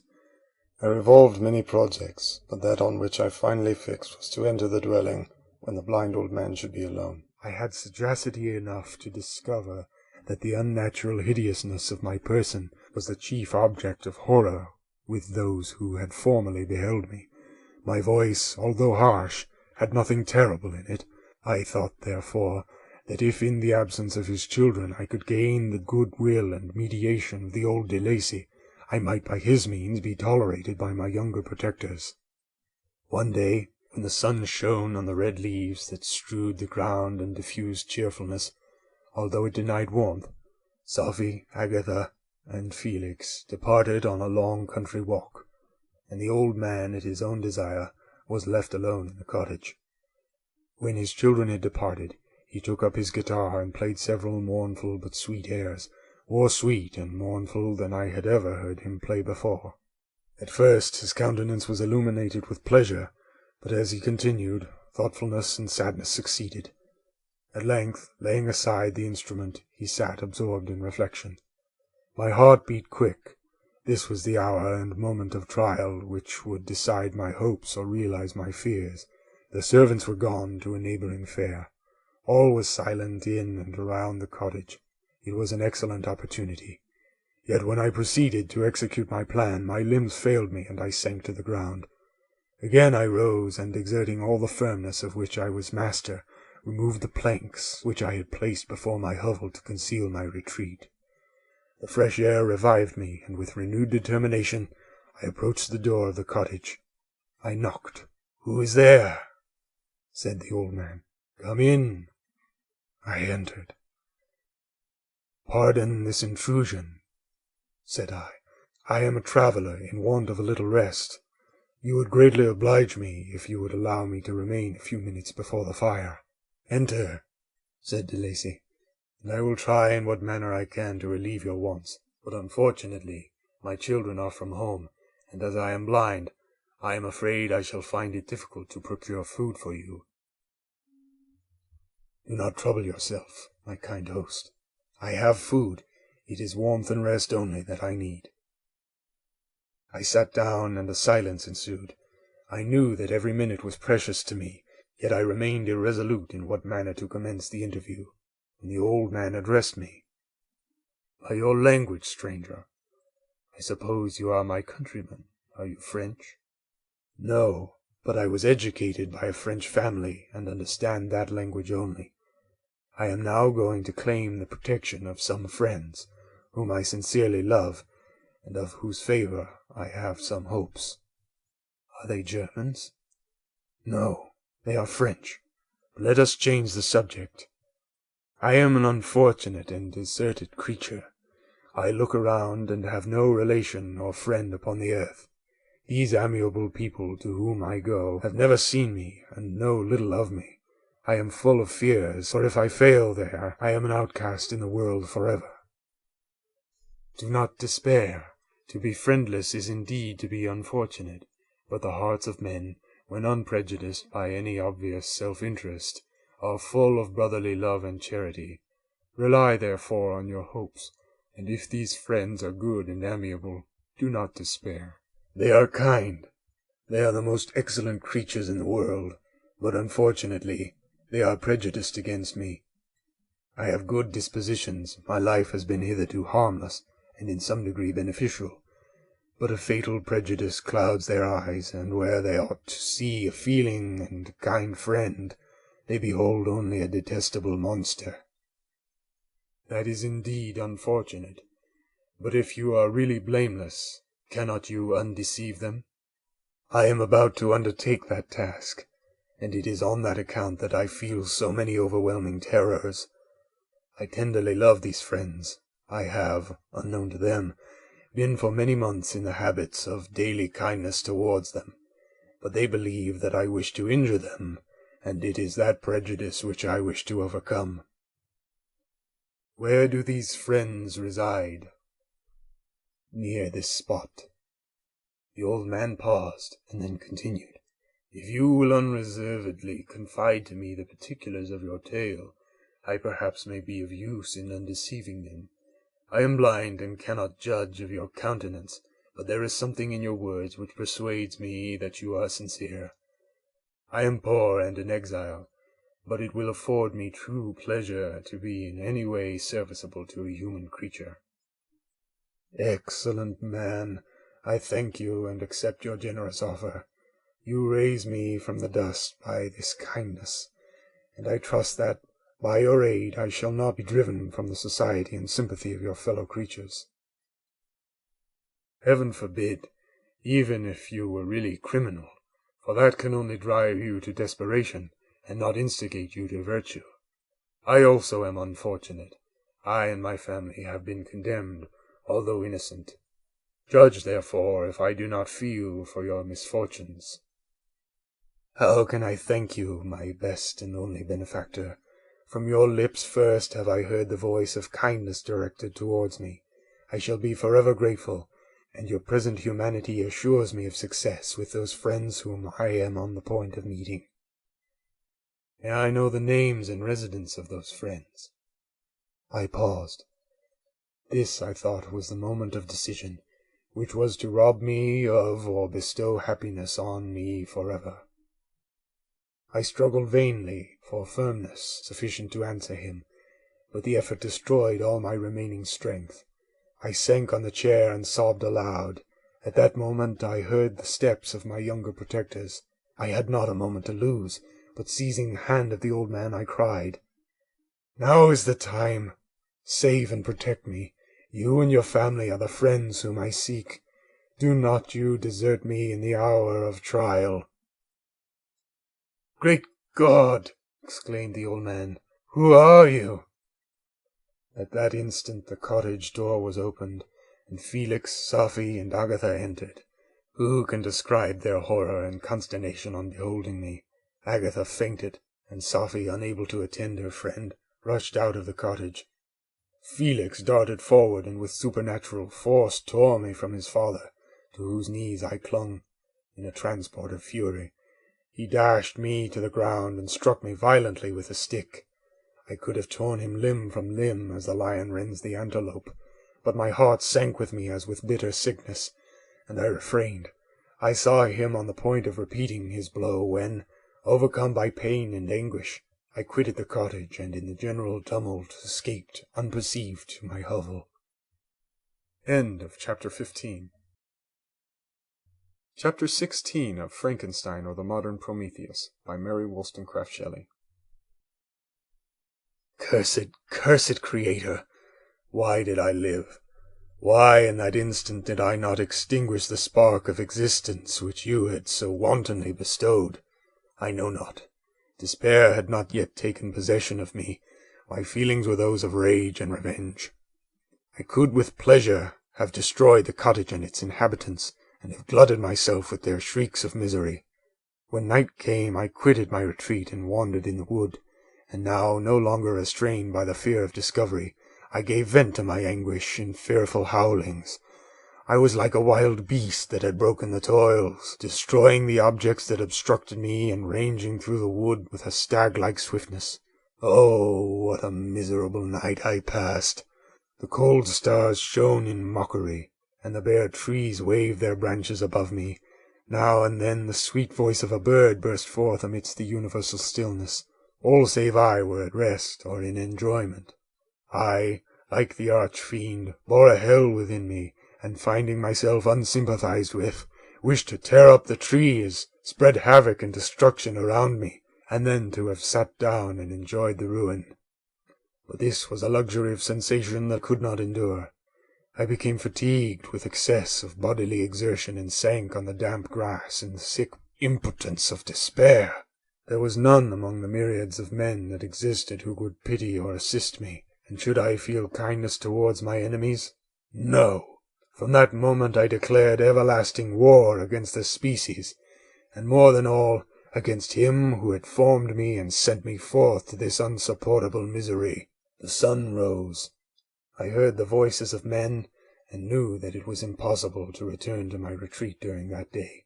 Accordingly, I hid myself in some thick underwood, determining to devote the ensuing hours to reflection on my situation. The pleasant sunshine and the pure air of day restored me to some degree of tranquillity, and when I considered what I had passed at the cottage, I could not help believing that I had been too hasty in my conclusions. I had certainly acted imprudently. It was apparent that my conversation had interested the father in my behalf. and I was a fool in having exposed my person to the horror of his children. I ought to have familiarized the old de Lacy to me, and by degrees to have discovered myself to the rest of his family, when they should have been prepared for my approach. But I did not believe my errors to be irretrievable, and after much consideration I resolved to return to the cottage, seek the old man, and by my representations win him to my party.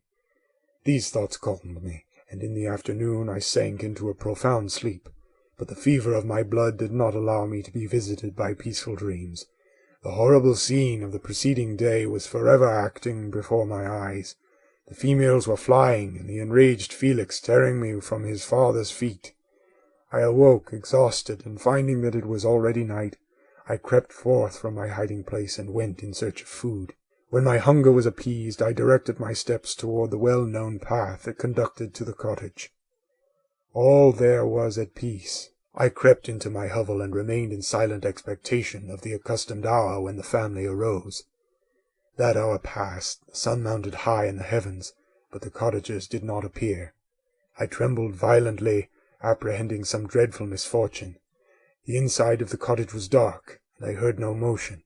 I cannot describe the agony of this suspense. Presently 2 countrymen passed, but pausing near the cottage, they entered into conversation, using violent gesticulations, but I could not understand what they said, as they spoke the language of the country, which differed from that of my protectors.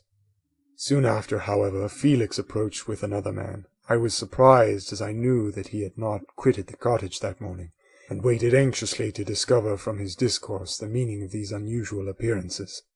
"Do you consider," said his companions to him, "that you will be obliged to pay 3 months' rent and to lose the produce of your garden? I do not wish to take any unfair advantage, and I beg, therefore, that you will take some days to consider of your determination." "It is utterly useless," replied Felix. "We can never again inhabit your cottage. The life of my father is in the greatest danger, owing to the dreadful circumstance that I have related. My wife and my sister will never recover from their horror. I entreat you not to reason with me any more. Take possession of your tenement, and let me fly from this place." Felix trembled violently as he said this. He and his companion entered the cottage, in which they remained for a few minutes and then departed. I never saw any of the family of de Lacy more. I continued for the remainder of the day in my hovel in a state of utter and stupid despair. My protectors had departed and had broken the only link that held me to the world. For the first time the feelings of revenge and hatred filled my bosom, and I did not strive to control them, but allowing myself to be borne away by the stream, I bent my mind toward injury and death. When I thought of my friends, of the mild voice of de Lacy, the gentle eyes of Agatha, and the exquisite beauty of the Arabian, these thoughts vanished, and a gush of tears somewhat soothed me. But again, when I reflected that they had spurned and deserted me, anger returned. A rage of anger, and unable to injure anything human, I turned my fury towards inanimate objects. As night advanced, I placed a variety of combustibles around the cottage, and after having destroyed every vestige of cultivation in the garden, I waited with forced impatience until the moon had sunk to commence my operations. As the night advanced, a fierce wind arose from the woods, and quickly dispersed the clouds that had loitered in the heavens. The blast tore along like a mighty avalanche, and produced a kind of insanity in my spirits that burst all bounds of reason and reflection. I lighted the dry branch of a tree, and danced with fury around the devoted cottage, my eyes still fixed on the western horizon, the edge of which the moon nearly touched. A part of its orb was at length hid, and I waved my brand. It sank, and with a loud scream I fired the straw and heath and the bushes which I had collected. The wind fanned the fire, and the cottage was quickly enveloped by the flames, which clung to it and licked it with their forked and destroying tongues. As soon as I was convinced that no assistance could save any part of the habitation, I quitted the scene and sought for refuge in the woods. And now, with the world before me, whither should I bend my steps? I resolved to fly far from the scene of my misfortunes, but to me, hated and despised, every country must be equally horrible. At length the thought of you crossed my mind. I learned from your papers that you were my father, my creator, and to whom could I apply with more fitness than to him who had given me life? Among the lessons that Felix had bestowed upon Safie, geography had not been omitted. I had learned from these the relative situations of the different countries of the earth. You had mentioned Geneva as the name of your native town, and towards this place I resolved to proceed. But how was I to direct myself? I knew that I must travel in a southwesterly direction to reach my destination, but the sun was my only guide. I did not know the names of the towns that I was to pass through, nor could I ask information from a single human being, but I did not despair. From you only could I hope for succor, although towards you I felt no sentiment but that of hatred. Unfeeling, heartless creator, you had endowed me with perceptions and passions, and then cast me abroad an object for the scorn and horror of mankind.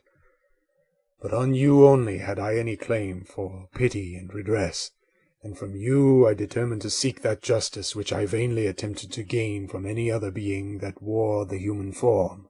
My travels were long, and the sufferings I endured intense.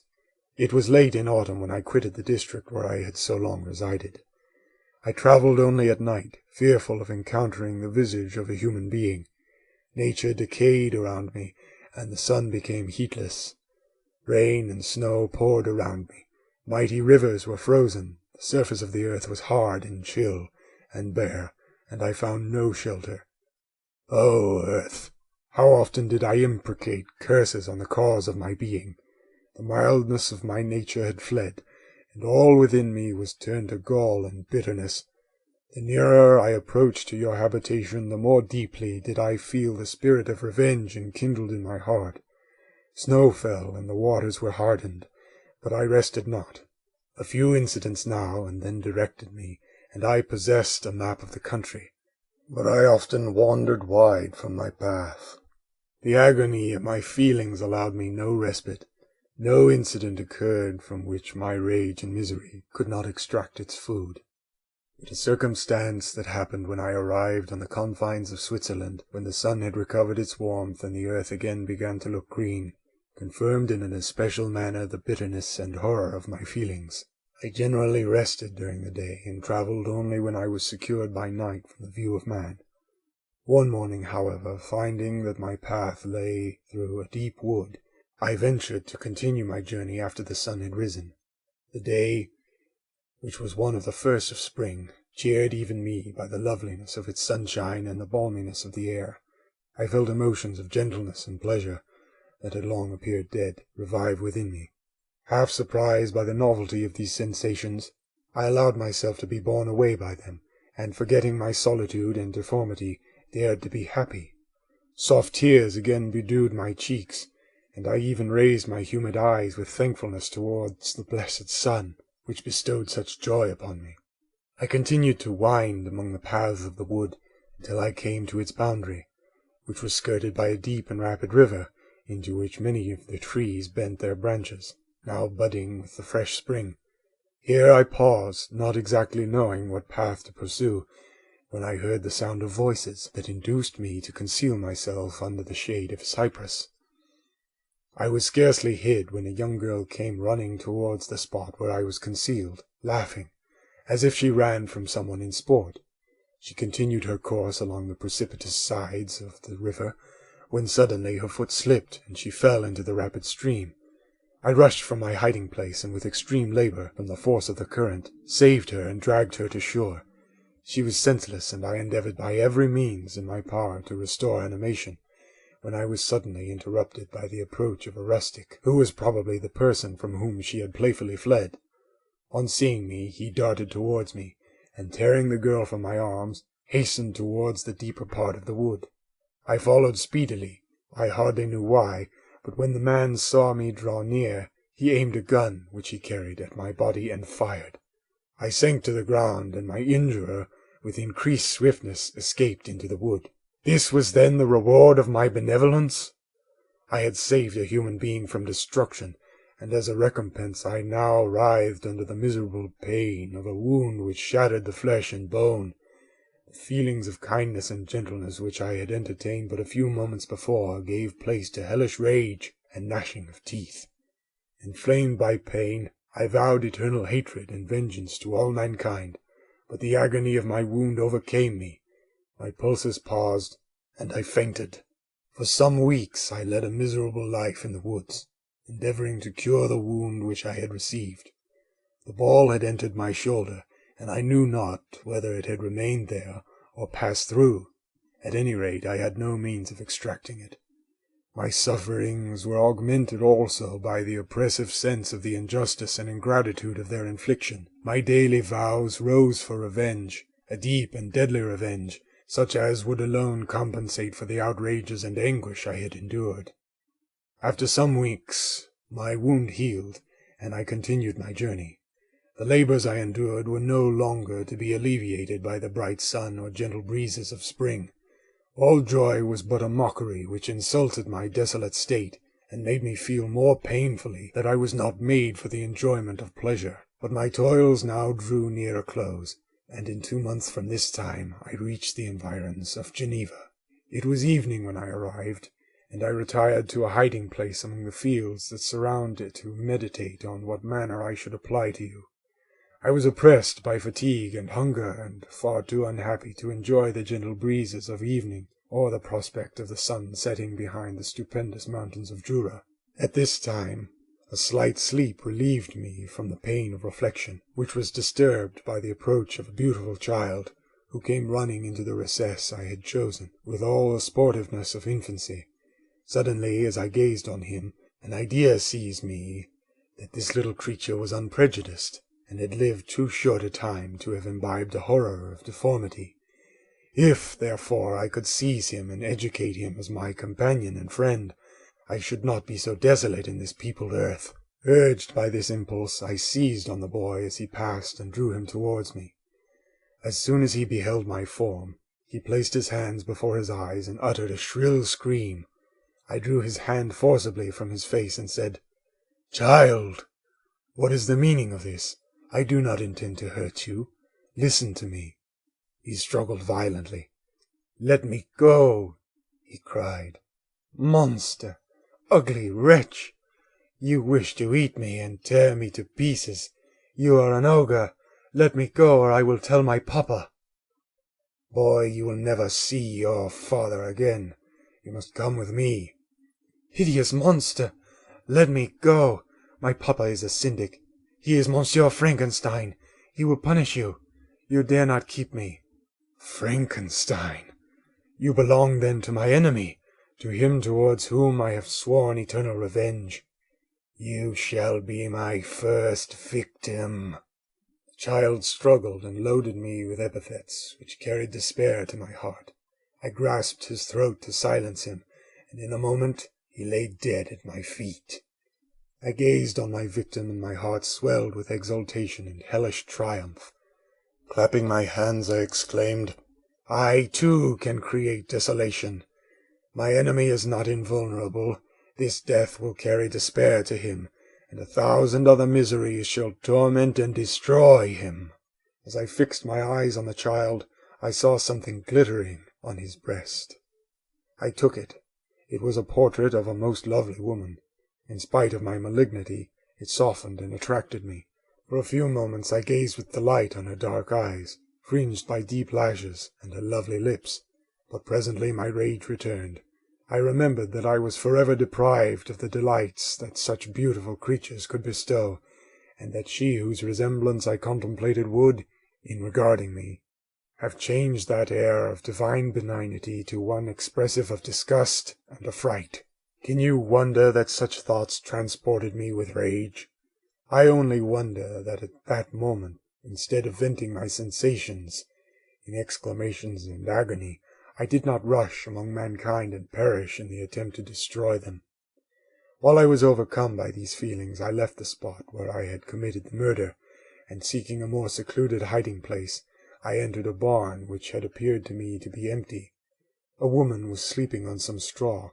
She was young, not indeed so beautiful as her whose portrait I held, but of an agreeable aspect, and blooming in the loveliness of youth and health.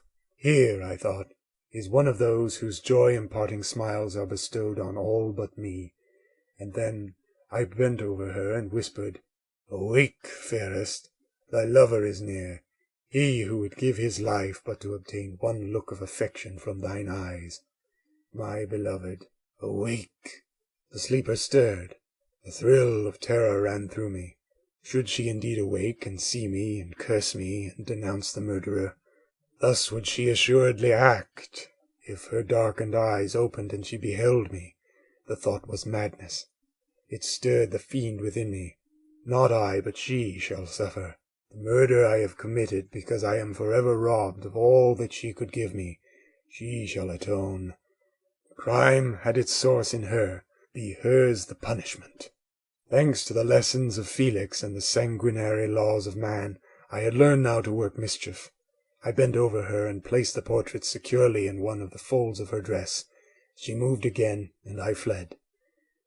For some days I haunted the spot where these scenes had taken place, sometimes wishing to see you, sometimes resolved to quit the world and its miseries forever. At length I wandered towards these mountains, and have ranged through their immense recesses, consumed by a burning passion which you alone can gratify. We may not part until you have promised to comply with my requisition. I am alone and miserable. Man will not associate with me, but one as deformed and horrible as myself would not deny herself to me. My companion must be of the same species and have the same defects. This being you must create. End of Chapter 16. Chapter 17 of Frankenstein, or the Modern Prometheus, by Mary Wollstonecraft Shelley. The being finished speaking, and fixed his looks upon me in the expectation of a reply, but I was bewildered, perplexed, and unable to arrange my ideas sufficiently to understand the full extent of his proposition. He continued, "You must create a female for me with whom I can live in the interchange of those sympathies necessary for my being. This you alone can do, and I demand it of you as a right which you must not refuse to concede." The latter part of his tale had kindled anew in me the anger that had died away while he narrated his peaceful life among the cottagers, and as he said this I could no longer suppress the rage that burned within me. "I do refuse it," I replied, "and no torture shall ever extort a consent from me. You may render me the most miserable of men, but you shall never make me base in my own eyes. Shall I create another like yourself, whose joint wickedness might desolate the world? Begone! I have answered you. You may torture me, but I will never consent." "You are in the wrong," replied the fiend, "and instead of threatening, I am content to reason with you. I am malicious because I am miserable. Am I not shunned and hated by all mankind? You, my Creator, would tear me to pieces and triumph. Remember that, and tell me why I should pity man more than he pities me. You would not call it murder if you could precipitate me into one of those ice rifts and destroy my frame, the work of your own hands. Shall I respect man when he condemns me? Let him live with me in the interchange of kindness, and instead of injury, I would bestow every benefit upon him with tears of gratitude at his acceptance. But that cannot be. The human senses are insurmountable barriers to our union, yet mine shall not be the submission of abject slavery. I will revenge my injuries. If I cannot inspire love, I will cause fear, and chiefly towards you, my arch-enemy, because my Creator, do I swear inextinguishable hatred. Have a care. I will work at your destruction, nor finish until I desolate your heart, so that you shall curse the hour of your birth." A fiendish rage animated him as he said this. His face was wrinkled into contortions too horrible for human eyes to behold, but presently he calmed himself and proceeded. "I intended to reason. This passion is detrimental to me, for you do not reflect that you are the cause of its excess. If any being felt emotions of benevolence toward me, I should return them 100 and 100-fold. For that one creature's sake I would make peace with the whole kind, but I now indulge in dreams of bliss that cannot be realized. What I ask of you is reasonable and moderate. I demand a creature of another sex, but as hideous as myself. The gratification is small, but it is all that I can receive, and it shall content me. It is true we shall be monsters, cut off from all the world, but on that account we shall be more attached to one another. Our lives will not be happy, but they will be harmless and free from the misery I now feel. Oh, my Creator, make me happy. Let me feel gratitude towards you for one benefit. Let me see that I excite the sympathy of some existing thing. Do not deny me my request." I was moved. I shuddered when I thought of the possible consequences of my consent, but I felt that there was some justice in his argument. His tale and the feelings he now expressed proved him to be a creature of fine sensations, and did I not, as his Maker, owe him all the portion of happiness that it was in my power to bestow? He saw my change of feeling and continued, "If you consent, neither you nor any other human being shall ever see us again. I will go to the vast wilds of South America. My food is not that of man. I do not destroy the lamb and the kid to glut my appetite.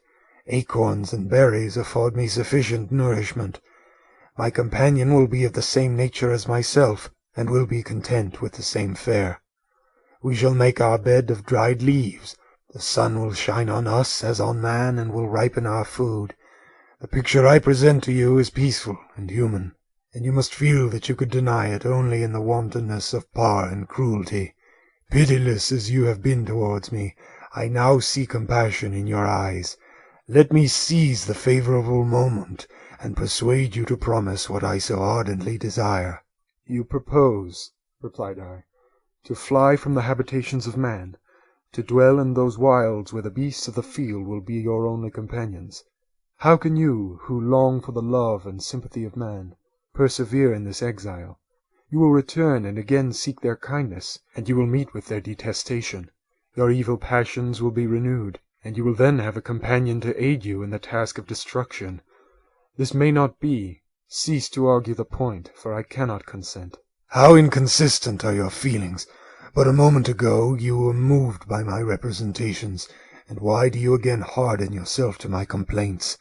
I swear to you by the earth which I inhabit, and by you that made me, that with the companion you bestow I will quit the neighbourhood of man, and dwell, as it may chance, in the most savage of places. My evil passions will have fled, for I shall meet with sympathy. My life will flow quietly away, and in my dying moments I shall not curse my Maker." His words had a strange effect upon me. I compassionated him, and sometimes felt a wish to console him, but when I looked upon him, when I saw the filthy mass that moved and talked, my heart sickened, and my feelings were altered to those of horror and hatred. I tried to stifle these sensations. I thought that as I could not sympathize with him, I had no right to withhold from him the small portion of happiness which was yet in my power to bestow. "You swear," I said, "to be harmless, but have you not already shown a degree of malice that should reasonably make me distrust you? May not even this be a feint that will increase your triumph by affording a wider scope for your revenge?" "How is this? I must not be trifled with, and I demand an answer. If I have no ties and no affections, hatred and vice must be my portion. The love of another will destroy the cause of my crimes, and I shall become a thing of whose existence everyone will be ignorant. My vices are the children of a forced solitude that I abhor, and my virtues will necessarily arise when I live in communion with an equal. I shall feel the affections of a sensitive being, and become linked to the chain of existence and events from which I am now excluded." I paused some time to reflect on all he had related and the various arguments which he had employed. I thought of the promise of virtues which he had displayed on the opening of his existence, and the subsequent blight of all kindly feelings by the loathing and scorn which his protectors had manifested towards him. His power and threats were not omitted in my calculations. A creature who could exist in the ice caves of the glaciers and hide himself from pursuit among the ridges of inaccessible precipices was a being possessing faculties it would be vain to cope with. After a long pause of reflection, I concluded that the justice due both to him and my fellow creatures demanded of me that I should comply with his request. Turning to him, therefore, I said, "I consent to your demand, on your solemn oath to quit Europe forever, and every other place in the neighborhood of man, as soon as I shall deliver into your hands a female who will accompany you in your exile." "I swear," he cried, "by the sun and by the blue sky of heaven, and by the fire of love that burns my heart, that if you grant my prayer, while they exist you shall never behold me again. Depart to your home and commence your labors. I shall watch their progress with unutterable anxiety, and fear not but that when you are ready I shall appear." Saying this, he suddenly quitted me, fearful perhaps of any change in my sentiments. I saw him descend the mountain with greater speed than the flight of an eagle, and quickly lost among the undulations of the sea of ice. His tale had occupied the whole day, and the sun was upon the verge of the horizon when he departed. I knew that I ought to hasten my descent towards the valley, as I should soon be encompassed in darkness, but my heart was heavy and my steps slow. The labor of winding among the little paths of the mountain and fixing my feet firmly as I advanced perplexed me, occupied as I was by the emotions which the occurrences of the day had produced. Night was far advanced when I came to the halfway resting place and seated myself beside the fountain. The stars shone at intervals as the clouds passed from over them. The dark pines rose before me, and every here and there a broken tree lay on the ground. It was a scene of wonderful solemnity, and stirred strange thoughts within me. I wept bitterly, and clasping my hands in agony, I exclaimed, "Oh, stars and clouds and winds, ye are all about to mock me. If ye really pity me, crush sensation and memory. Let me become as naught. But if not, depart, depart, and leave me in darkness." These were wild and miserable thoughts, but I cannot describe to you how the eternal twinkling of the stars weighed upon me, and how I listened to every blast of wind as if it were a dull, ugly siroc on its way to consume me. Morning dawned before I arrived at the village of Chamonix. I took no rest, but returned immediately to Geneva. Even in my own heart I could give no expression to my sensations. They weighed on me with a mountain's weight, and their excess destroyed my agony beneath them. Thus I returned home, and entering the house presented myself to the family. My haggard and wild appearance awoke intense alarm, but I answered no question, scarcely did I speak. I felt as if I were placed under a ban, as if I had no right to claim their sympathies, as if never more might I enjoy companionship with them. Yet even thus I loved them to adoration, and to save them I resolved to dedicate myself to my most abhorred task. The prospect of such an occupation made every other circumstance of existence pass before me like a dream, and that thought only had to me the reality of life. End of Chapter 17. Chapter 18 of Frankenstein or the Modern Prometheus by Mary Wollstonecraft Shelley. Day after day, week after week passed away on my return to Geneva, and I could not collect the courage to recommence my work. I feared the vengeance of the disappointed fiend, yet I was unable to overcome my repugnance to the task which was enjoined me. I found that I could not compose a female without again devoting several months to profound study and laborious disquisition. I had heard of some discoveries having been made by an English philosopher, the knowledge of which was material to my success, and I sometimes thought of obtaining my father's consent to visit England for this purpose. But I clung to every pretence of delay, and shrank from taking the first step in an undertaking whose immediate necessity began to appear less absolute to me. Change indeed had taken place in me. My health, which had hitherto declined, was now much restored, and my spirits, when unchecked by the memory of my unhappy promise, rose proportionably. My father saw this change with pleasure, and he turned his thoughts towards the best method of eradicating the remains of my melancholy, which every now and then would return by fits, and with a devouring blackness overcast the approaching sunshine. At these moments I took refuge in the most perfect solitude. I passed whole days on the lake alone in a little boat, watching the clouds and listening to the rippling of the waves, silent and listless. But the fresh air and bright sun seldom failed to restore me to some degree of composure, and on my return I met the salutations of my friends with a readier smile and a more cheerful heart. It was after my return from one of these rambles that my father, calling me aside, thus addressed me. "I am happy to remark, my dear son, that you have resumed your former pleasures, and seem to be returning to yourself. And yet you are still unhappy, and still avoid our society. For some time I was lost in conjecture as to the cause of this, but yesterday an idea struck me, and if it is well founded, I conjure you to avow it. Reserve on such a point would be not only useless, but draw down treble misery on us all." I trembled violently at his exordium, and my father continued, "I confess, my son, that I have always looked forward to your marriage with our dear Elizabeth, as the tie of our domestic comfort, and the stay of my declining years. You were attached to each other from your earliest infancy. You studied together, and appeared in dispositions and tastes entirely suited to one another. But so blind is the experience of man, that what I conceive to be the best assistance to my plan may have entirely destroyed it. You, perhaps, regard her as your sister, without any wish that she might become your wife. Nay, you may have met with another, whom you may love, and considering yourself as bound in honour to Elizabeth, this struggle may occasion the poignant misery which you appear to feel. My dear father, reassure yourself. I love my cousin tenderly and sincerely. I never saw any woman who excited, as Elizabeth does, my warmest admiration and affection. My future hopes and prospects are entirely bound up in the expectation of our union. The expression of your sentiments of this subject, my dear Victor, gives me more pleasure than I have for some time experienced. If you feel thus, we shall assuredly be happy, however present events may cast a gloom over us. But it is this gloom which appears to have taken so strong a hold of your mind that I wish to dissipate. Tell me, therefore, whether you object to an immediate solemnization of the marriage. We have been unfortunate, and recent events have drawn us from that everyday tranquillity befitting my years and infirmities. You are younger, yet I do not suppose, possessed as you are of competent fortune, that an early marriage would at all interfere with any future plans of honour and utility that you may have formed. Do not suppose, however, that I wish to dictate happiness to you, or that a delay on your part would cause me any serious uneasiness. Interpret my words with candour, and answer me, I conjure you, with confidence and sincerity." I listened to my father in silence, and remained for some time incapable of offering any reply. I revolved rapidly in my mind a multitude of thoughts, and endeavoured to arrive at some conclusion. Alas! To me the idea of an immediate union with my Elizabeth was one of horror and dismay.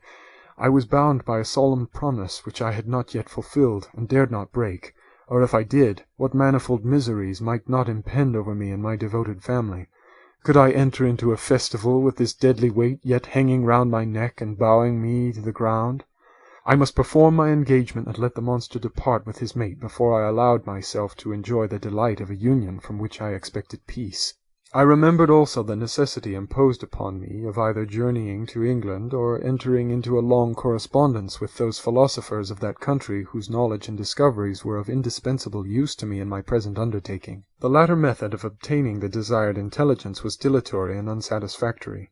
Besides, I had an insurmountable aversion to the idea of engaging myself in my loathsome task in my father's house, while in habits of familiar intercourse with those I loved. I knew that 1,000 fearful accidents might occur, the slightest of which could disclose a tale to thrill all connected with me with horror. I was aware also that I should often lose all self-command, all capacity of hiding the harrowing sensations that would possess me during the progress of my unearthly occupation. I must absent myself from all I loved while thus employed. Once commenced, it would quickly be achieved, and I might be restored to my family in peace and happiness. My promise fulfilled, the monster would depart forever, or, so my fond fancy imaged, some accident might meanwhile occur to destroy him and put an end to my slavery forever. These feelings dictated my answer to my father. I expressed a wish to visit England, but concealing the true reasons of this request, I clothed my desires under a guise which excited no suspicion, while I urged my desire with an earnestness that easily induced my father to comply. After so long a period of an absorbing melancholy that resembled madness in its intensity and effects, he was glad to find that I was capable and taking pleasure in the idea of such a journey, and he hoped that change of scene and varied amusement would, before my return, have restored me entirely to myself. The duration of my absence was left to my own choice. A few months, or at most a year, was the period contemplated. One paternal kind precaution he had taken to ensure my having a companion. Without previously communicating with me, he had, in concert with Elizabeth, arranged that Clerval should join me at Strasbourg.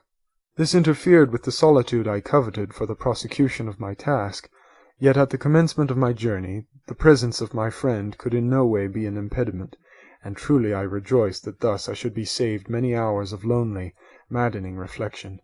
Nay, Henry might stand between me and the intrusion of my foe.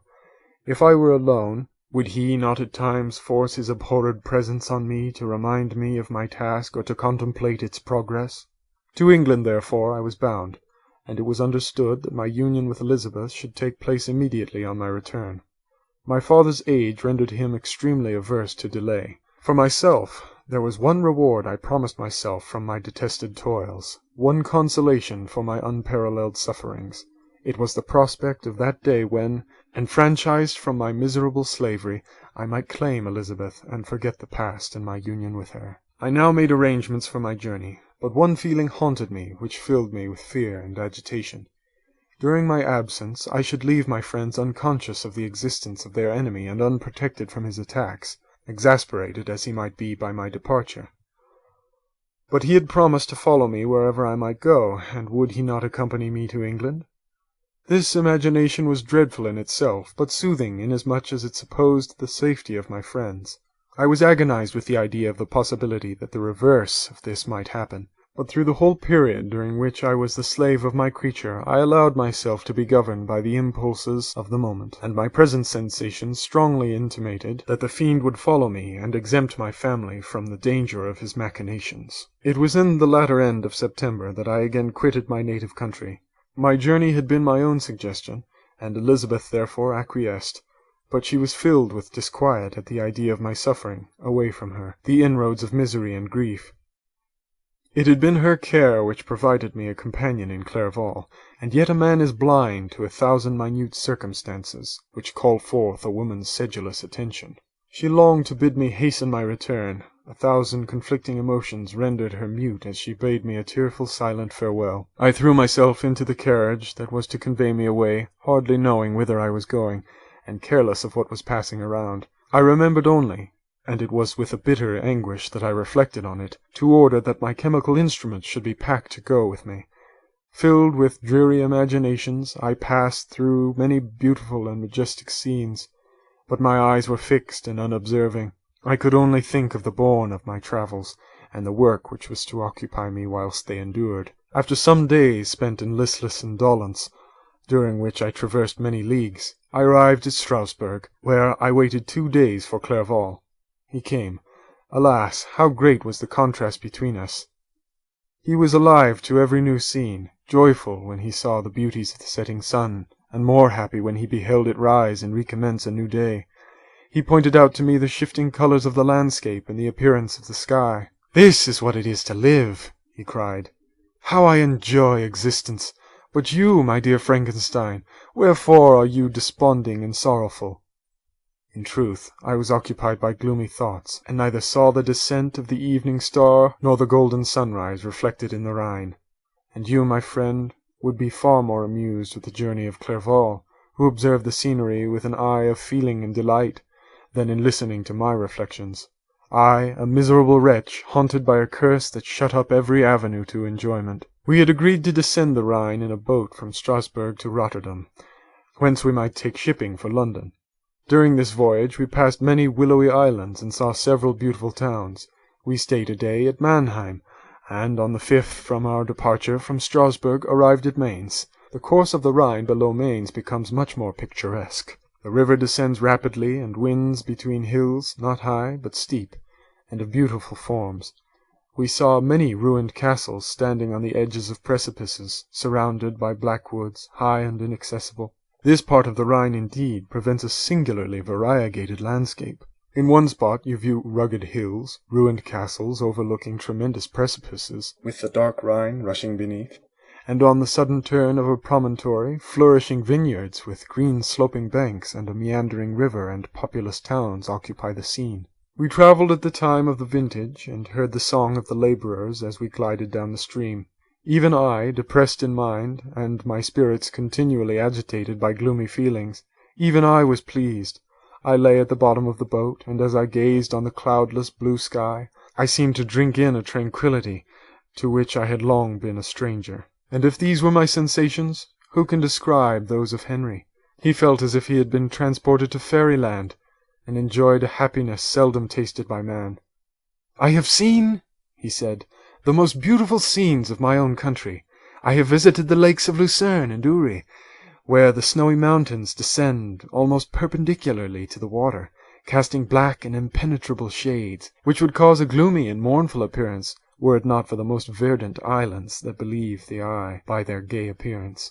I have seen this lake agitated by a tempest, when the wind tore up whirlwinds of water and gave you an idea of what the waterspout must be on the great ocean, and the waves dash with fury the base of the mountain, where the priest and his mistress were overwhelmed by an avalanche, and where their dying voices are still said to be heard amid the pauses of the nightly wind. I have seen the mountains of La Valais and the Pays de Vaud. But this country, Victor, pleases me more than all those wonders.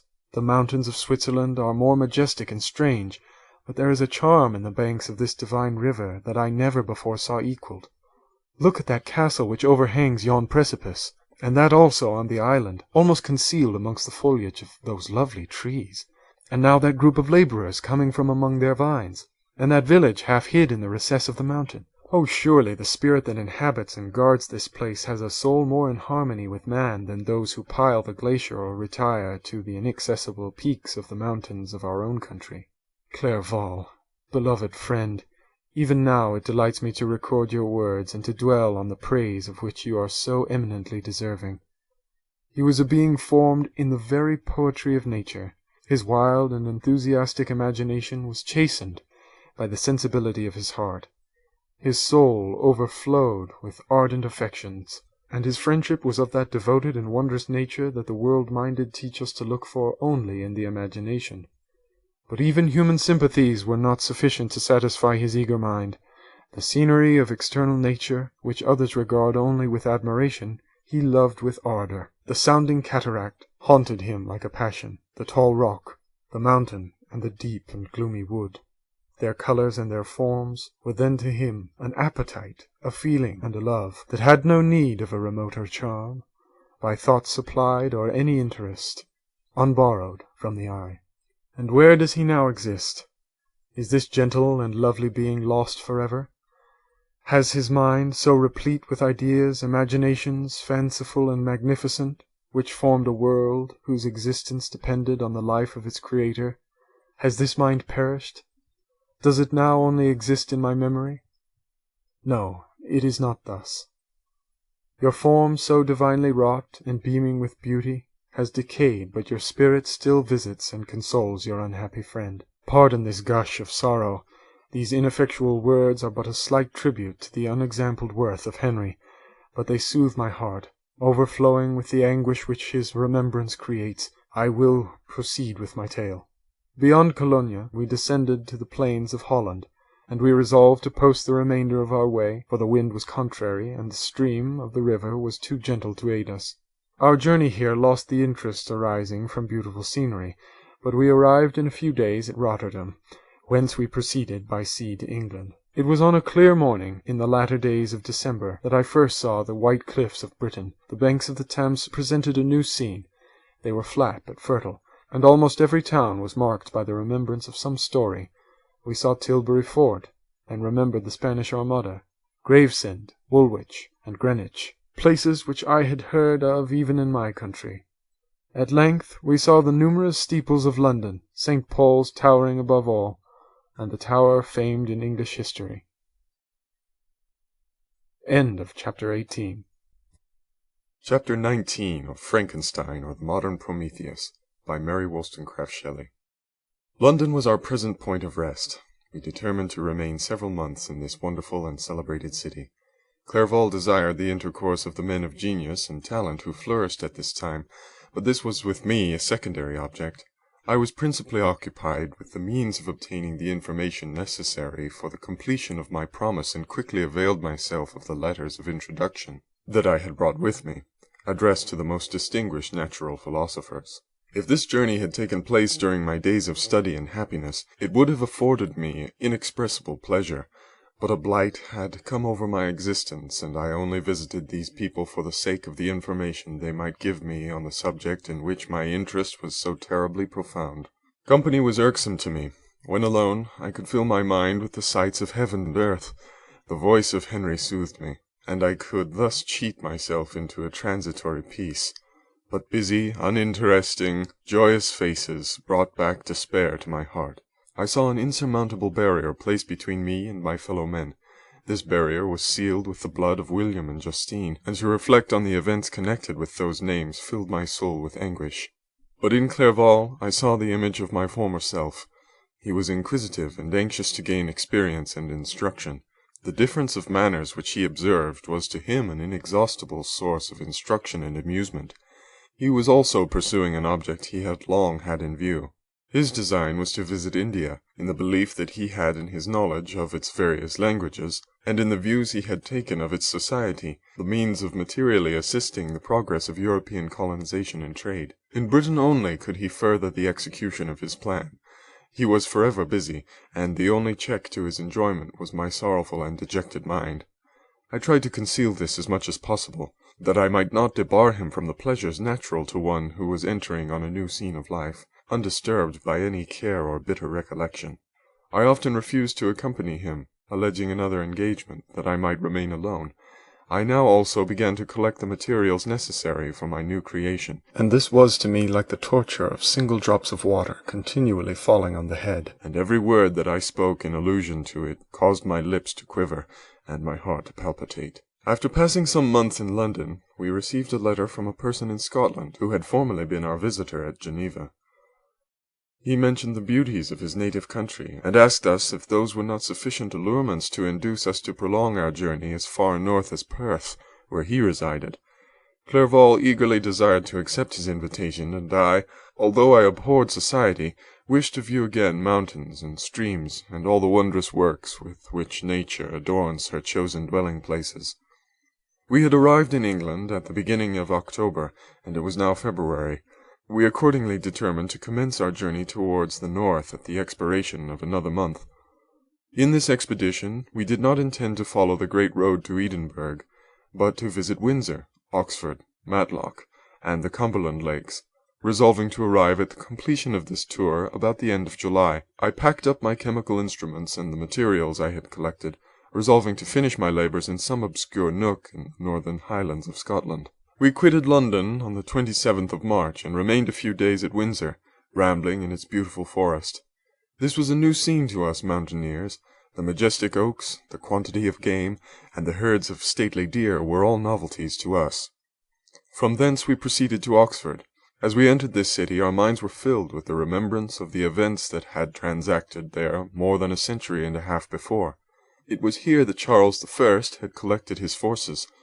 This city had remained faithful to him, after the whole nation had forsaken his cause to join the standard of Parliament and liberty. The memory of that unfortunate king and his companions, the amiable Falkland, the insolent Goring, his queen, and son, gave a peculiar interest to every part of the city which they might be supposed to have inhabited. The spirit of elder days found a dwelling here, and we delighted to trace its footsteps. If these feelings had not found an imaginary gratification, the appearance of the city had yet in itself sufficient beauty to obtain our admiration.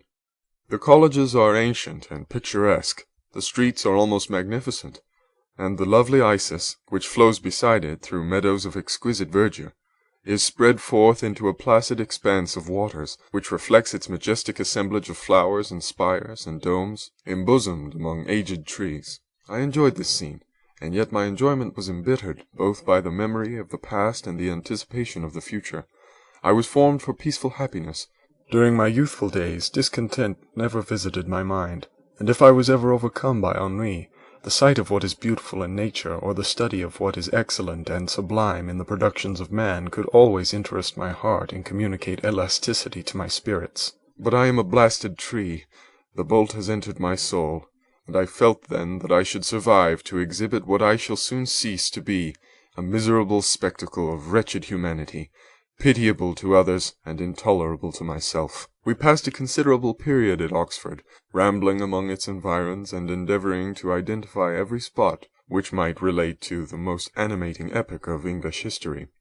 Our little voyages of discovery were often prolonged by the successive objects that presented themselves. We visited the tomb of the illustrious Hampden, and the field on which that patriot fell, For a moment my soul was elevated from its debasing and miserable fears to contemplate the divine ideas of liberty and self-sacrifice, of which these sights were the monuments and the remembrancers. For an instant I dared to shake off my chains and look around me with a free and lofty spirit, but the iron had eaten into my flesh, and I sank again, trembling and hopeless, into my miserable self. We left Oxford with regret and proceeded to Matlock, which was our next place of rest. The country in the neighbourhood of this village resembled, to a greater degree, the scenery of Switzerland, but everything is on a lower scale, and the green hills want the crown of distant white Alps, which always attend on the piny mountains of my native country. We visited the wondrous cave and the little cabinets of natural history, where the curiosities are disposed in the same manner as in the collections of Cerveau and Chamonix. The latter name made me tremble when pronounced by Henry, and I hastened to quit Matlock, with which that terrible scene was thus associated. From Derby, still journeying northwards, we passed 2 months in Cumberland and Westmoreland. I could now almost fancy myself among the Swiss mountains. The little patches of snow which yet lingered in the northern sides of the mountains, the lakes, and the dashing of the rocky streams were all familiar and dear sights to me. Here also we made some acquaintances, who almost contrived to cheat me into happiness. The delight of Clerval was proportionably greater than mine. His mind expanded in the company of men of talent, and he found in his own nature greater capacities and resources than he could have imagined himself to have possessed while he associated with his inferiors. "I could pass my life here," he said to me, "and among these mountains I should scarcely regret Switzerland and the Rhine." But he found that a traveller's life is one that includes much pain amidst its enjoyments. His feelings are forever on the stretch, and when he begins to sink into repose, he finds himself obliged to quit that on which he rests in pleasure for something new, which again engages his attention, and which also he forsakes for other novelties. We had scarcely visited the various lakes of Cumberland and Westmoreland, and conceived an affection for some of the inhabitants, when the period of our appointment with our Scotch friend approached, and we left then to travel on. For my own part I was not sorry. I had now neglected my promise for some time, and I feared the effects of the demon's disappointment. He might remain in Switzerland and wreak his vengeance on my relatives. This idea pursued me and tormented me at every moment from which I might otherwise have snatched repose and peace. I waited for my letters with feverish impatience. If they were delayed, I was miserable, and overcome by 1,000 fears, and when they arrived, and I saw the superscription of Elizabeth or my father, I hardly dared to read and ascertain my fate. Sometimes I thought that the fiend followed me and might expedite my remissness by murdering my companion. When these thoughts possessed me, I would not quit Henry for a moment, but followed him as his shadow, to protect him from the fancied rage of his destroyer. I felt as if I had committed some great crime, the consciousness of which haunted me. I was guiltless, but I had indeed drawn down a horrible curse upon my head, as mortal as that of crime. I visited Edinburgh with languid eyes and mind, and yet that city might have interested the most unfortunate being. Clerval did not like it so well as Oxford, for the antiquity of the latter city was more pleasing to him, but the beauty and regularity of the new town of Edinburgh, its romantic castle and its environs, the most delightful in the world, Arthur's Seat, St. Bernard's Well, and the Pentland Hills compensated him for the change and filled him with cheerfulness and admiration. But I was impatient to arrive at the termination of my journey. We left Edinburgh in a week, passing through Coupar, St. Andrews, and along the banks of the Tay, to Perth, where our friend expected us. But I was in no mood to laugh and talk with strangers, or enter into their feelings or plans with the good humour expected from a guest, and accordingly I told Clerval that I wished to make the tour of Scotland alone. "Do you?" said I. "Enjoy yourself, and let this be our rendezvous. I may be absent a month or 2, but do not interfere with my motions, I entreat you. Leave me to peace and solitude for a short time, and when I return I hope it will be with a lighter heart, more congenial to your own temper." Henry wished to dissuade me, but seeing me bent on this plan, ceased to remonstrate. He entreated me to write often. "I had rather be with you," he said, "in your solitary rambles, than with these Scotch people, whom I do not know. Hasten then, my dear friend, to return, that I may again feel myself somewhat at home, which I cannot do in your absence." Having parted from my friend, I determined to visit some remote spot of Scotland and finish my work in solitude.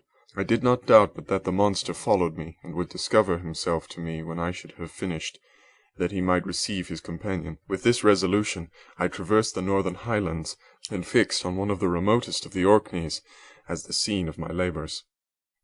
It was a place fitted for such a work, being hardly more than a rock whose high sides were continually beaten upon by the waves.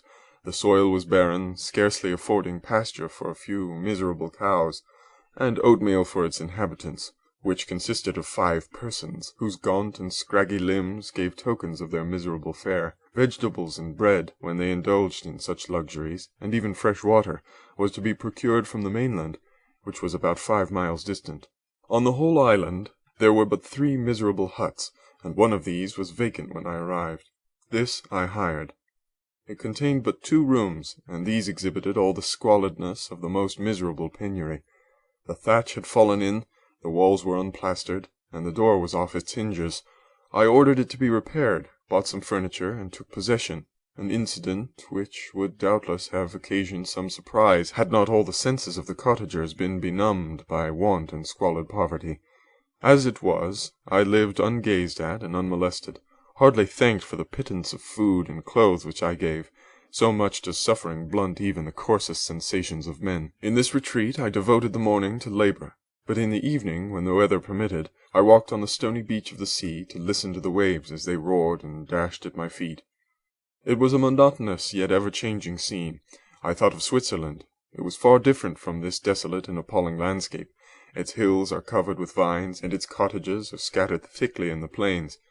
Its fair lakes reflect a blue and gentle sky, and when troubled by the winds, their tumult is but as the play of a lively infant when compared to the roarings of a giant ocean. In this manner I distributed my occupations when I first arrived, but as I proceeded in my labour, it became every day more horrible and irksome to me. Sometimes I could not prevail on myself to enter my laboratory for several days, and at other times I toiled day and night in order to complete my work. It was indeed a filthy process in which I was engaged. During my first experiment, a kind of enthusiastic frenzy had blinded me to the horror of my employment.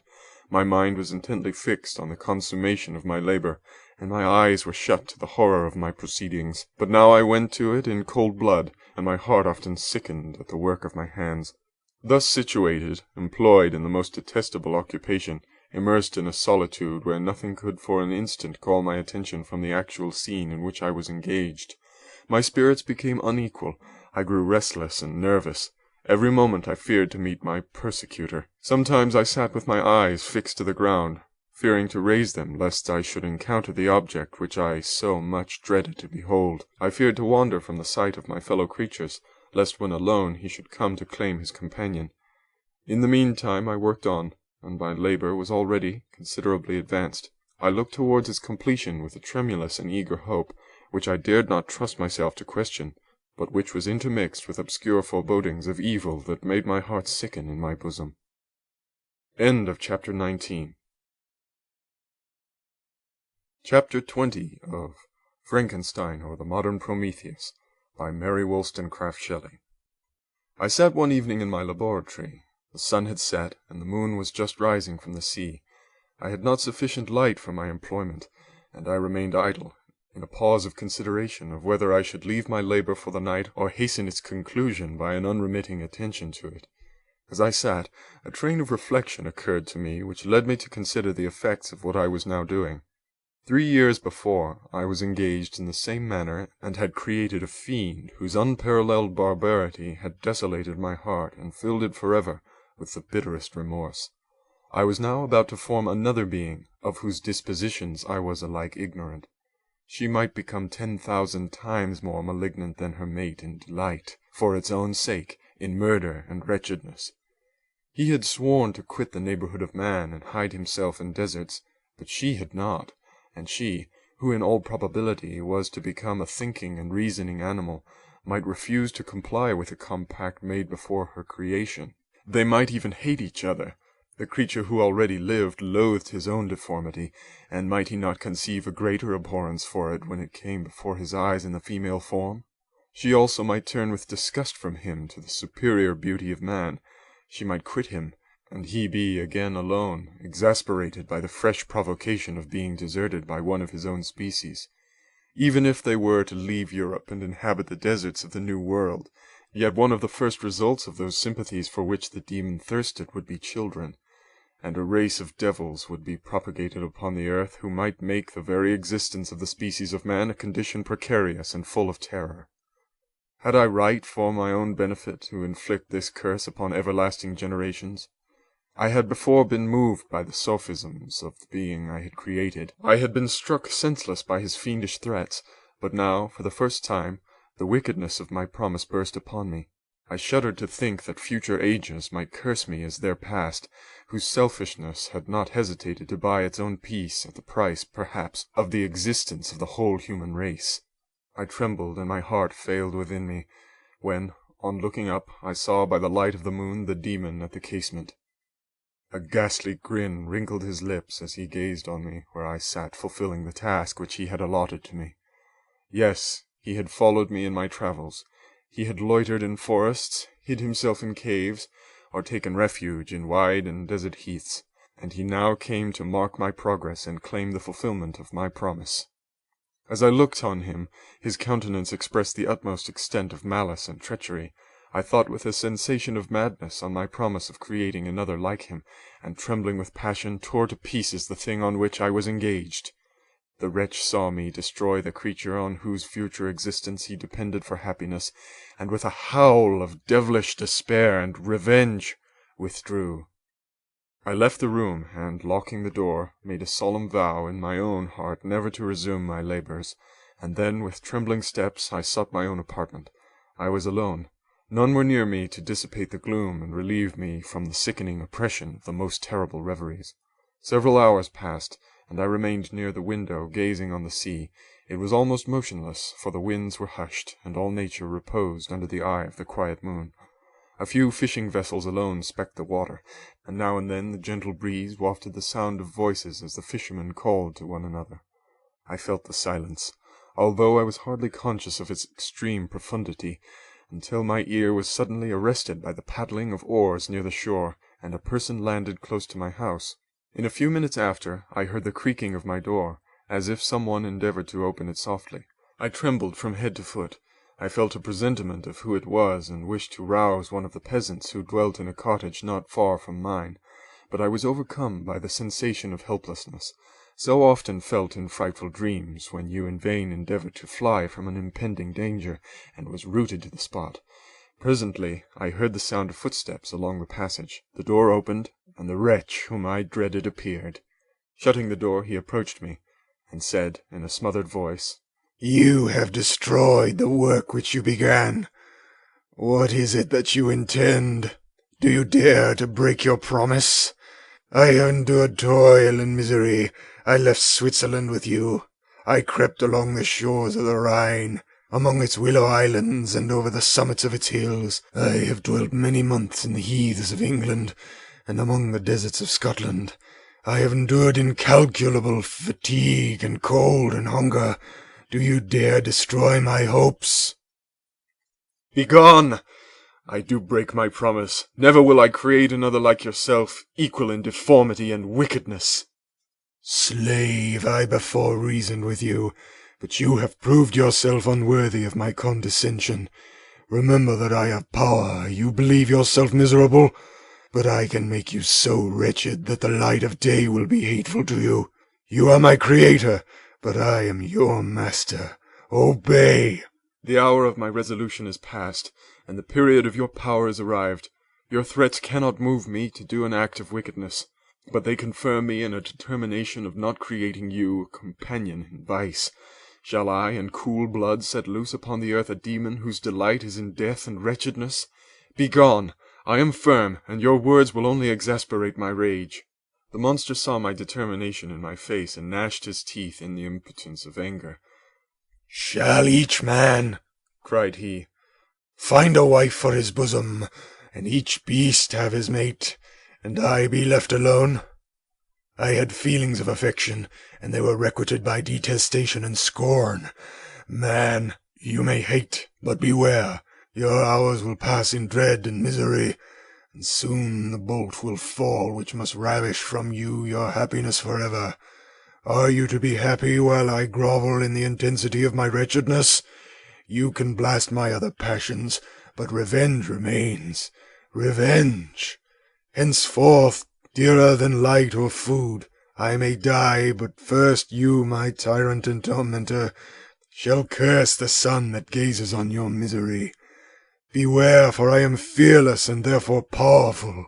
I will watch with the wiliness of a snake, that I may sting with its venom. Man, you shall repent of the injuries you inflict. Devil, cease, and do not poison the air with these sounds of malice.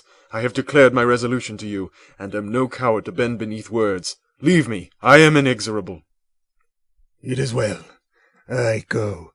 But remember, I shall be with you on your wedding night. I started forward and exclaimed, Villain! Before you sign my death warrant, be sure that you are yourself safe. I would have seized him, but he eluded me and quitted the house with precipitation. In a few moments I saw him in his boat, which shot across the waters with an arrowy swiftness, and was soon lost amidst the waves. All was again silent, but his words rang in my ears. I burned with rage to pursue the murderer of my peace and precipitate him into the ocean.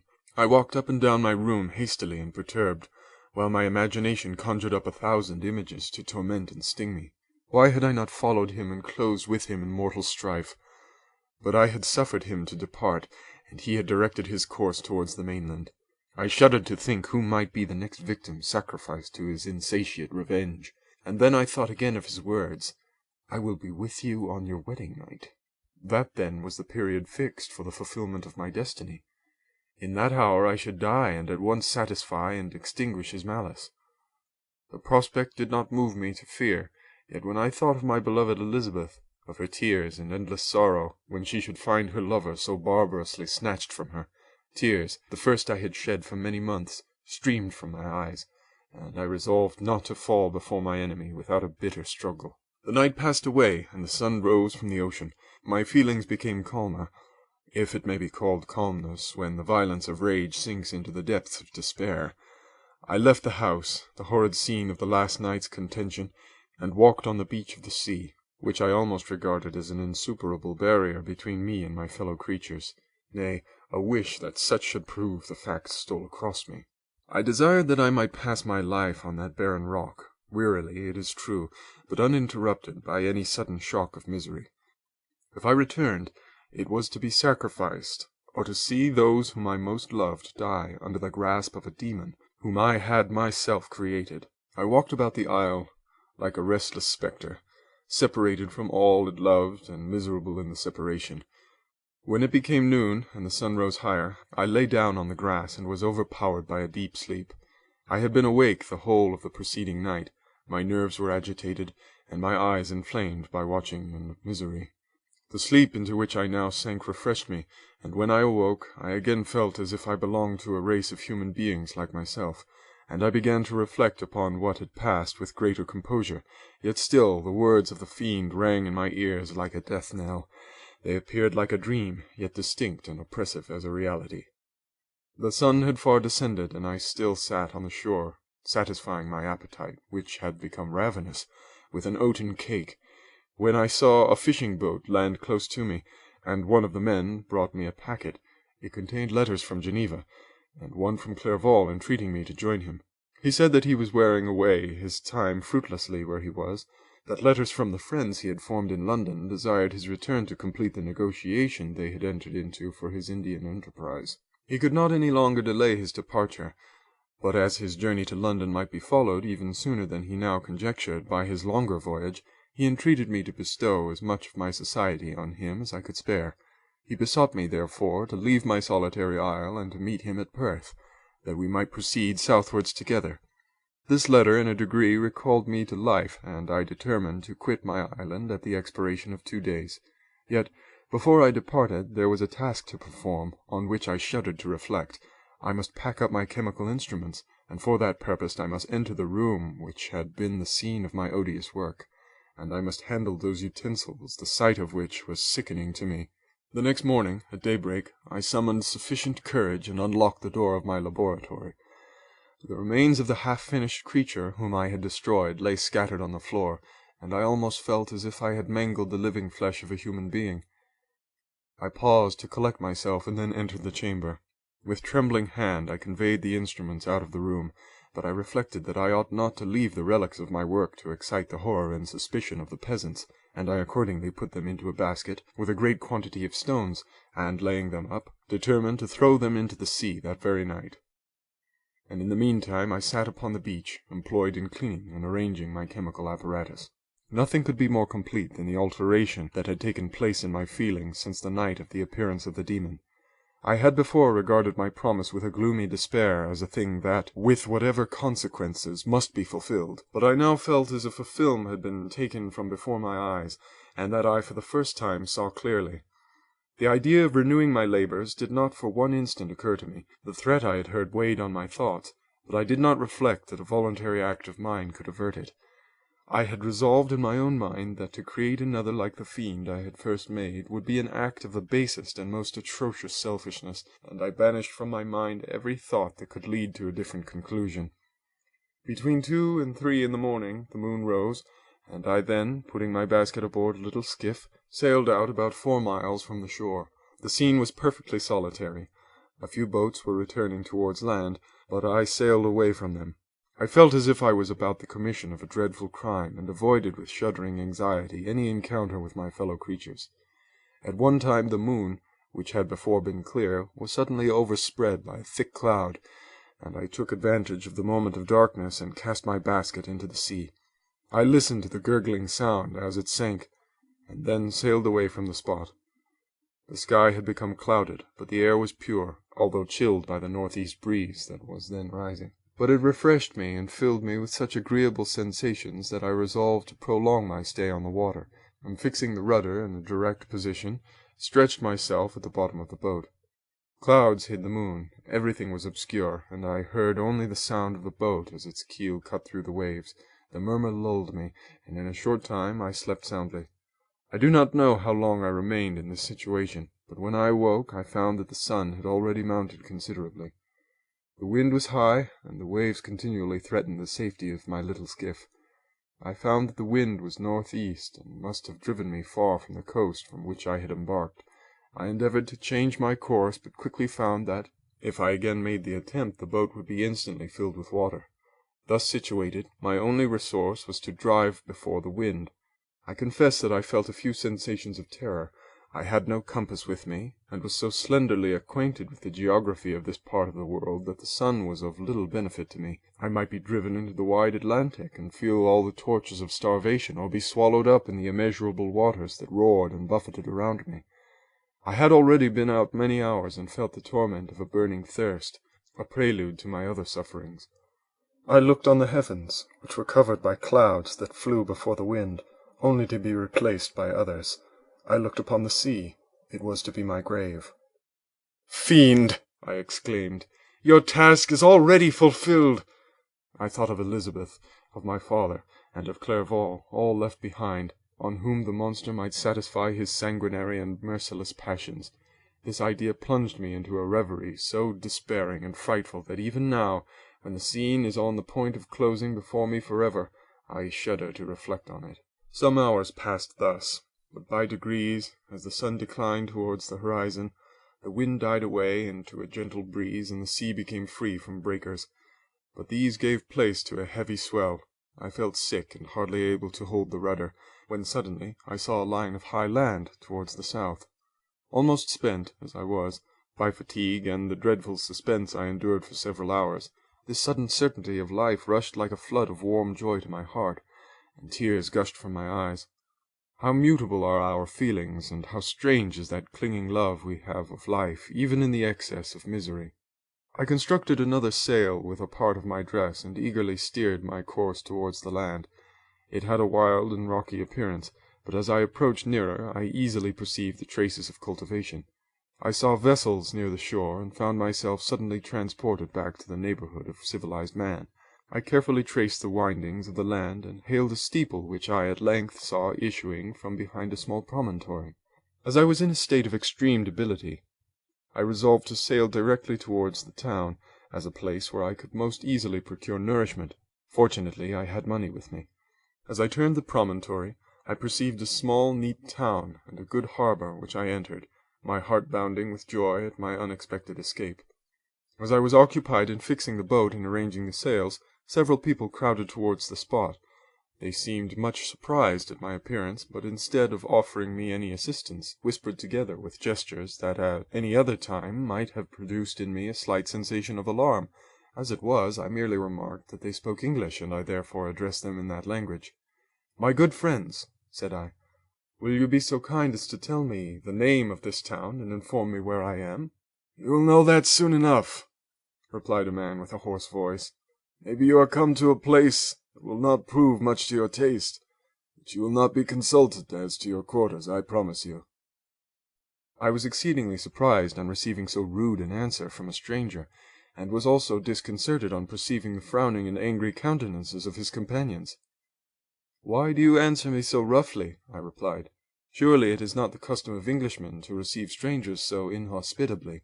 "I do not know," said the man, "what the custom of the English may be, but it is the custom of the Irish to hate villains." While this strange dialogue continued, I perceived the crowd rapidly increase. Their faces expressed a mixture of curiosity and anger, which annoyed and in some degree alarmed me.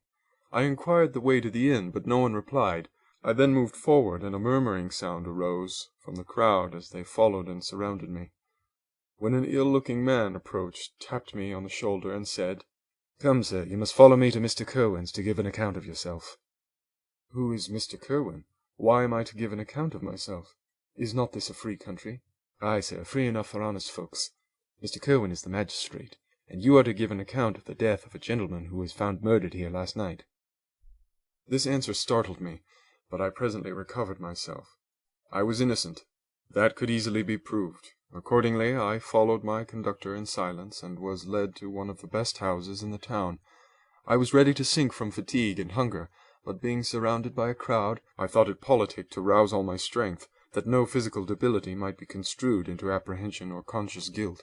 Little did I expect the calamity that was in a few moments to overwhelm me and extinguish in horror and despair all fear of ignominy or death.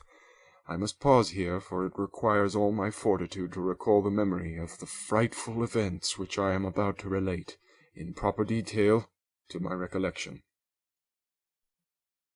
End of Chapter 20.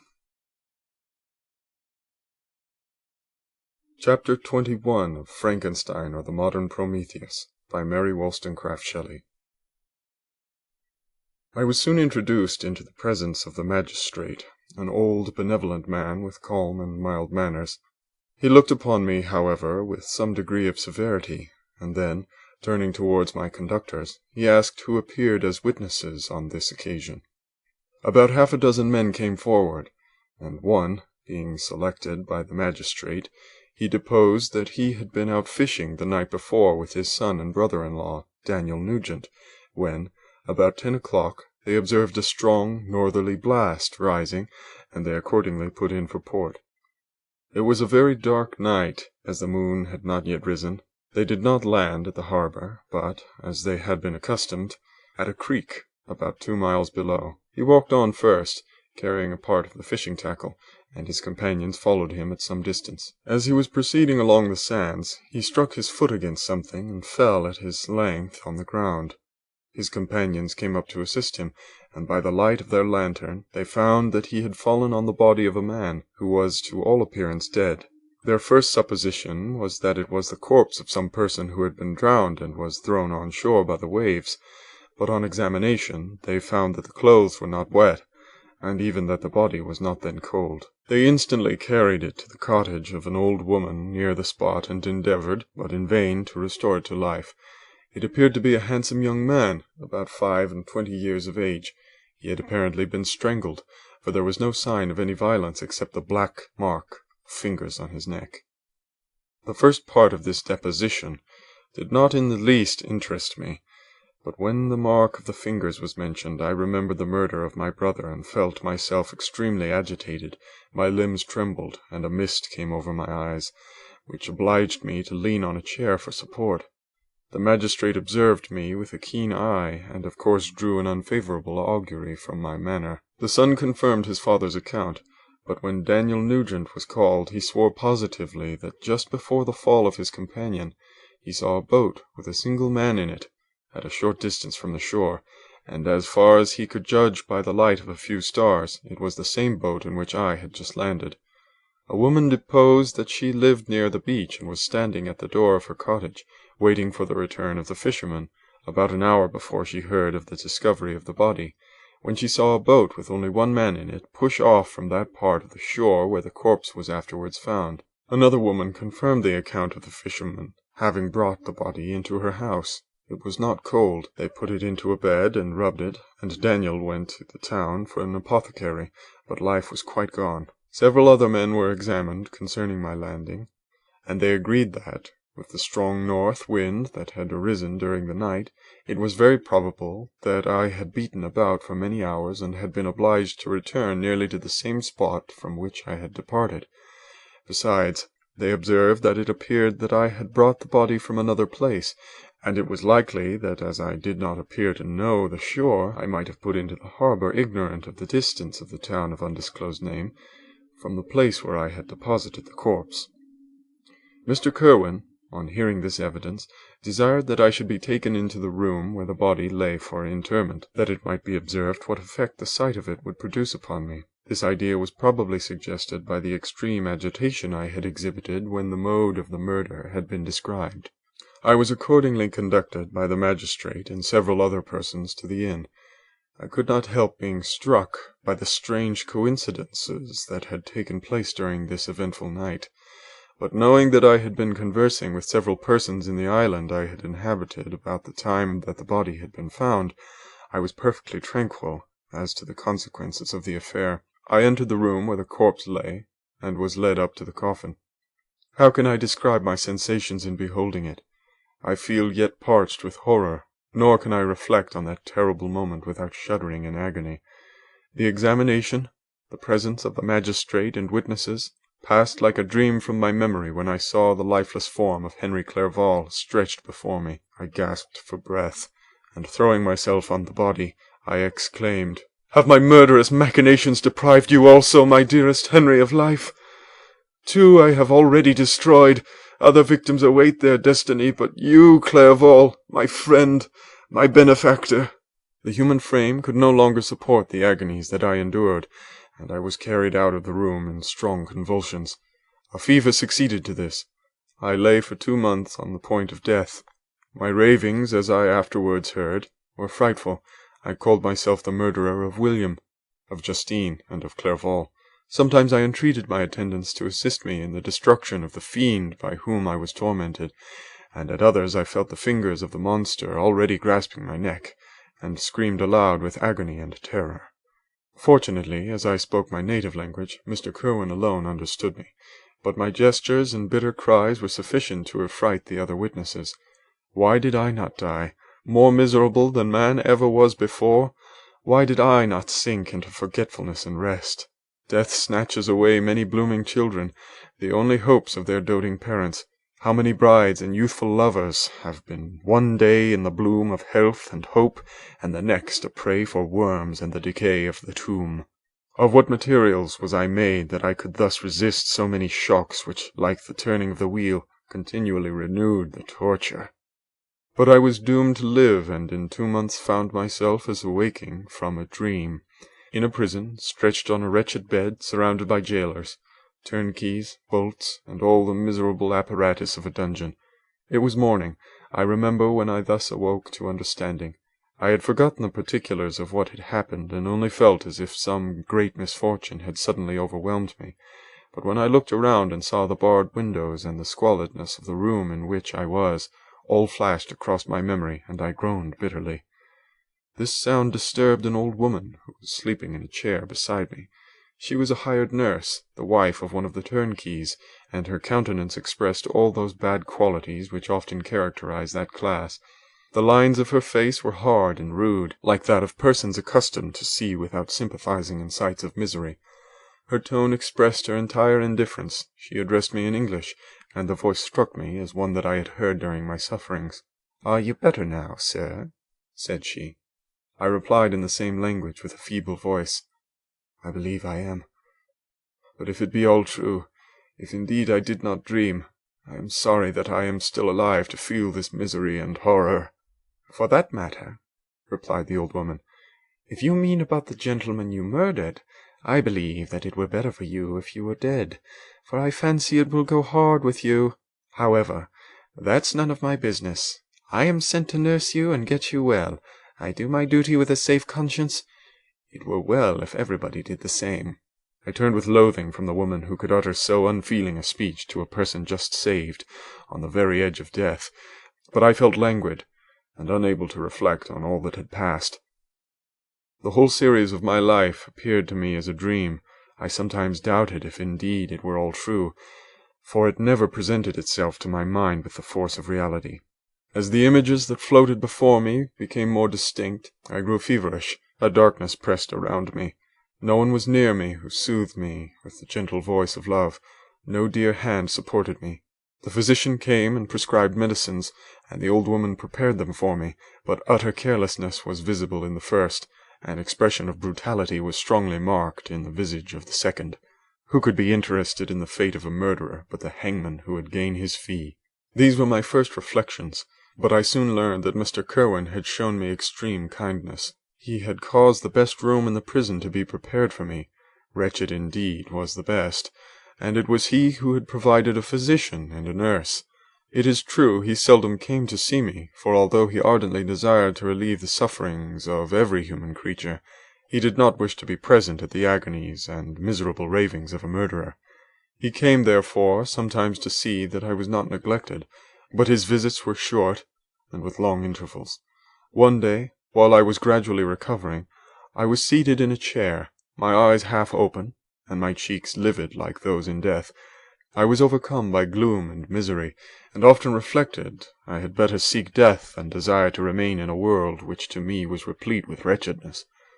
At one time I considered whether I should not declare myself guilty and suffer the penalty of the law, less innocent than poor Justine had been. Such were my thoughts when the door of my apartment was opened and Mr. Kirwin entered. His countenance expressed sympathy and compassion. He drew a chair close to mine and addressed me in French. "I fear that this place is very shocking to you. Can I do anything to make you more comfortable?" "I thank you, but all that you mention is nothing to me.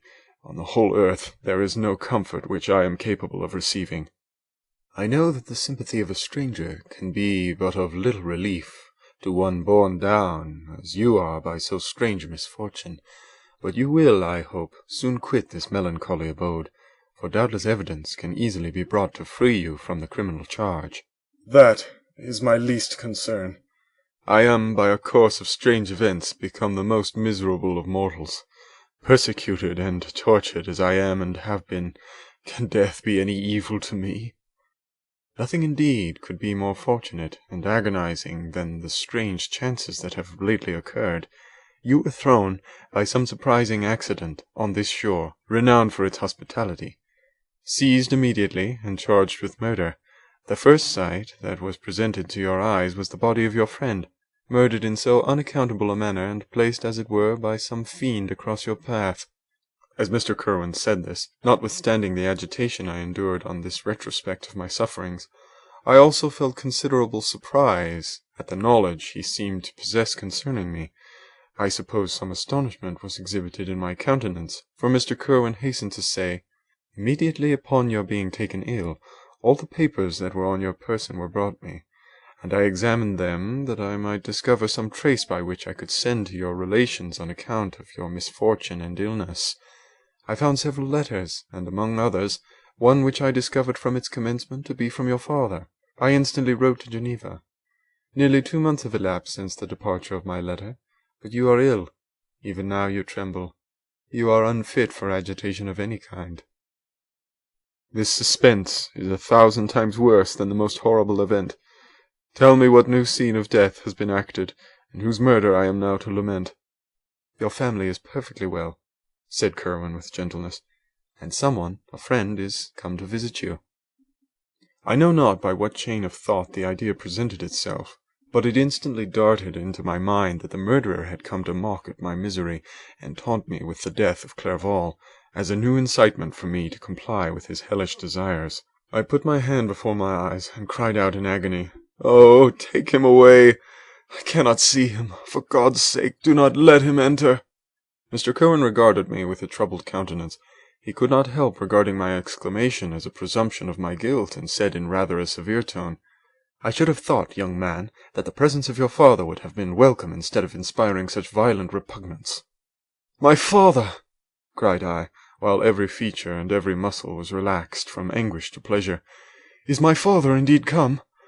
How kind, how very kind! But where is he? Why does he not hasten to me?" My change of manner surprised and pleased the magistrate. Perhaps he thought that my former exclamation was a momentary return of delirium, and now he instantly resumed his former benevolence. He rose and quitted the room with my nurse, and in a moment my father entered it. Nothing at this moment could have given me greater pleasure than the arrival of my father. I stretched out my hand to him and cried, "Are you then safe? And Elizabeth and Ernest?" My father calmed me with assurances of their welfare, and endeavoured, by dwelling on these subjects so interesting to my heart, to raise my desponding spirits. But he soon felt that a prison cannot be the abode of cheerfulness. "What place is this that you inhabit, my son?" said he, looking mournfully at the barred windows and wretched appearance of the room. "You travel to seek happiness, but a fatality seems to pursue you. And poor Clerval, the name of my unfortunate and murdered friend, was an agitation too great to be endured in my weak state. I shed tears. "Alas! Yes, my father," replied I. "Some destiny of the most horrible kind hangs over me, and I must live to fulfill it, or surely I should have died on the coffin of Henry." We were not allowed to converse for any length of time, for the precarious state of my health rendered every precaution necessary that could ensure tranquillity. Mr. Cohen came in, and insisted that my strength should not be exhausted by too much exertion, but the appearance of my father was to me like that of my good angel, and I gradually recovered my health. As my sickness quitted me, I was absorbed by a gloomy and black melancholy that nothing could dissipate. The image of Clerval was forever before me, ghastly and murdered. More than once the agitation into which these reflections threw me made my friends dread a dangerous relapse. Alas! Why did they preserve so miserable and detested a life? It was surely that I might fulfill my destiny, which is now drawing to a close. Soon, oh very soon, will death extinguish these throbbings and relieve me from the mighty weight of anguish that bears me to the dust. And in executing the award of justice, I shall also sink to rest.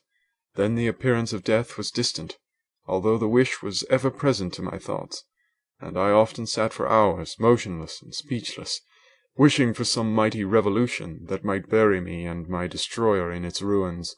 The season of the assizes approached. I had already been 3 months in prison, and although I was still weak and in continual danger of relapse, I was obliged to travel nearly 100 miles to the country town where the court was held. Mr. Curwen charged himself with every care of collecting witnesses and arranging my defence. I was spared the disgrace of appearing publicly as a criminal, as the case was not brought before the court that decides on life and death. The grand jury rejected the bill, on its being proved that I was on the Orkney Islands at the hour the body of my friend was found, and a fortnight after my removal I was liberated from prison. My father was enraptured on finding me freed from the vexations of a criminal charge, that I was again allowed to breathe the fresh atmosphere and permitted to return to my native country. I did not participate in these feelings, for to me the walls of a dungeon or a palace were alike hateful.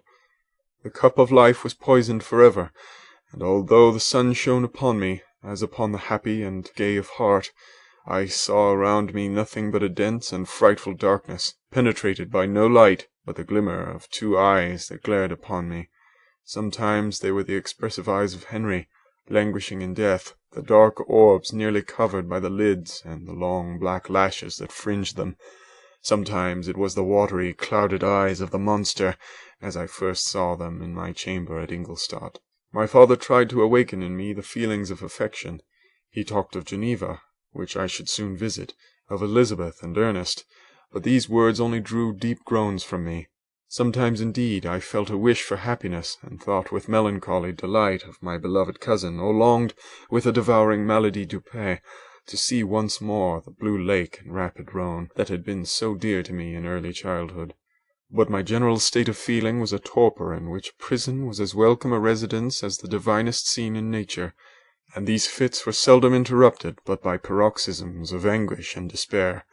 At these moments I often endeavoured to put an end to the existence I loathed, and it required unceasing attendance and vigilance to restrain me from committing some dreadful act of violence. Yet one duty remained to me, the recollection of which finally triumphed over my selfish despair.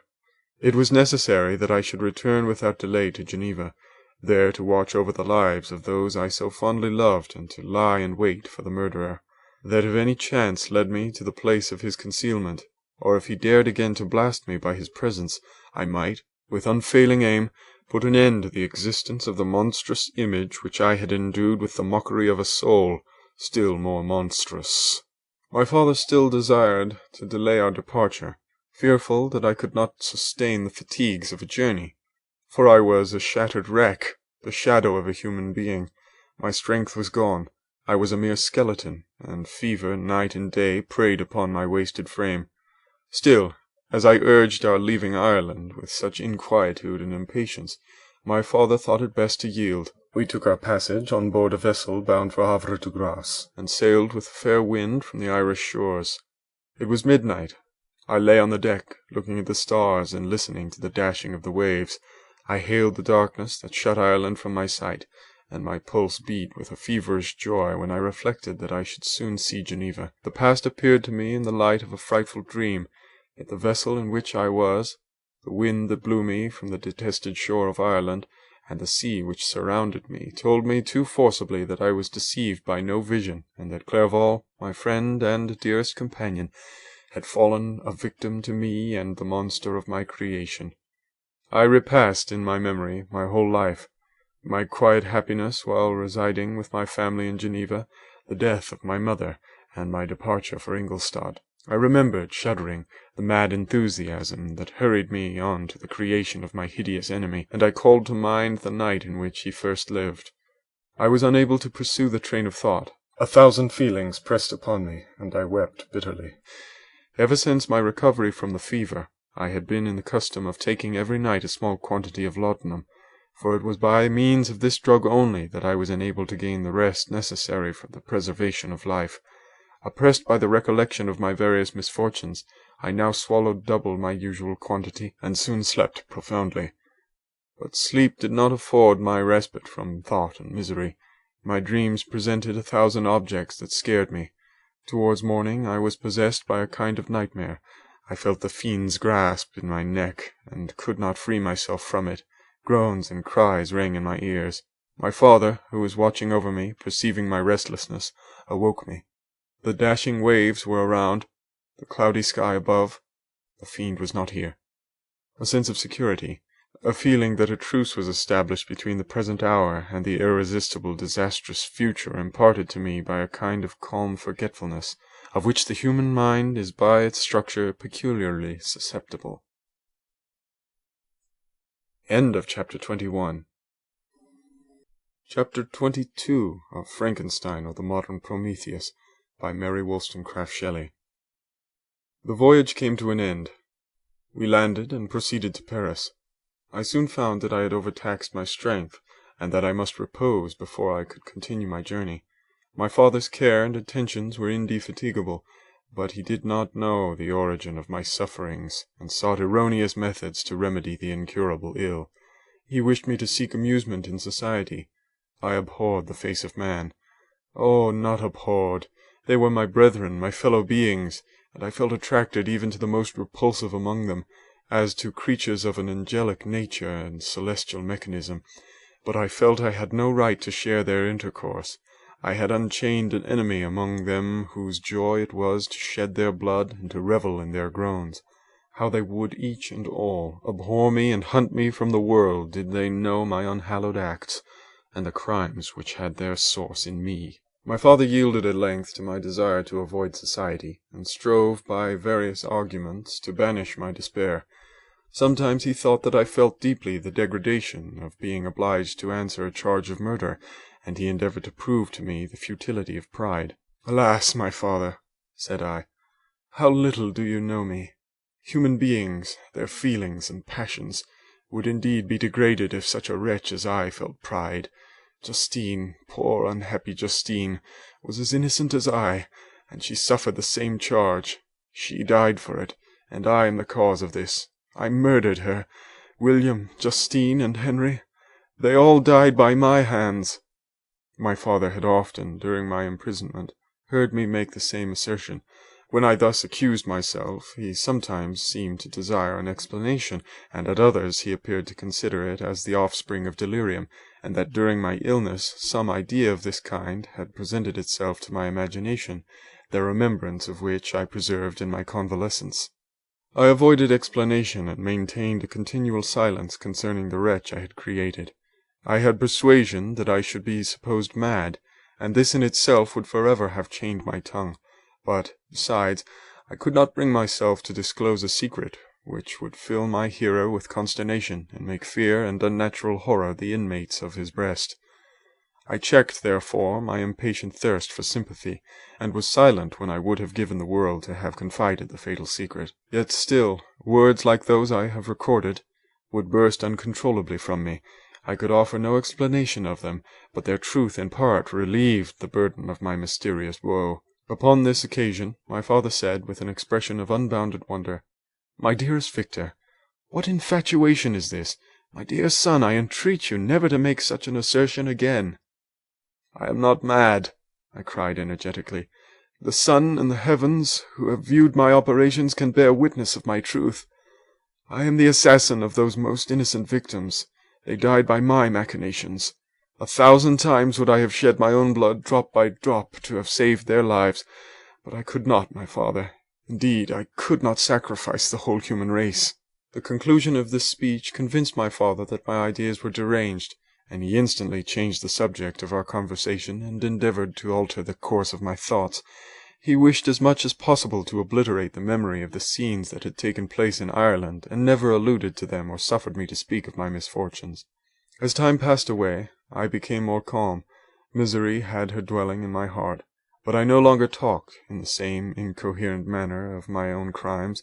Sufficient for me was the consciousness of them. By the utmost self-violence I curbed the imperious voice of wretchedness, which sometimes desired to declare itself to the whole world, and my manners were calmer and more composed than they had ever been since my journey to the Sea of Ice. A few days before we left Paris on our way to Switzerland, I received the following letter from Elizabeth. "My dear friend, it gave me the greatest pleasure to receive a letter from my uncle dated at Paris. You are no longer at a formidable distance, and I may hope to see you in less than a fortnight. My poor cousin, how much you have suffered! I expect to see you looking even more ill than when you quitted Geneva. The winter has been passed most miserably, tortured as I have been by anxious suspense. Yet I hope to see peace in your countenance, and to find that your heart is not totally void of comfort and tranquillity. Yet I fear that the same feelings now exist that made you so miserable a year ago, even perhaps augmented by time. I would not disturb you at this period, when so many misfortunes weigh upon you, but a conversation that I had with my uncle previous to his departure renders some explanation necessary before we meet. Explanation, you may possibly say. What can Elizabeth have to explain? If you really say this, my questions are answered and all my doubts satisfied. But you are distant from me, and it is possible that you may dread and yet be pleased with this explanation, and in a probability of this being the case, I dare not any longer postpone writing what, during your absence, I have often wished to express to you, but have never had the courage to begin. You well know, Victor, that our union had been the favourite plan of your parents ever since our infancy. We were told this when young, and taught to look forward to it as an event which would certainly take place. We were affectionate playfellows during childhood, and I believe, dear and valued friends to one another as we grew older. But as brother and sister often entertain a lively affection towards each other, without desiring a more intimate union, may not such also be our case? Tell me, dearest Victor, answer me, I conjure you by our mutual happiness, with simple truth. Do you not love another? You have travelled, you have spent several years of your life at Ingolstadt, and I confess to you, my friend, that when I saw you last autumn so unhappy, flying to solitude from the society of every creature, I could not help supposing that you might regret our connection, and believe yourself bound in honour to fulfil the wishes of your parents, although they oppose themselves to your inclinations. But this is false reasoning. I confess to you, my friend, that I love you, and that in my airy dreams of futurity you have been my constant friend and companion. But it is your happiness I desire as well as my own when I declare to you that our marriage would render me eternally miserable unless it were the dictate of your own free choice. Even now I weep to think that, borne down as you are by the cruelest misfortunes, you may stifle by the word honour all hopes of that love and happiness which would alone restore you to yourself. I, who have so disinterested an affection for you, may increase your miseries tenfold by being an obstacle to your wishes. Ah, Victor, be assured that your cousin and playmate has too sincere a love for you not to be made miserable by this supposition. Be happy, my friend, and if you obey me in this one request, remain satisfied that nothing on earth will have the power to interrupt my tranquillity. Do not let this letter disturb you. Do not answer tomorrow, or the next day, or even until you come, if it will give you pain. My uncle will send me news of your health, and if I see but one smile on your lips when we meet, occasioned by this or any other exertion of mine, I shall need no other happiness. Elizabeth Lavenza, Geneva, May 18th, an undisclosed time in the 1700s. This letter revived in my memory what I had before forgotten, the threat of the fiend. I will be with you on your wedding night. Such was my sentence, and on that night would the demon employ every art to destroy me and tear me from the glimpse of happiness which promised partly to console my sufferings. On that night he had determined to consummate his crimes by my death. Well, be it so. A deadly struggle would then assuredly take place, in which, if he were victorious, I should be at peace, and his power over me be at an end. If he were vanquished, I should be a free man. Alas, what freedom! Such as the peasant enjoys when his family have been massacred before his eyes, his cottage burnt, his lands laid waste, and he is turned adrift, homeless, penniless, and alone, but free. Such would be my liberty, except that in my Elizabeth I possessed a treasure, alas, balanced by those horrors of remorse and guilt which would pursue me until death. Sweet and beloved Elizabeth! I read and reread her letter, and some softened feeling stole into my heart, and dared to whisper paradisiacal dreams of love and joy. But the apple was already eaten, and the angel's arm bared to drive me from all hope. Yet I would die to make her happy. If the monster executed his threat, death was inevitable. Yet, again, I considered whether my marriage would hasten my fate. My destruction might indeed arrive a few months sooner, but if my torturer should suspect that I postponed it, influenced by his menaces, he would surely find other and perhaps more dreadful means of revenge. He had vowed to be with me on my wedding night, yet he did not consider that threat as binding him to peace in the meantime, for as if to show me that he was not yet satiated with blood, he had murdered Clerval immediately after the enunciation of his threats. I resolved, therefore, that if my immediate union with my cousin would conduce either to hers or my father's happiness, my adversary's designs against my life should not retard it a single hour. In this state of mind I wrote to Elizabeth. My letter was calm and affectionate. I fear, my beloved girl, I said, little happiness remains for us on earth, yet all that I may one day enjoy is centered in you. Chase away your idle fears. To you alone do I consecrate my life and my endeavors for contentment. I have one secret, Elizabeth, a dreadful one. When revealed to you, it will chill your frame with horror, and then, far from being surprised at my misery, you will only wonder that I survive what I have endured. I will confide this tale of misery and terror to you the day after our marriage shall take place, for, my sweet cousin, there must be perfect confidence between us, but until then, I conjure you, do not mention or allude to it. This I most earnestly entreat, and I know you will comply. In about a week after the arrival of Elizabeth's letter, we returned to Geneva. The sweet girl welcomed me with warm affection, yet tears were in her eyes as she beheld my emaciated frame and feverish cheeks. I saw a change in her also. She was thinner, and had lost much of that heavenly vivacity that had before charmed me, but her gentleness and soft looks of compassion made her a more fit companion for one blasted and miserable as I was. The tranquillity which I now enjoyed did not endure. Memory brought madness with it, and when I thought of what had passed, a real insanity possessed me. Sometimes I was furious and burnt with rage, sometimes low and despondent. I neither spoke nor looked at anyone, but sat motionless, bewildered by the multitude of miseries that overcame me. Elizabeth alone had the power to draw me from these fits. Her gentle voice would soothe me when transported by passion, and inspire me with human feelings when sunk in torpor. She wept with me and for me. When reason returned, she would remonstrate and endeavour to inspire me with resignation. Ah, it is well for the unfortunate to be resigned, but for the guilty there is no peace. The agonies of remorse poison the luxury there is otherwise sometimes found in indulging the excess of grief. Soon after my arrival, my father spoke of my immediate marriage with Elizabeth. I remained silent. "Have you, then, some other attachment?" "None on earth. I love Elizabeth, and I look forward to our union with delight. Let the day therefore be fixed, and on it I will consecrate myself, in life or death, to the happiness of my cousin." "My dear Victor, do not speak thus. Heavy misfortunes have befallen us, but let us only cling closer to what remains and transfer our love for those whom we have lost to those who yet live. Our circle will be small, but bound close by the ties of affection and mutual misfortune.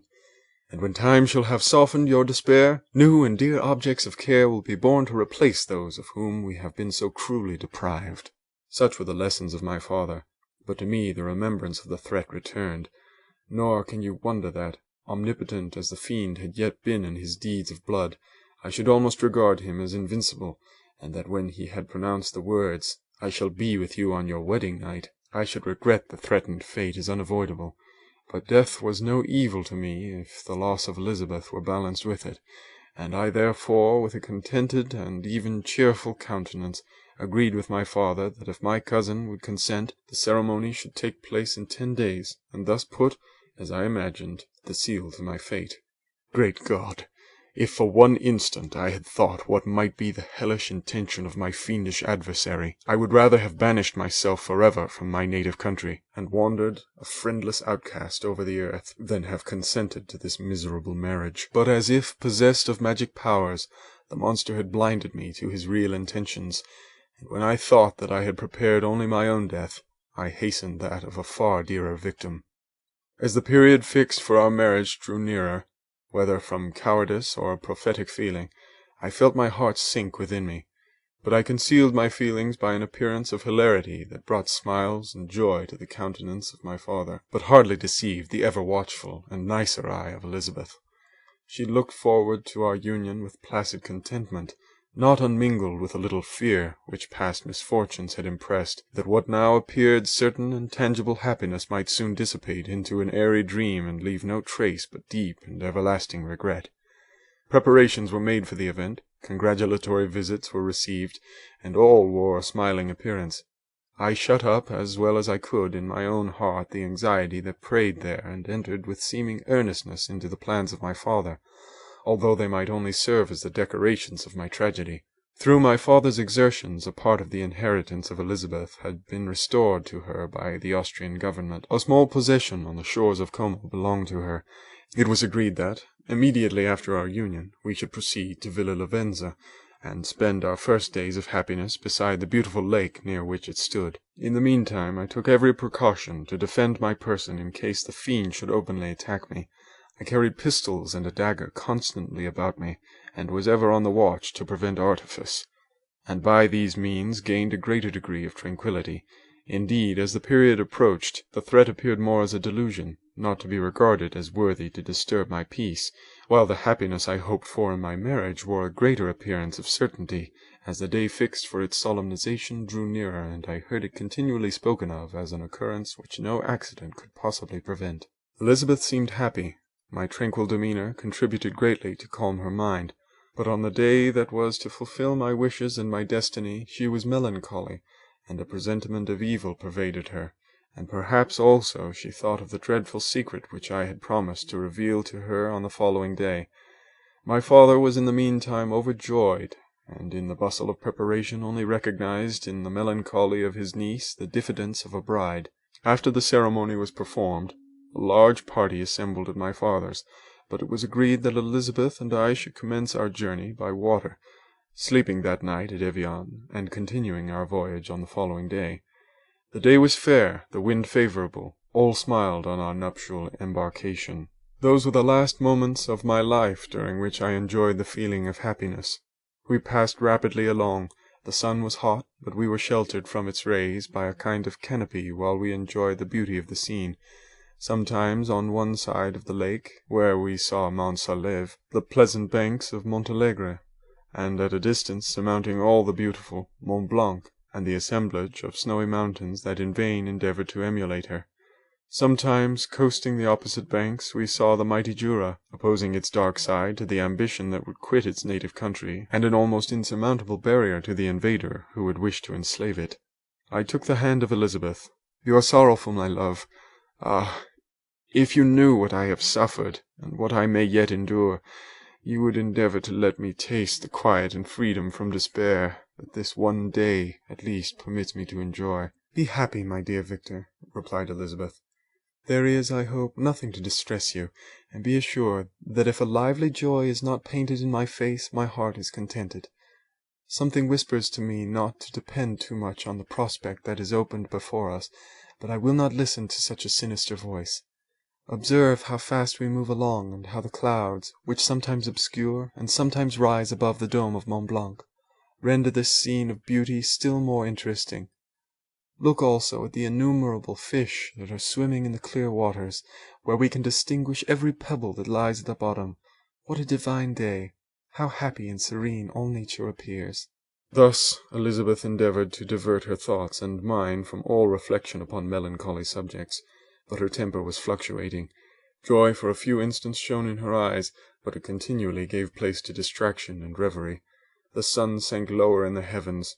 We passed the river Drance, and observed its path through the chasms of the higher and the glens of the lower hills.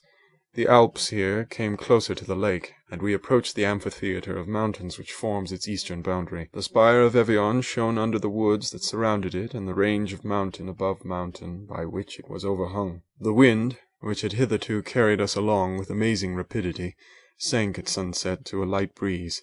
The soft air just ruffled the water and caused a pleasant motion among the trees as we approached the shore, from which it wafted the most delightful scent of flowers and hay.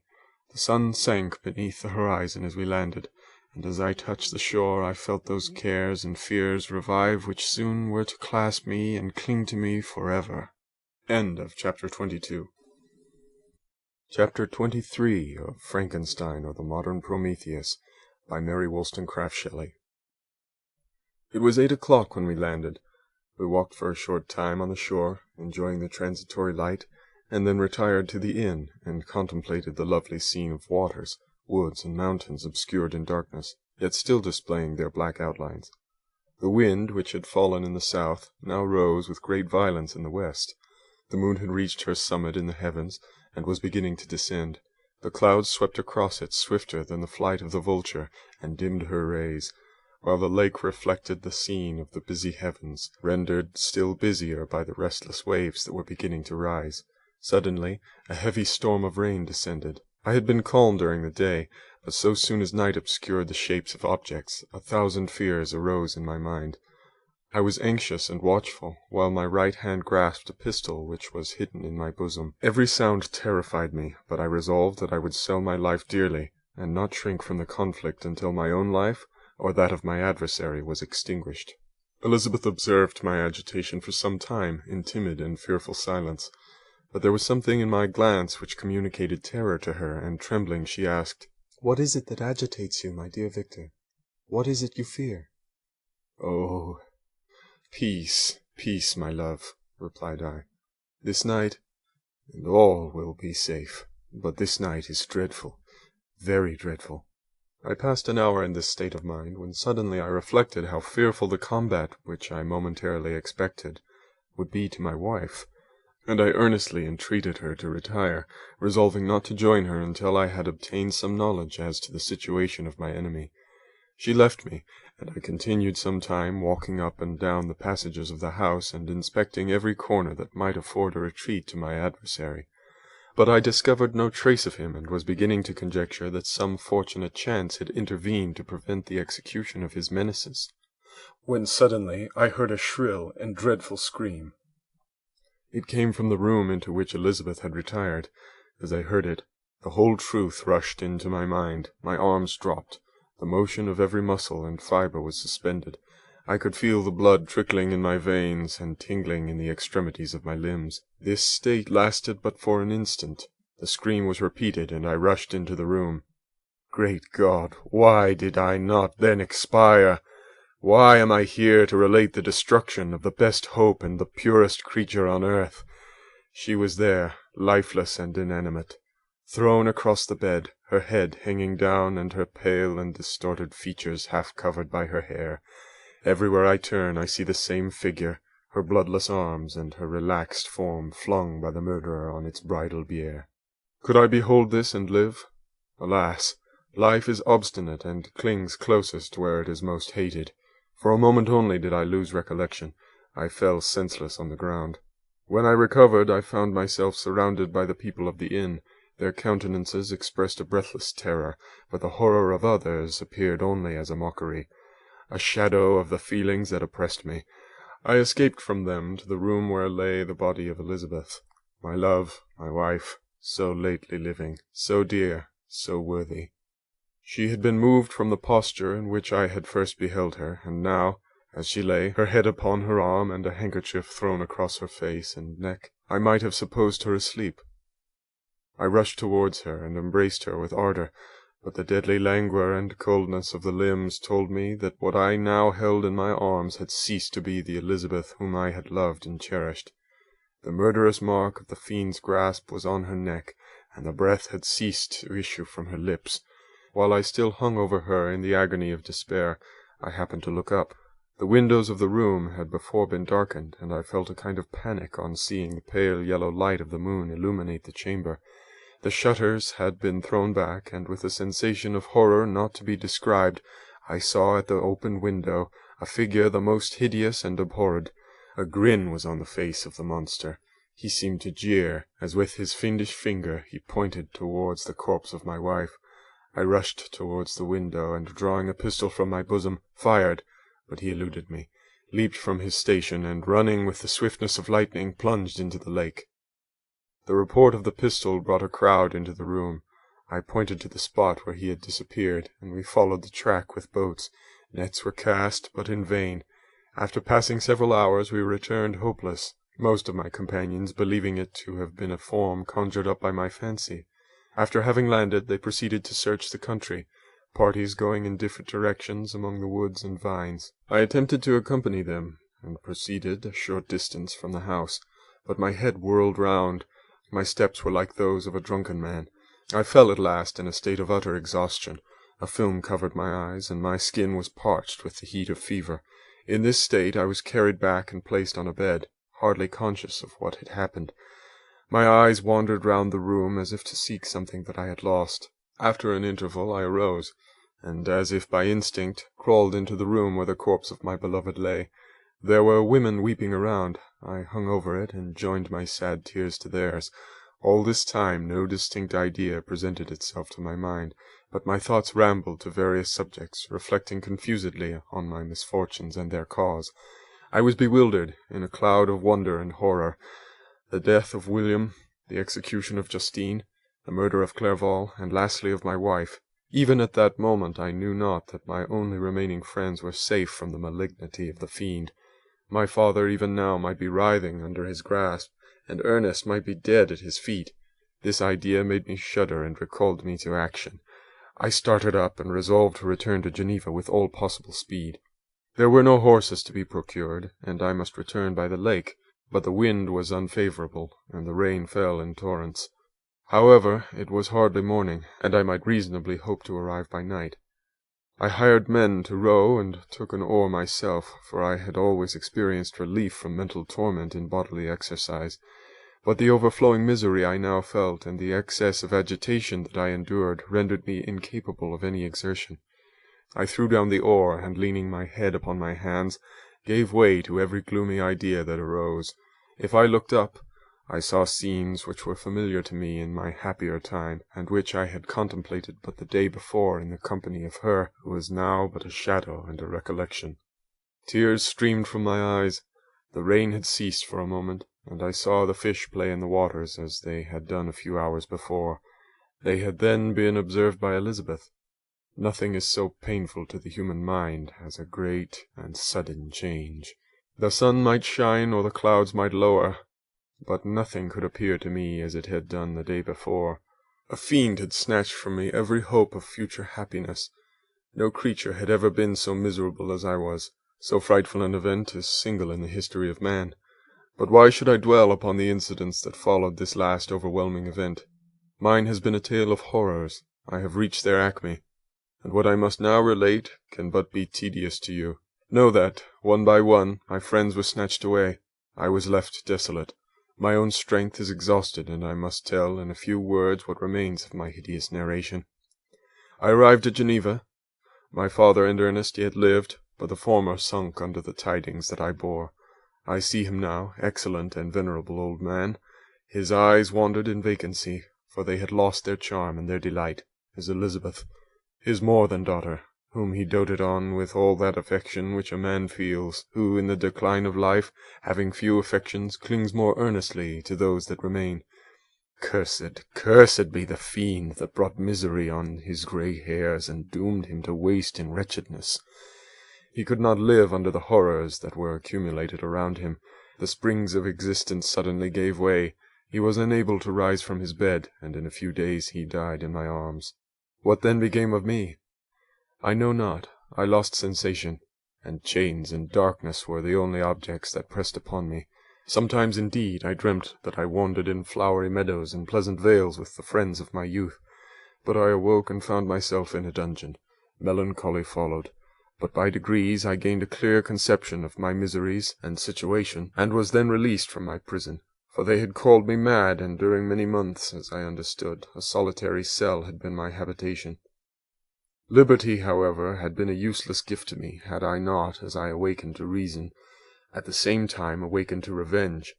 As the memory of past misfortunes pressed upon me, I began to reflect on their cause, the monster whom I had created, the miserable demon whom I had sent abroad into the world for my destruction. I was possessed by a maddening rage when I thought of him, and desired and ardently prayed that I might have him within my grasp to wreak a great and signal revenge on his cursed head. Nor did my hate long confine itself to useless wishes.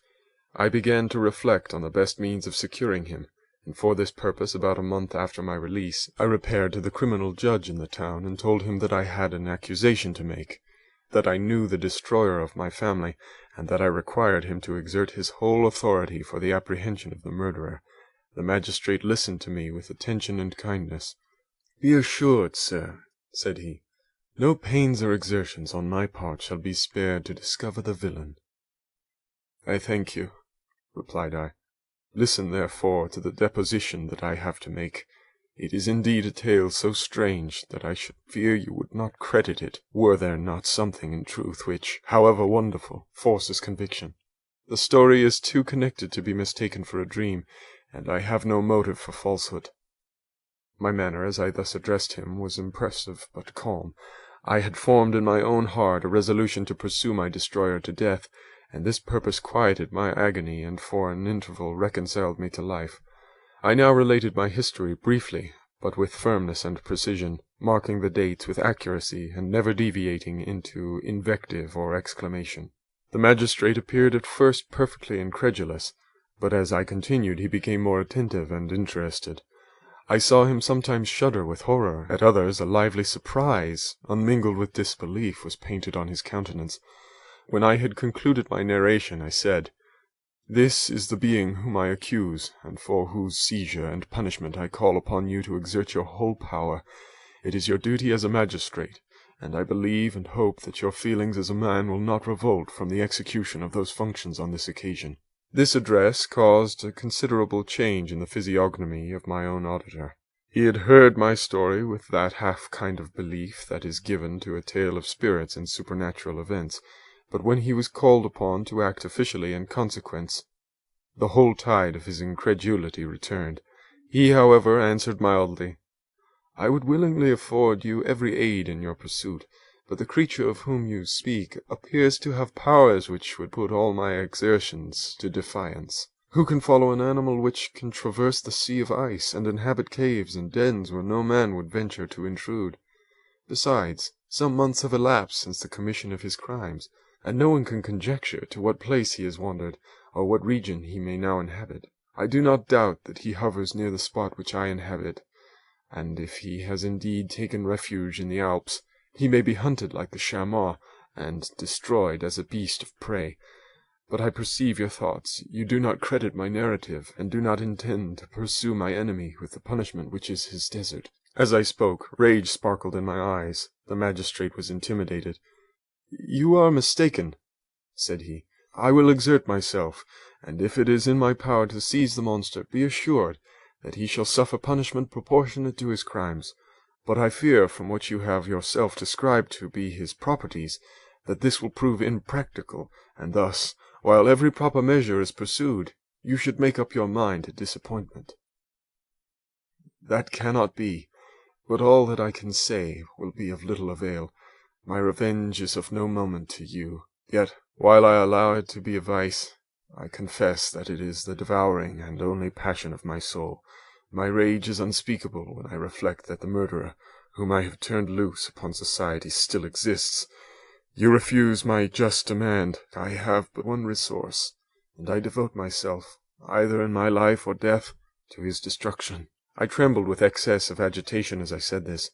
There was a frenzy in my manner, and something, I doubt not, of that haughty fierceness which the martyrs of old are said to have possessed. But to a Genevan magistrate, whose mind was occupied by far other ideas than those of devotion and heroism, this elevation of mind had much the appearance of madness. He endeavoured to soothe me as a nurse does a child, and reverted to my tale as the effects of delirium. "Man," I cried, "how ignorant art thou in thy pride of wisdom! Cease! You know not what it is you say." I broke from the house, angry and disturbed, and retired to meditate on some other mode of action. End of chapter 23.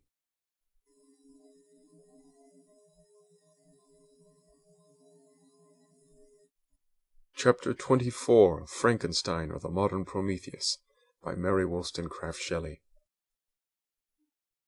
My present situation was one in which all voluntary thought was swallowed up and lost. I was hurried away by fury. Revenge alone endowed me with strength and composure. It moulded my feelings and allowed me to be calculating and calm at periods when otherwise delirium or death would have been my portion. My first resolution was to quit Geneva forever, my country, which, when I was happy and beloved, was dear to me, now, in my adversity, became hateful.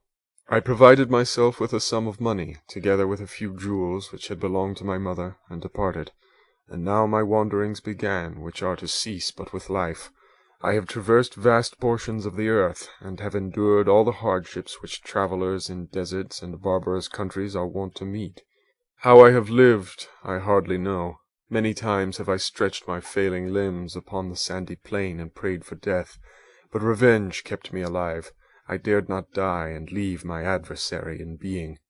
When I quitted Geneva, my first labour was to gain some clue by which I might trace the steps of my fiendish enemy, but my plan was unsettled, and I wandered many hours round the confines of the town, uncertain what path I should pursue.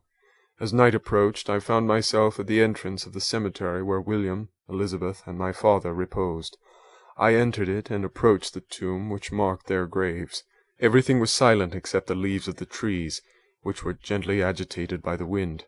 The night was nearly dark, and the scene would have been solemn and affecting, even to an uninterested observer. The spirits of the departed seemed to flit around and to cast a shadow, which was felt but not seen, around the head of the mourner. The deep grief which this scene had at first excited quickly gave way to rage and despair. They were dead, and I lived. Their murderer also lived, and to destroy him I must drag out my weary existence. I knelt on the grass and kissed the earth, and with quivering lips exclaimed, "By the sacred earth on which I kneel, by the shades that wander near me, by the deep and eternal grief that I feel, I swear, and by thee, O night, and the spirits that preside over thee, to pursue the demon who caused this misery, until he or I shall perish in mortal conflict.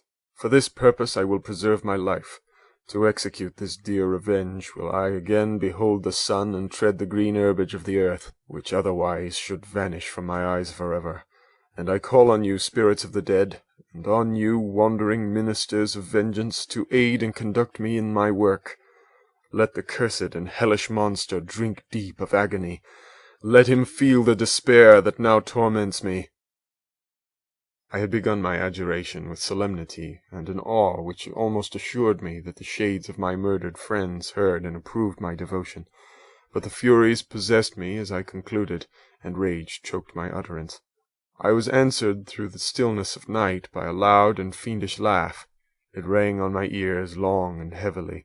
The mountains re-echoed it, and I felt as if all hell surrounded me with mockery and laughter. Surely in that moment I should have been possessed by frenzy and have destroyed my miserable existence, but that my vow was heard, and that I was reserved for vengeance.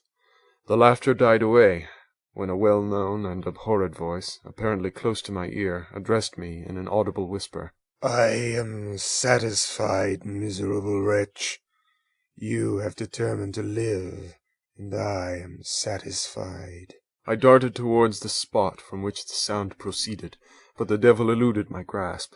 Suddenly the broad disk of the moon arose and shone full upon his ghastly and distorted shape as he fled with more than mortal speed.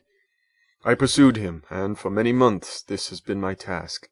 Guided by a slight clue, I followed the windings of the Rhone, but vainly. The blue Mediterranean appeared, and by a strange chance I saw the fiend enter by night and hide himself in a vessel bound for the Black Sea. I took my passage in the same ship, but he escaped, I know not how. Amidst the wilds of Tartary and Russia, although he still evaded me, I have ever followed in his track. Sometimes the peasants, scared by this horrid apparition, informed me of his path. Sometimes he himself, who feared that if I lost all trace of him I should despair and die, left some mark to guide me. The snows descended on my head, and I saw the print of his huge step in the white plain. To you, first entering on life, to whom care is new and agony unknown, how can you understand what I have felt and still feel? Cold, want, and fatigue were the least pains which I was destined to endure. I was cursed by some devil, and carried about with me my eternal hell, yet still a spirit of good followed and directed my steps, and when I most murmured would suddenly extricate me from seemingly insurmountable difficulties. Sometimes, when nature, overcome by hunger, sank under exhaustion, a repast was prepared for me in the desert that restored and inspirited me. The fare was indeed coarse, such as the peasants of the country ate, but I will not doubt that it was set there by the spirits that I had invoked to aid me. Often, when all was dry, the heavens cloudless, and I was parched by thirst, a slight cloud would bedim the sky, shed the few drops that revived me, and vanish. I followed when I could the courses of the rivers, but the demon generally avoided these, as it was here that the population of the country chiefly collected. In other places human beings were seldom seen, and I generally subsisted on the wild animals that crossed my path. I had money with me, and gained the friendship of the villagers by distributing it, or I brought with me some food that I had killed, which, after taking a small part, I always presented to those who had provided me with fire and utensils for cooking. My life, as it passed thus, was indeed hateful to me, and it was during sleep alone that I could taste joy. Oh, blessed sleep! Often, when most miserable, I sank to repose, and my dreams lulled me even to rapture. The spirits that guarded me had provided these moments, or rather hours, of happiness, that I might retain strength to fulfill my pilgrimage. Deprived of this respite, I should have sunk under my hardships. During the day I was sustained and inspirited by the hope of night, for in sleep I saw my friends, my wife, and my beloved country. Again I saw the benevolent countenance of my father, heard the silver tones of my Elizabeth's voice, and beheld Clerval enjoying health and youth. Often, when wearied by a toilsome march, I persuaded myself that I was dreaming until night should come, and that I should then enjoy reality in the arms of my dearest friends. What agonizing fondness did I feel for them! How did I cling to their dear forms, as sometimes they haunted even my waking hours, and persuade myself that they still lived. At such moments vengeance, that burned within me, died in my heart, and I pursued my path towards the destruction of the demon more as a task enjoined by heaven, as the mechanical impulse of some power of which I was unconscious, than as the ardent desire of my soul. What his feelings were whom I pursued I cannot know. Sometimes, indeed, he left marks in writing on the banks of the trees, or cut in stone, that guided me and instigated my fury. My reign is not yet over. These words were legible in one of these inscriptions. You live, and my power is complete. Follow me.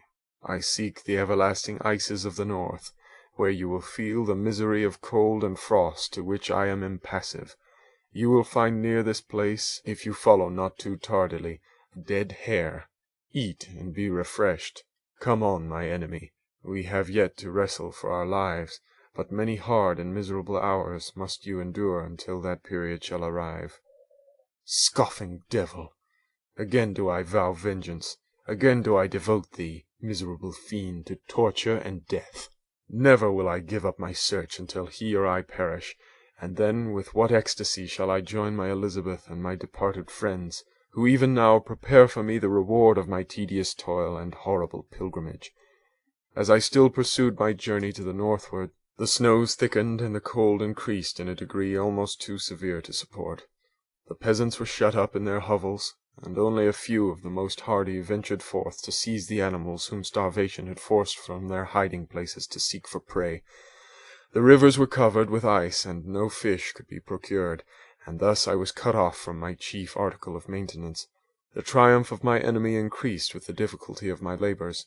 One inscription that he left was in these words: "Prepare, your toils only begin. Wrap yourself in furs and provide food, for we shall soon enter upon a journey where your sufferings will satisfy my everlasting hatred." My courage and perseverance were invigorated by these scoffing words. I resolved not to fail in my purpose, and calling on heaven to support me, I continued with unabated fervor to traverse immense deserts, until the ocean appeared at a distance and formed the utmost boundary of the horizon.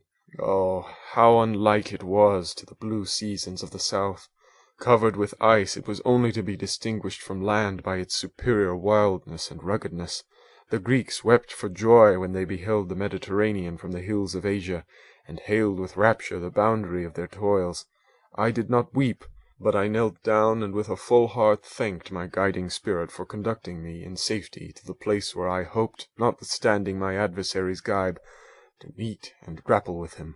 Some weeks before this period I had procured a sledge and dogs, and thus traversed the snows with inconceivable speed.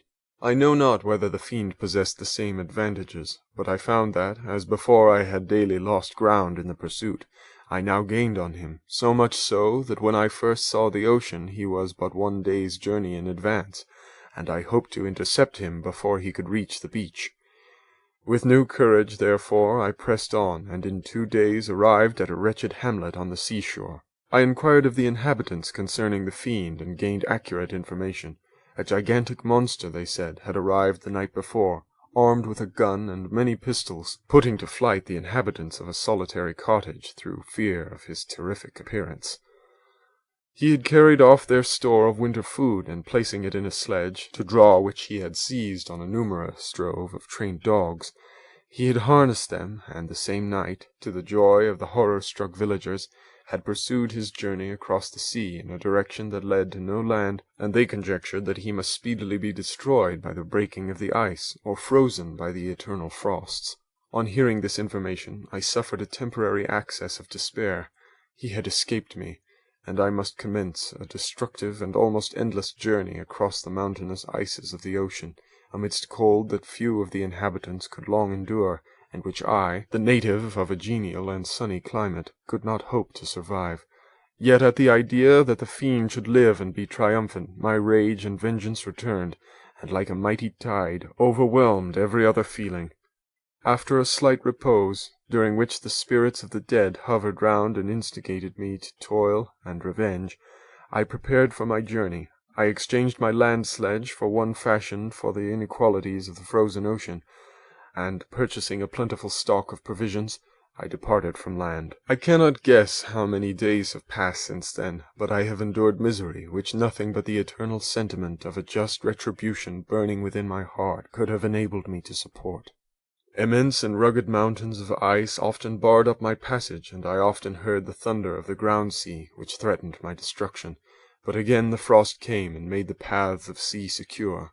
By the quantity of provision which I had consumed, I should guess that I had passed 3 weeks in this journey, and the continual protraction of hope, returning back upon the heart, often wrung bitter drops of despondency and grief from my eyes. Despair had indeed almost secured her prey, and I should soon have sunk beneath misery. Once, after the poor animals that conveyed me had with incredible toil gained the summit of a sloping ice mountain, and one, sinking under his fatigue, died, I viewed the expanse before me with anguish, when suddenly my eye caught a dark speck upon the dusky plain.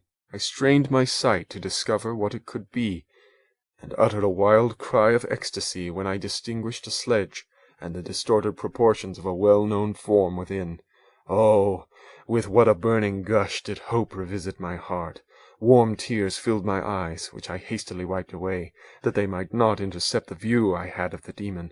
But still my sight was dimmed by the burning drops, until, giving way to the emotions that oppressed me, I wept aloud.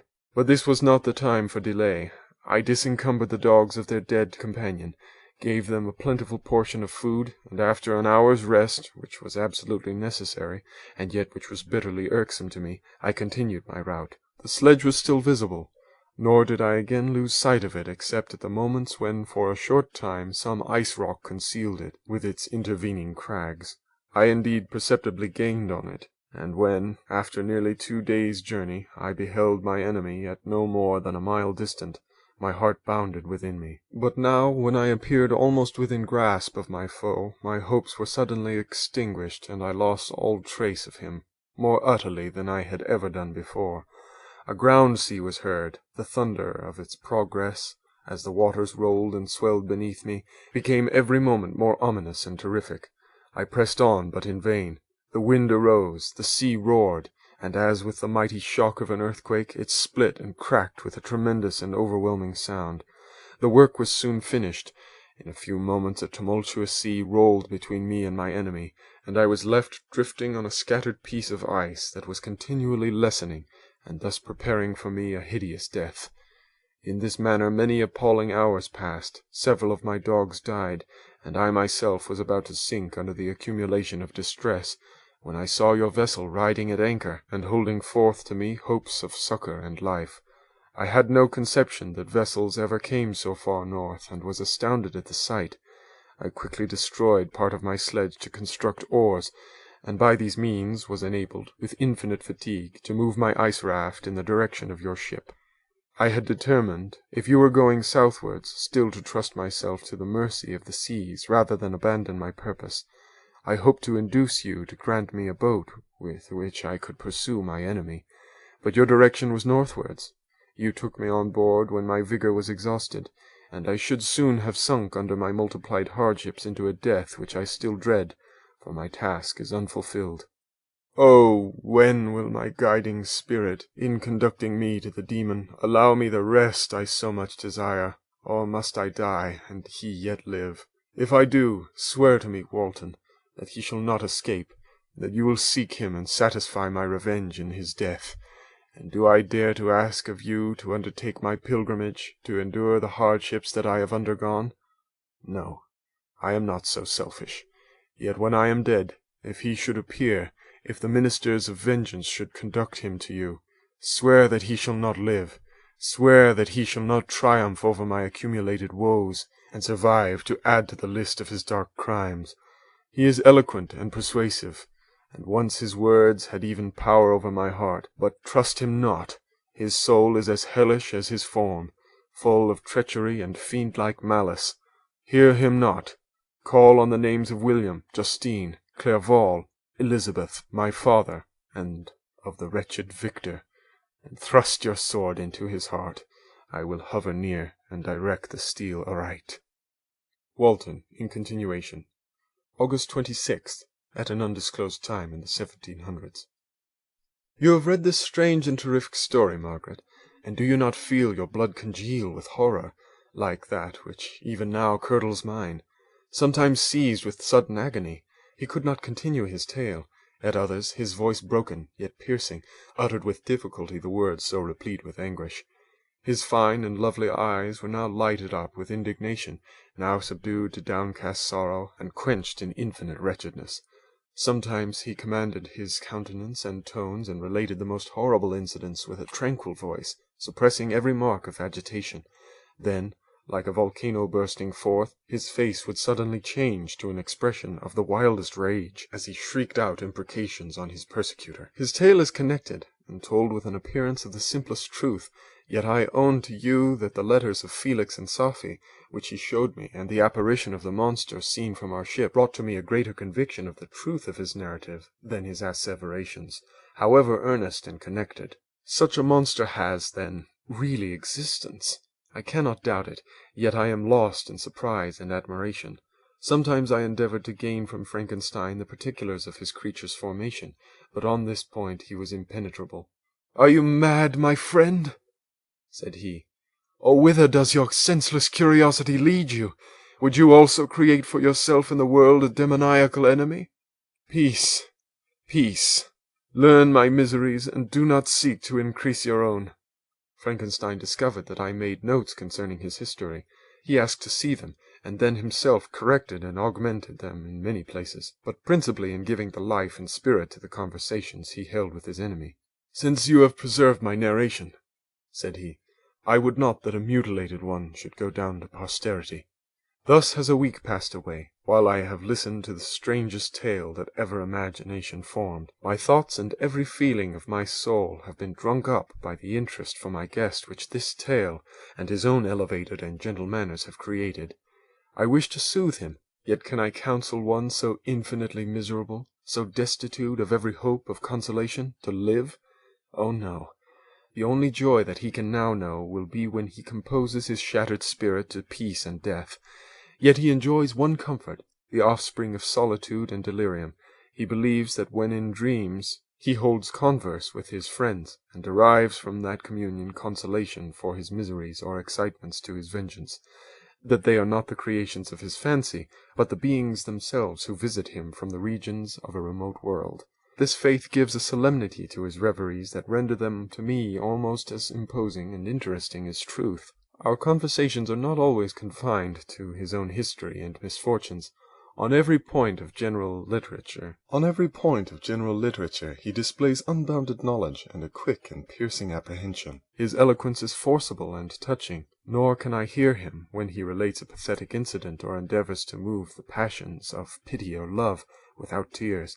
What a glorious creature must he have been in the days of his prosperity, when he is thus noble and godlike in ruin! He seems to feel his own worth and the greatness of his fall. "When younger," said he, "I believed myself destined for some great enterprise. My feelings are profound, but I possessed a coolness of judgment that fitted me for illustrious achievements. This sentiment of the worth of my nature supported me when others would have been oppressed, for I deemed it criminal to throw away in useless grief those talents that might be useful to my fellow creatures. When I reflected on the work I had completed, no less a one than the creation of a sensitive and rational animal, I could not rank myself with the herd of common projectors. But this thought, which supported me in the commencement of my career, now serves only to plunge me lower in the dust. All my speculations and hopes are as nothing, and like the archangel who aspired to omnipotence, I am chained in an eternal hell. My imagination was vivid, yet my powers of analysis and application were intense. By the union of these qualities, I conceived the idea and executed the creation of a man. Even now I cannot recollect without passion my reveries while the work was incomplete. I trod heaven in my thoughts, now exulting in my powers, now burning with the idea of their effects. From my infancy I was imbued with high hopes and a lofty ambition, but how am I sunk! Oh, my friend, if you had known me as I once was, you would not recognize me in this state of degradation.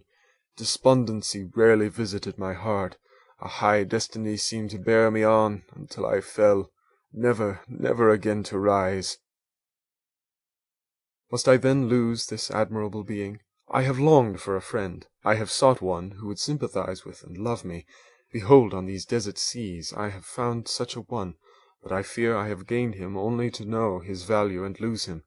I would reconcile him to life, but he repulses the idea. "I thank you, Walton," he said, "for your kind intentions towards so miserable a wretch, but when you speak of new ties and fresh affections, think you that any can replace those who are gone? Can any man be to me as Clerval was, or any woman another Elizabeth? Even where the affections are not strongly moved by any superior excellence, the companions of our childhood always possess a certain power over our minds which hardly any later friend can obtain. They know our infantine dispositions, which, however they may be afterwards modified, are never eradicated, and they can judge of our actions with more certain conclusions as to the integrity of our motives. A sister or a brother can never, unless indeed such symptoms have been shown early, suspect the other of fraud or false dealing, when another friend, however strongly he may be attached, may, in spite of himself, be contemplated with suspicion.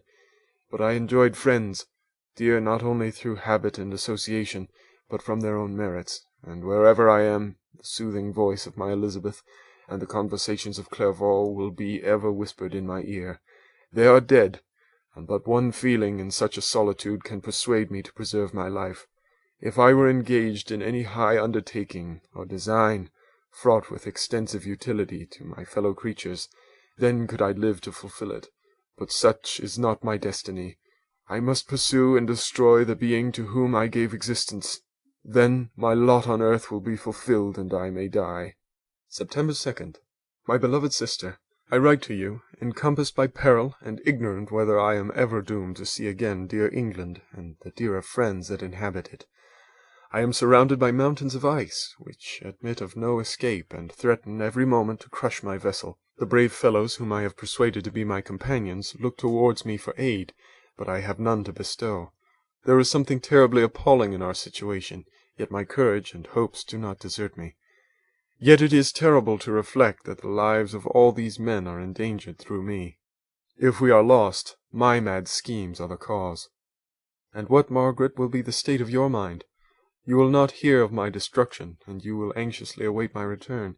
Years will pass, and you will have visitings of despair, and yet be tortured by hope. Oh, my beloved sister, the sickening failing of your heartfelt expectations is, in prospect, more terrible to me than my own death. But you have a husband and lovely children. You may be happy. Heaven bless you, and make you so. My unfortunate guest regards me with the tenderest compassion. He endeavors to fill me with hope, and talks as if life were a possession which he valued. He reminds me how often the same accidents have happened to other navigators who have attempted this sea, and in spite of myself, he fills me with cheerful auguries. Even the sailors feel the power of his eloquence when he speaks. They no longer despair. He rouses their energies, and while they hear his voice, they believe these vast mountains of ice are molehills which will vanish before the resolutions of man. These feelings are transitory. Each day of expectation delayed fills them with fear, and I almost dread a mutiny caused by this despair. September 5th. A scene has just passed of such uncommon interest that although it is highly probable that these papers may never reach you, yet I cannot forbear recording it. We are still surrounded by mountains of ice, still in imminent danger of being crushed in their conflict. The cold is excessive, and many of my unfortunate comrades have already found a grave amidst the scene of desolation.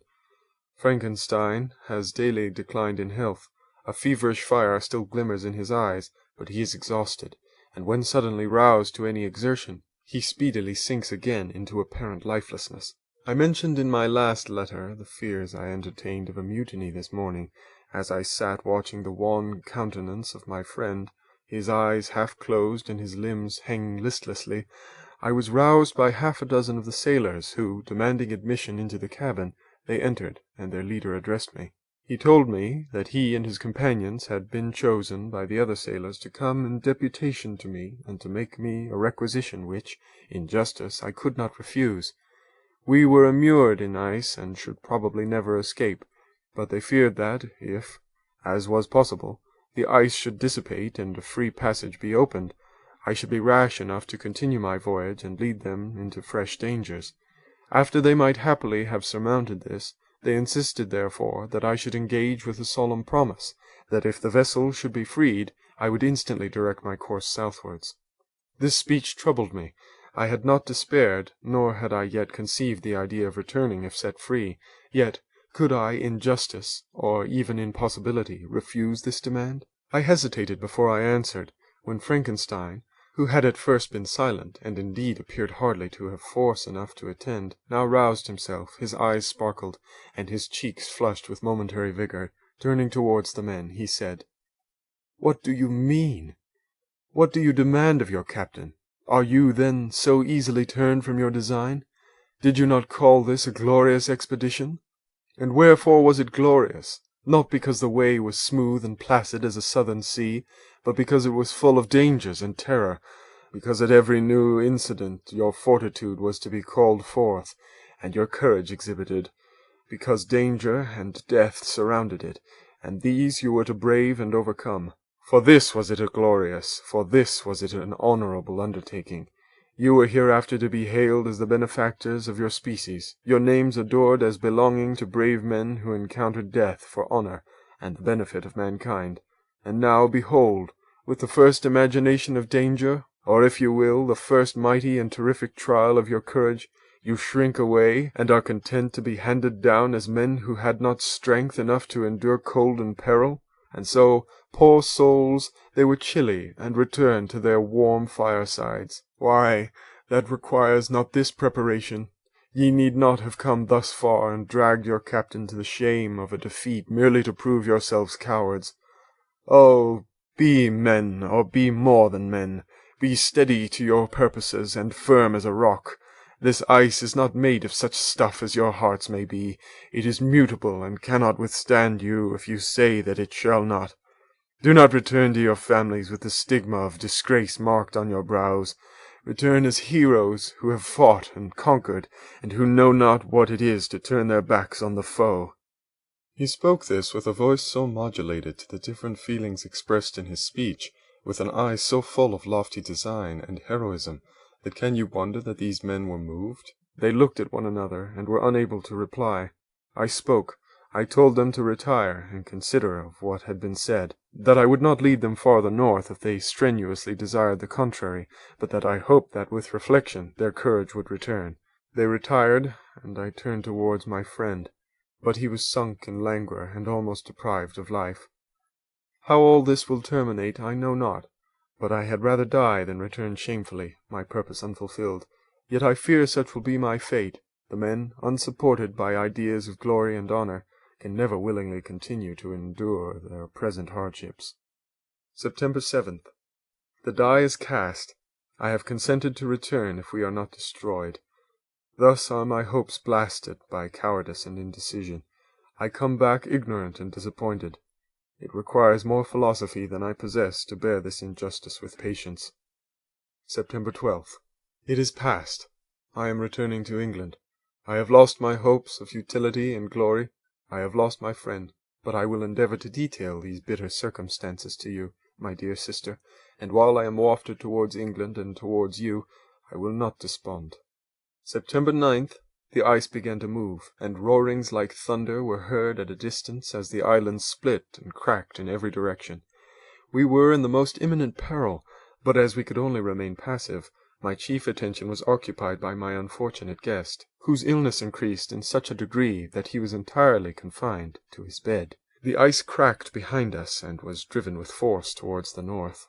A breeze sprang from the west, and on the 11th the passage towards the south became perfectly free.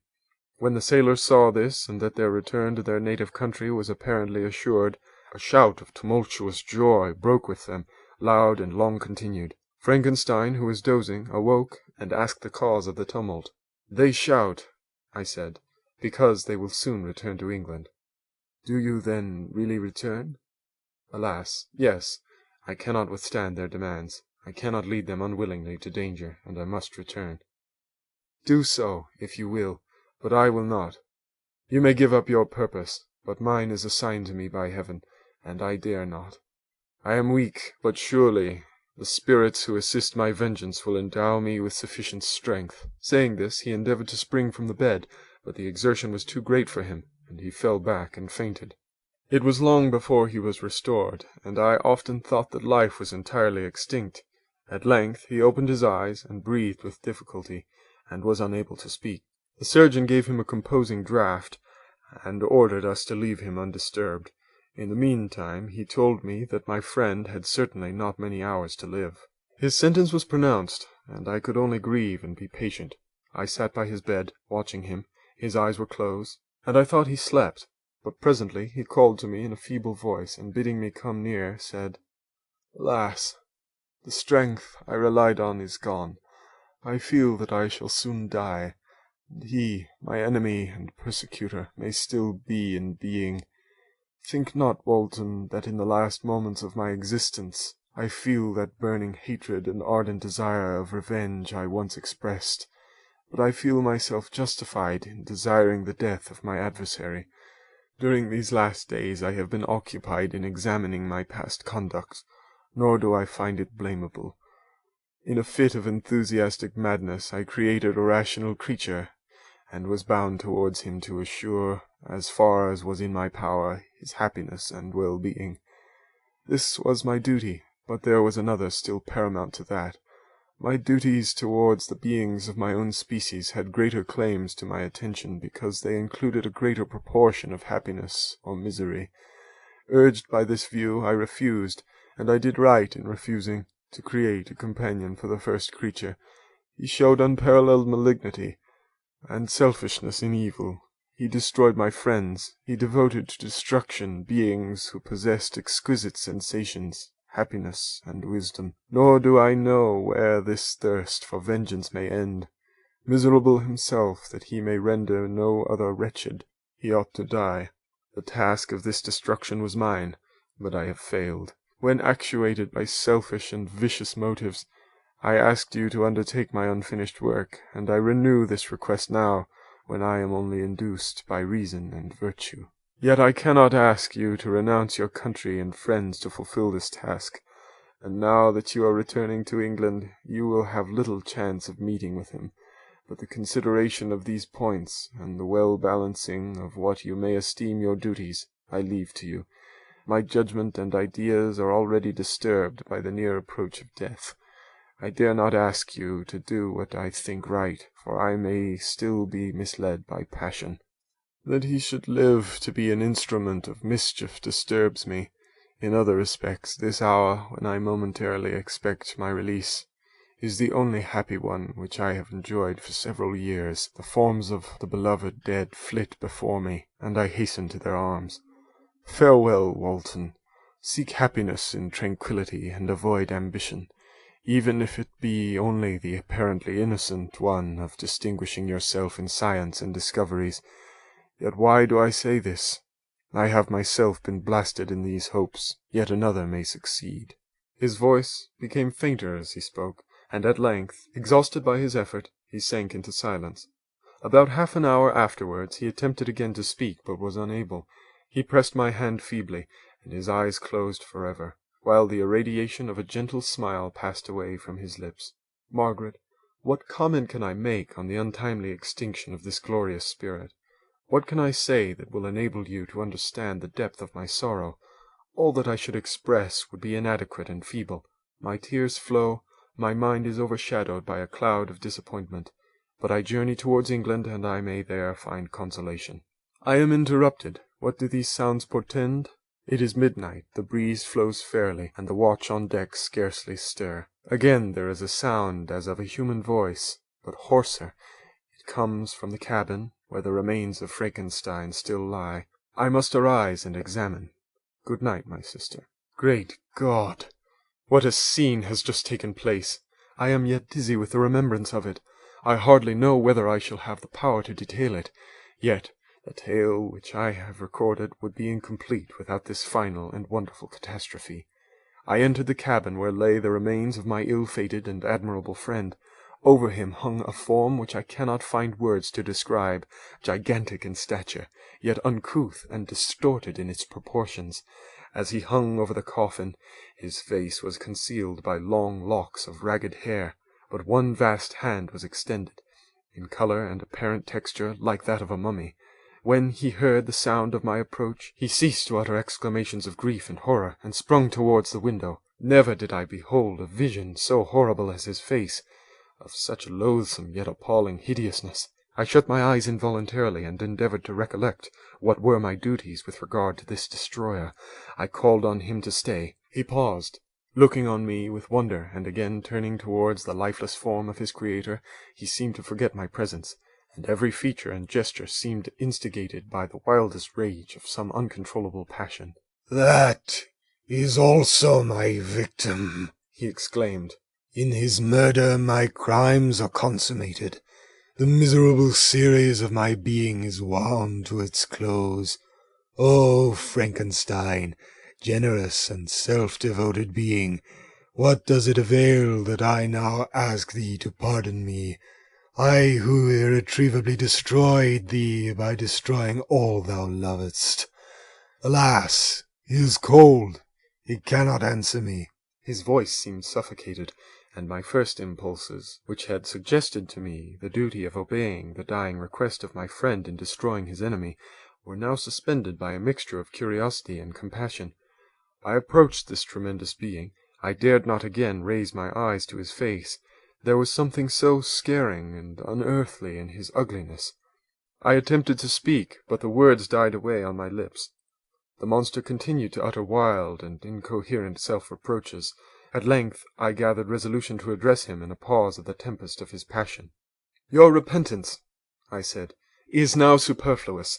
If you had listened to the voice of conscience, and heeded the strings of remorse, before you had urged your diabolical vengeance to this extremity, Frankenstein would have yet lived." "And do you dream?" said the demon. "Do you think that I was then dead to agony and remorse? He continued, pointing to the corpse, "he suffered not in the consummation of the deed. Oh, not the 10,000th portion of the anguish that was mine during the lingering detail of its execution. The frightful selfishness hurried me on, while my heart was poisoned with remorse. Think you that the groans of Clerval were music to my ears? My heart was fashioned to be susceptible of love and sympathy, and when wrenched by misery to vice and hatred, it did not endure the violence of the change without torture such as you cannot even imagine. After the murder of Clerval, I returned to Switzerland, heartbroken and overcome. I pitied Frankenstein. My pity amounted to horror.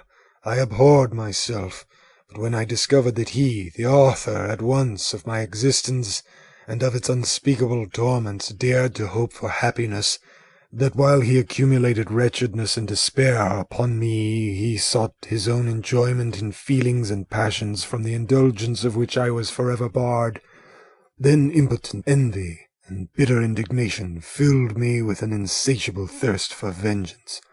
I recollected my threat and resolved that it should be accomplished. I knew that I was preparing myself for a deadly torture, but I was the slave, not the master, of an impulse which I detested, yet could not disobey. Yet when she died, nay, when I was not miserable, I had cast off all feeling, subdued all anguish, to riot in the excess of my despair. Evil thenceforth became my good. Urged thus far, I had no choice but to adapt my nature to an element which I had willingly chosen. The completion of my demoniacal design became an insatiable passion, and now it is ended. There is my last victim." I was at first touched by the expression of his misery, yet when I called to mind what Frankenstein had said of his powers of eloquence and persuasion, and when I again cast my eyes on the lifeless form of my friend, indignation was rekindled within me. "Wretch," I said, "it is well that you have come here to whine over the desolation that you have made. You throw a torch into a pile of buildings, and when they are consumed you sit among the ruins and lament the fall. Hypocritical fiend! If he whom you mourn still lived, still would he be the object, again would he become the prey, of your accursed vengeance. It is not pity that you feel, You lament only because the victim of your malignity is withdrawn from your power. Oh, it is not thus. Not thus, interrupted the being. Yet such must be the impression conveyed to you by what appears to be the purport of my actions. Yet I seek not a fellow feeling in my misery. No sympathy may I ever find. When I first sought it, it was the love of virtue, the feelings of happiness and affections with which my whole being overflowed, that I wished to be participated. But now that virtue has become to me a shadow, and that happiness and affection are turned into bitter and loathing despair. In what should I seek for sympathy? I am content to suffer alone while my sufferings shall endure. When I die, I am well satisfied that abhorrence and opprobrium should load my memory. Once my fancy was soothed with dreams of virtue, of fame, and of enjoyment. Once I falsely hoped to meet with beings who, pardoning my outward form, would love me for the excellent qualities which I was capable of unfolding. I was nourished with high thoughts of honor and devotion. But now crime has degraded me beneath the meanest animal. No guilt, no mischief, no malignity, no misery can be found comparable to mine. When I run over the frightful catalogue of my sins, I cannot believe that I am the same creature whose thoughts were once filled with sublime and transcendent visions of the beauty and the majesty of goodness. But it is even so. The fallen angel becomes a malignant devil. Yet even that enemy of God and man had friends and associates in his desolation. I am alone. You, who call Frankenstein your friend, seem to have a knowledge of my crimes and his misfortunes, but in the detail which he gave you of them, you could not sum up the hours and months of misery which I endured wasting in impotent passions. For a while I destroyed his hopes. I did not satisfy my own desires. They were forever ardent and craving. Still I desired love and fellowship, and I was still spurned. Was there no injustice in this? Am I to be thought the only criminal when all humankind sinned against me? Why do you not hate Felix, who drove his friend from his door with contumely? Why do you not execrate the rustic, who sought to destroy the savour of his child? Nay, these are virtuous and immaculate beings. I, the miserable and abandoned, am an abortion, to be spurned at and kicked and trampled on. Even now my blood boils at the recollection of this injustice. But it is true that I am a wretch. I have murdered the lovely and the helpless. I have strangled the innocent as they slept, and grasped to death his throat who never injured me, or any other living thing. I have devoted my Creator, the select specimen of all that is worthy of love and admiration among men, to misery. I have pursued him even to that irremediable ruin. There he lies, white and cold in death. You hate me, but your abhorrence cannot equal that with which I regard myself. I look on the hands which executed the deed. I think on the heart in which the imagination of it was conceived, and long for the moment when these hands will meet my eyes, when that imagination will haunt my thoughts no more. Fear not that I shall be the instrument of future mischief. My work is nearly complete. Neither yours nor any man's death is needed to consummate the series of my being and accomplish that which must be done, but it requires my own. Do not think that I shall be slow to perform this sacrifice. I shall quit your vessel on the ice raft which brought me thither, and shall seek the most northern extremity of the globe. I shall collect my funeral pile, and consume to ashes this miserable frame, that its remains may afford no light to any curious and unhallowed wretch who would create such another as I have been. I shall die. I shall no longer feel the agonies which now consume me, or be the prey of feelings unsatisfied, yet unquenched. He is dead who called me into being, and when I shall be no more, the very remembrance of us both will speedily vanish. I shall no longer see the sun or stars, or feel the winds play on my cheeks. Light, feeling, and sense will pass away, and in this condition must I find my happiness. Some years ago, when the images which this world affords first opened upon me, when I felt the cheering warmth of summer, and heard the rustling of the leaves and the warbling of the birds, and these were all to me, I should have wept to die. Now it is my only consolation. Polluted by crimes and torn by the bitterest remorse, where can I find rest but in death? Farewell, I leave you, and in you the last of humankind whom these eyes will ever behold. Farewell, Frankenstein. If thou wert yet alive, and yet cherished a desire of revenge against me, it would be better satiated in my life than in my destruction. But it was not so. Thou didst seek my extinction, that I might not cause greater wretchedness. And if yet, in some mode unknown to me, thou hadst not ceased to think and feel, thou wouldst not desire against me a vengeance greater than that which I feel. Blasted as thou wert, my agony was still superior to thine, for the bitter sting of remorse will not cease to rankle in my wounds until death shall close them forever. But soon, he cried with sad and solemn enthusiasm, I shall die, and what I now feel be no longer felt. Soon these burning miseries will be extinct. I shall ascend my funeral pile triumphantly, and exult in the agony of the torturing flames. The light of that conflagration will fade away. My ashes will be swept into the sea by the winds. My spirit will sleep in peace. Or if it thinks, it will not surely think thus. Farewell. He sprang from the cabin window as he said this, upon the ice raft which lay close to the vessel. He was soon borne away by the waves and lost in darkness and distance. End of Frankenstein, or the Modern Prometheus.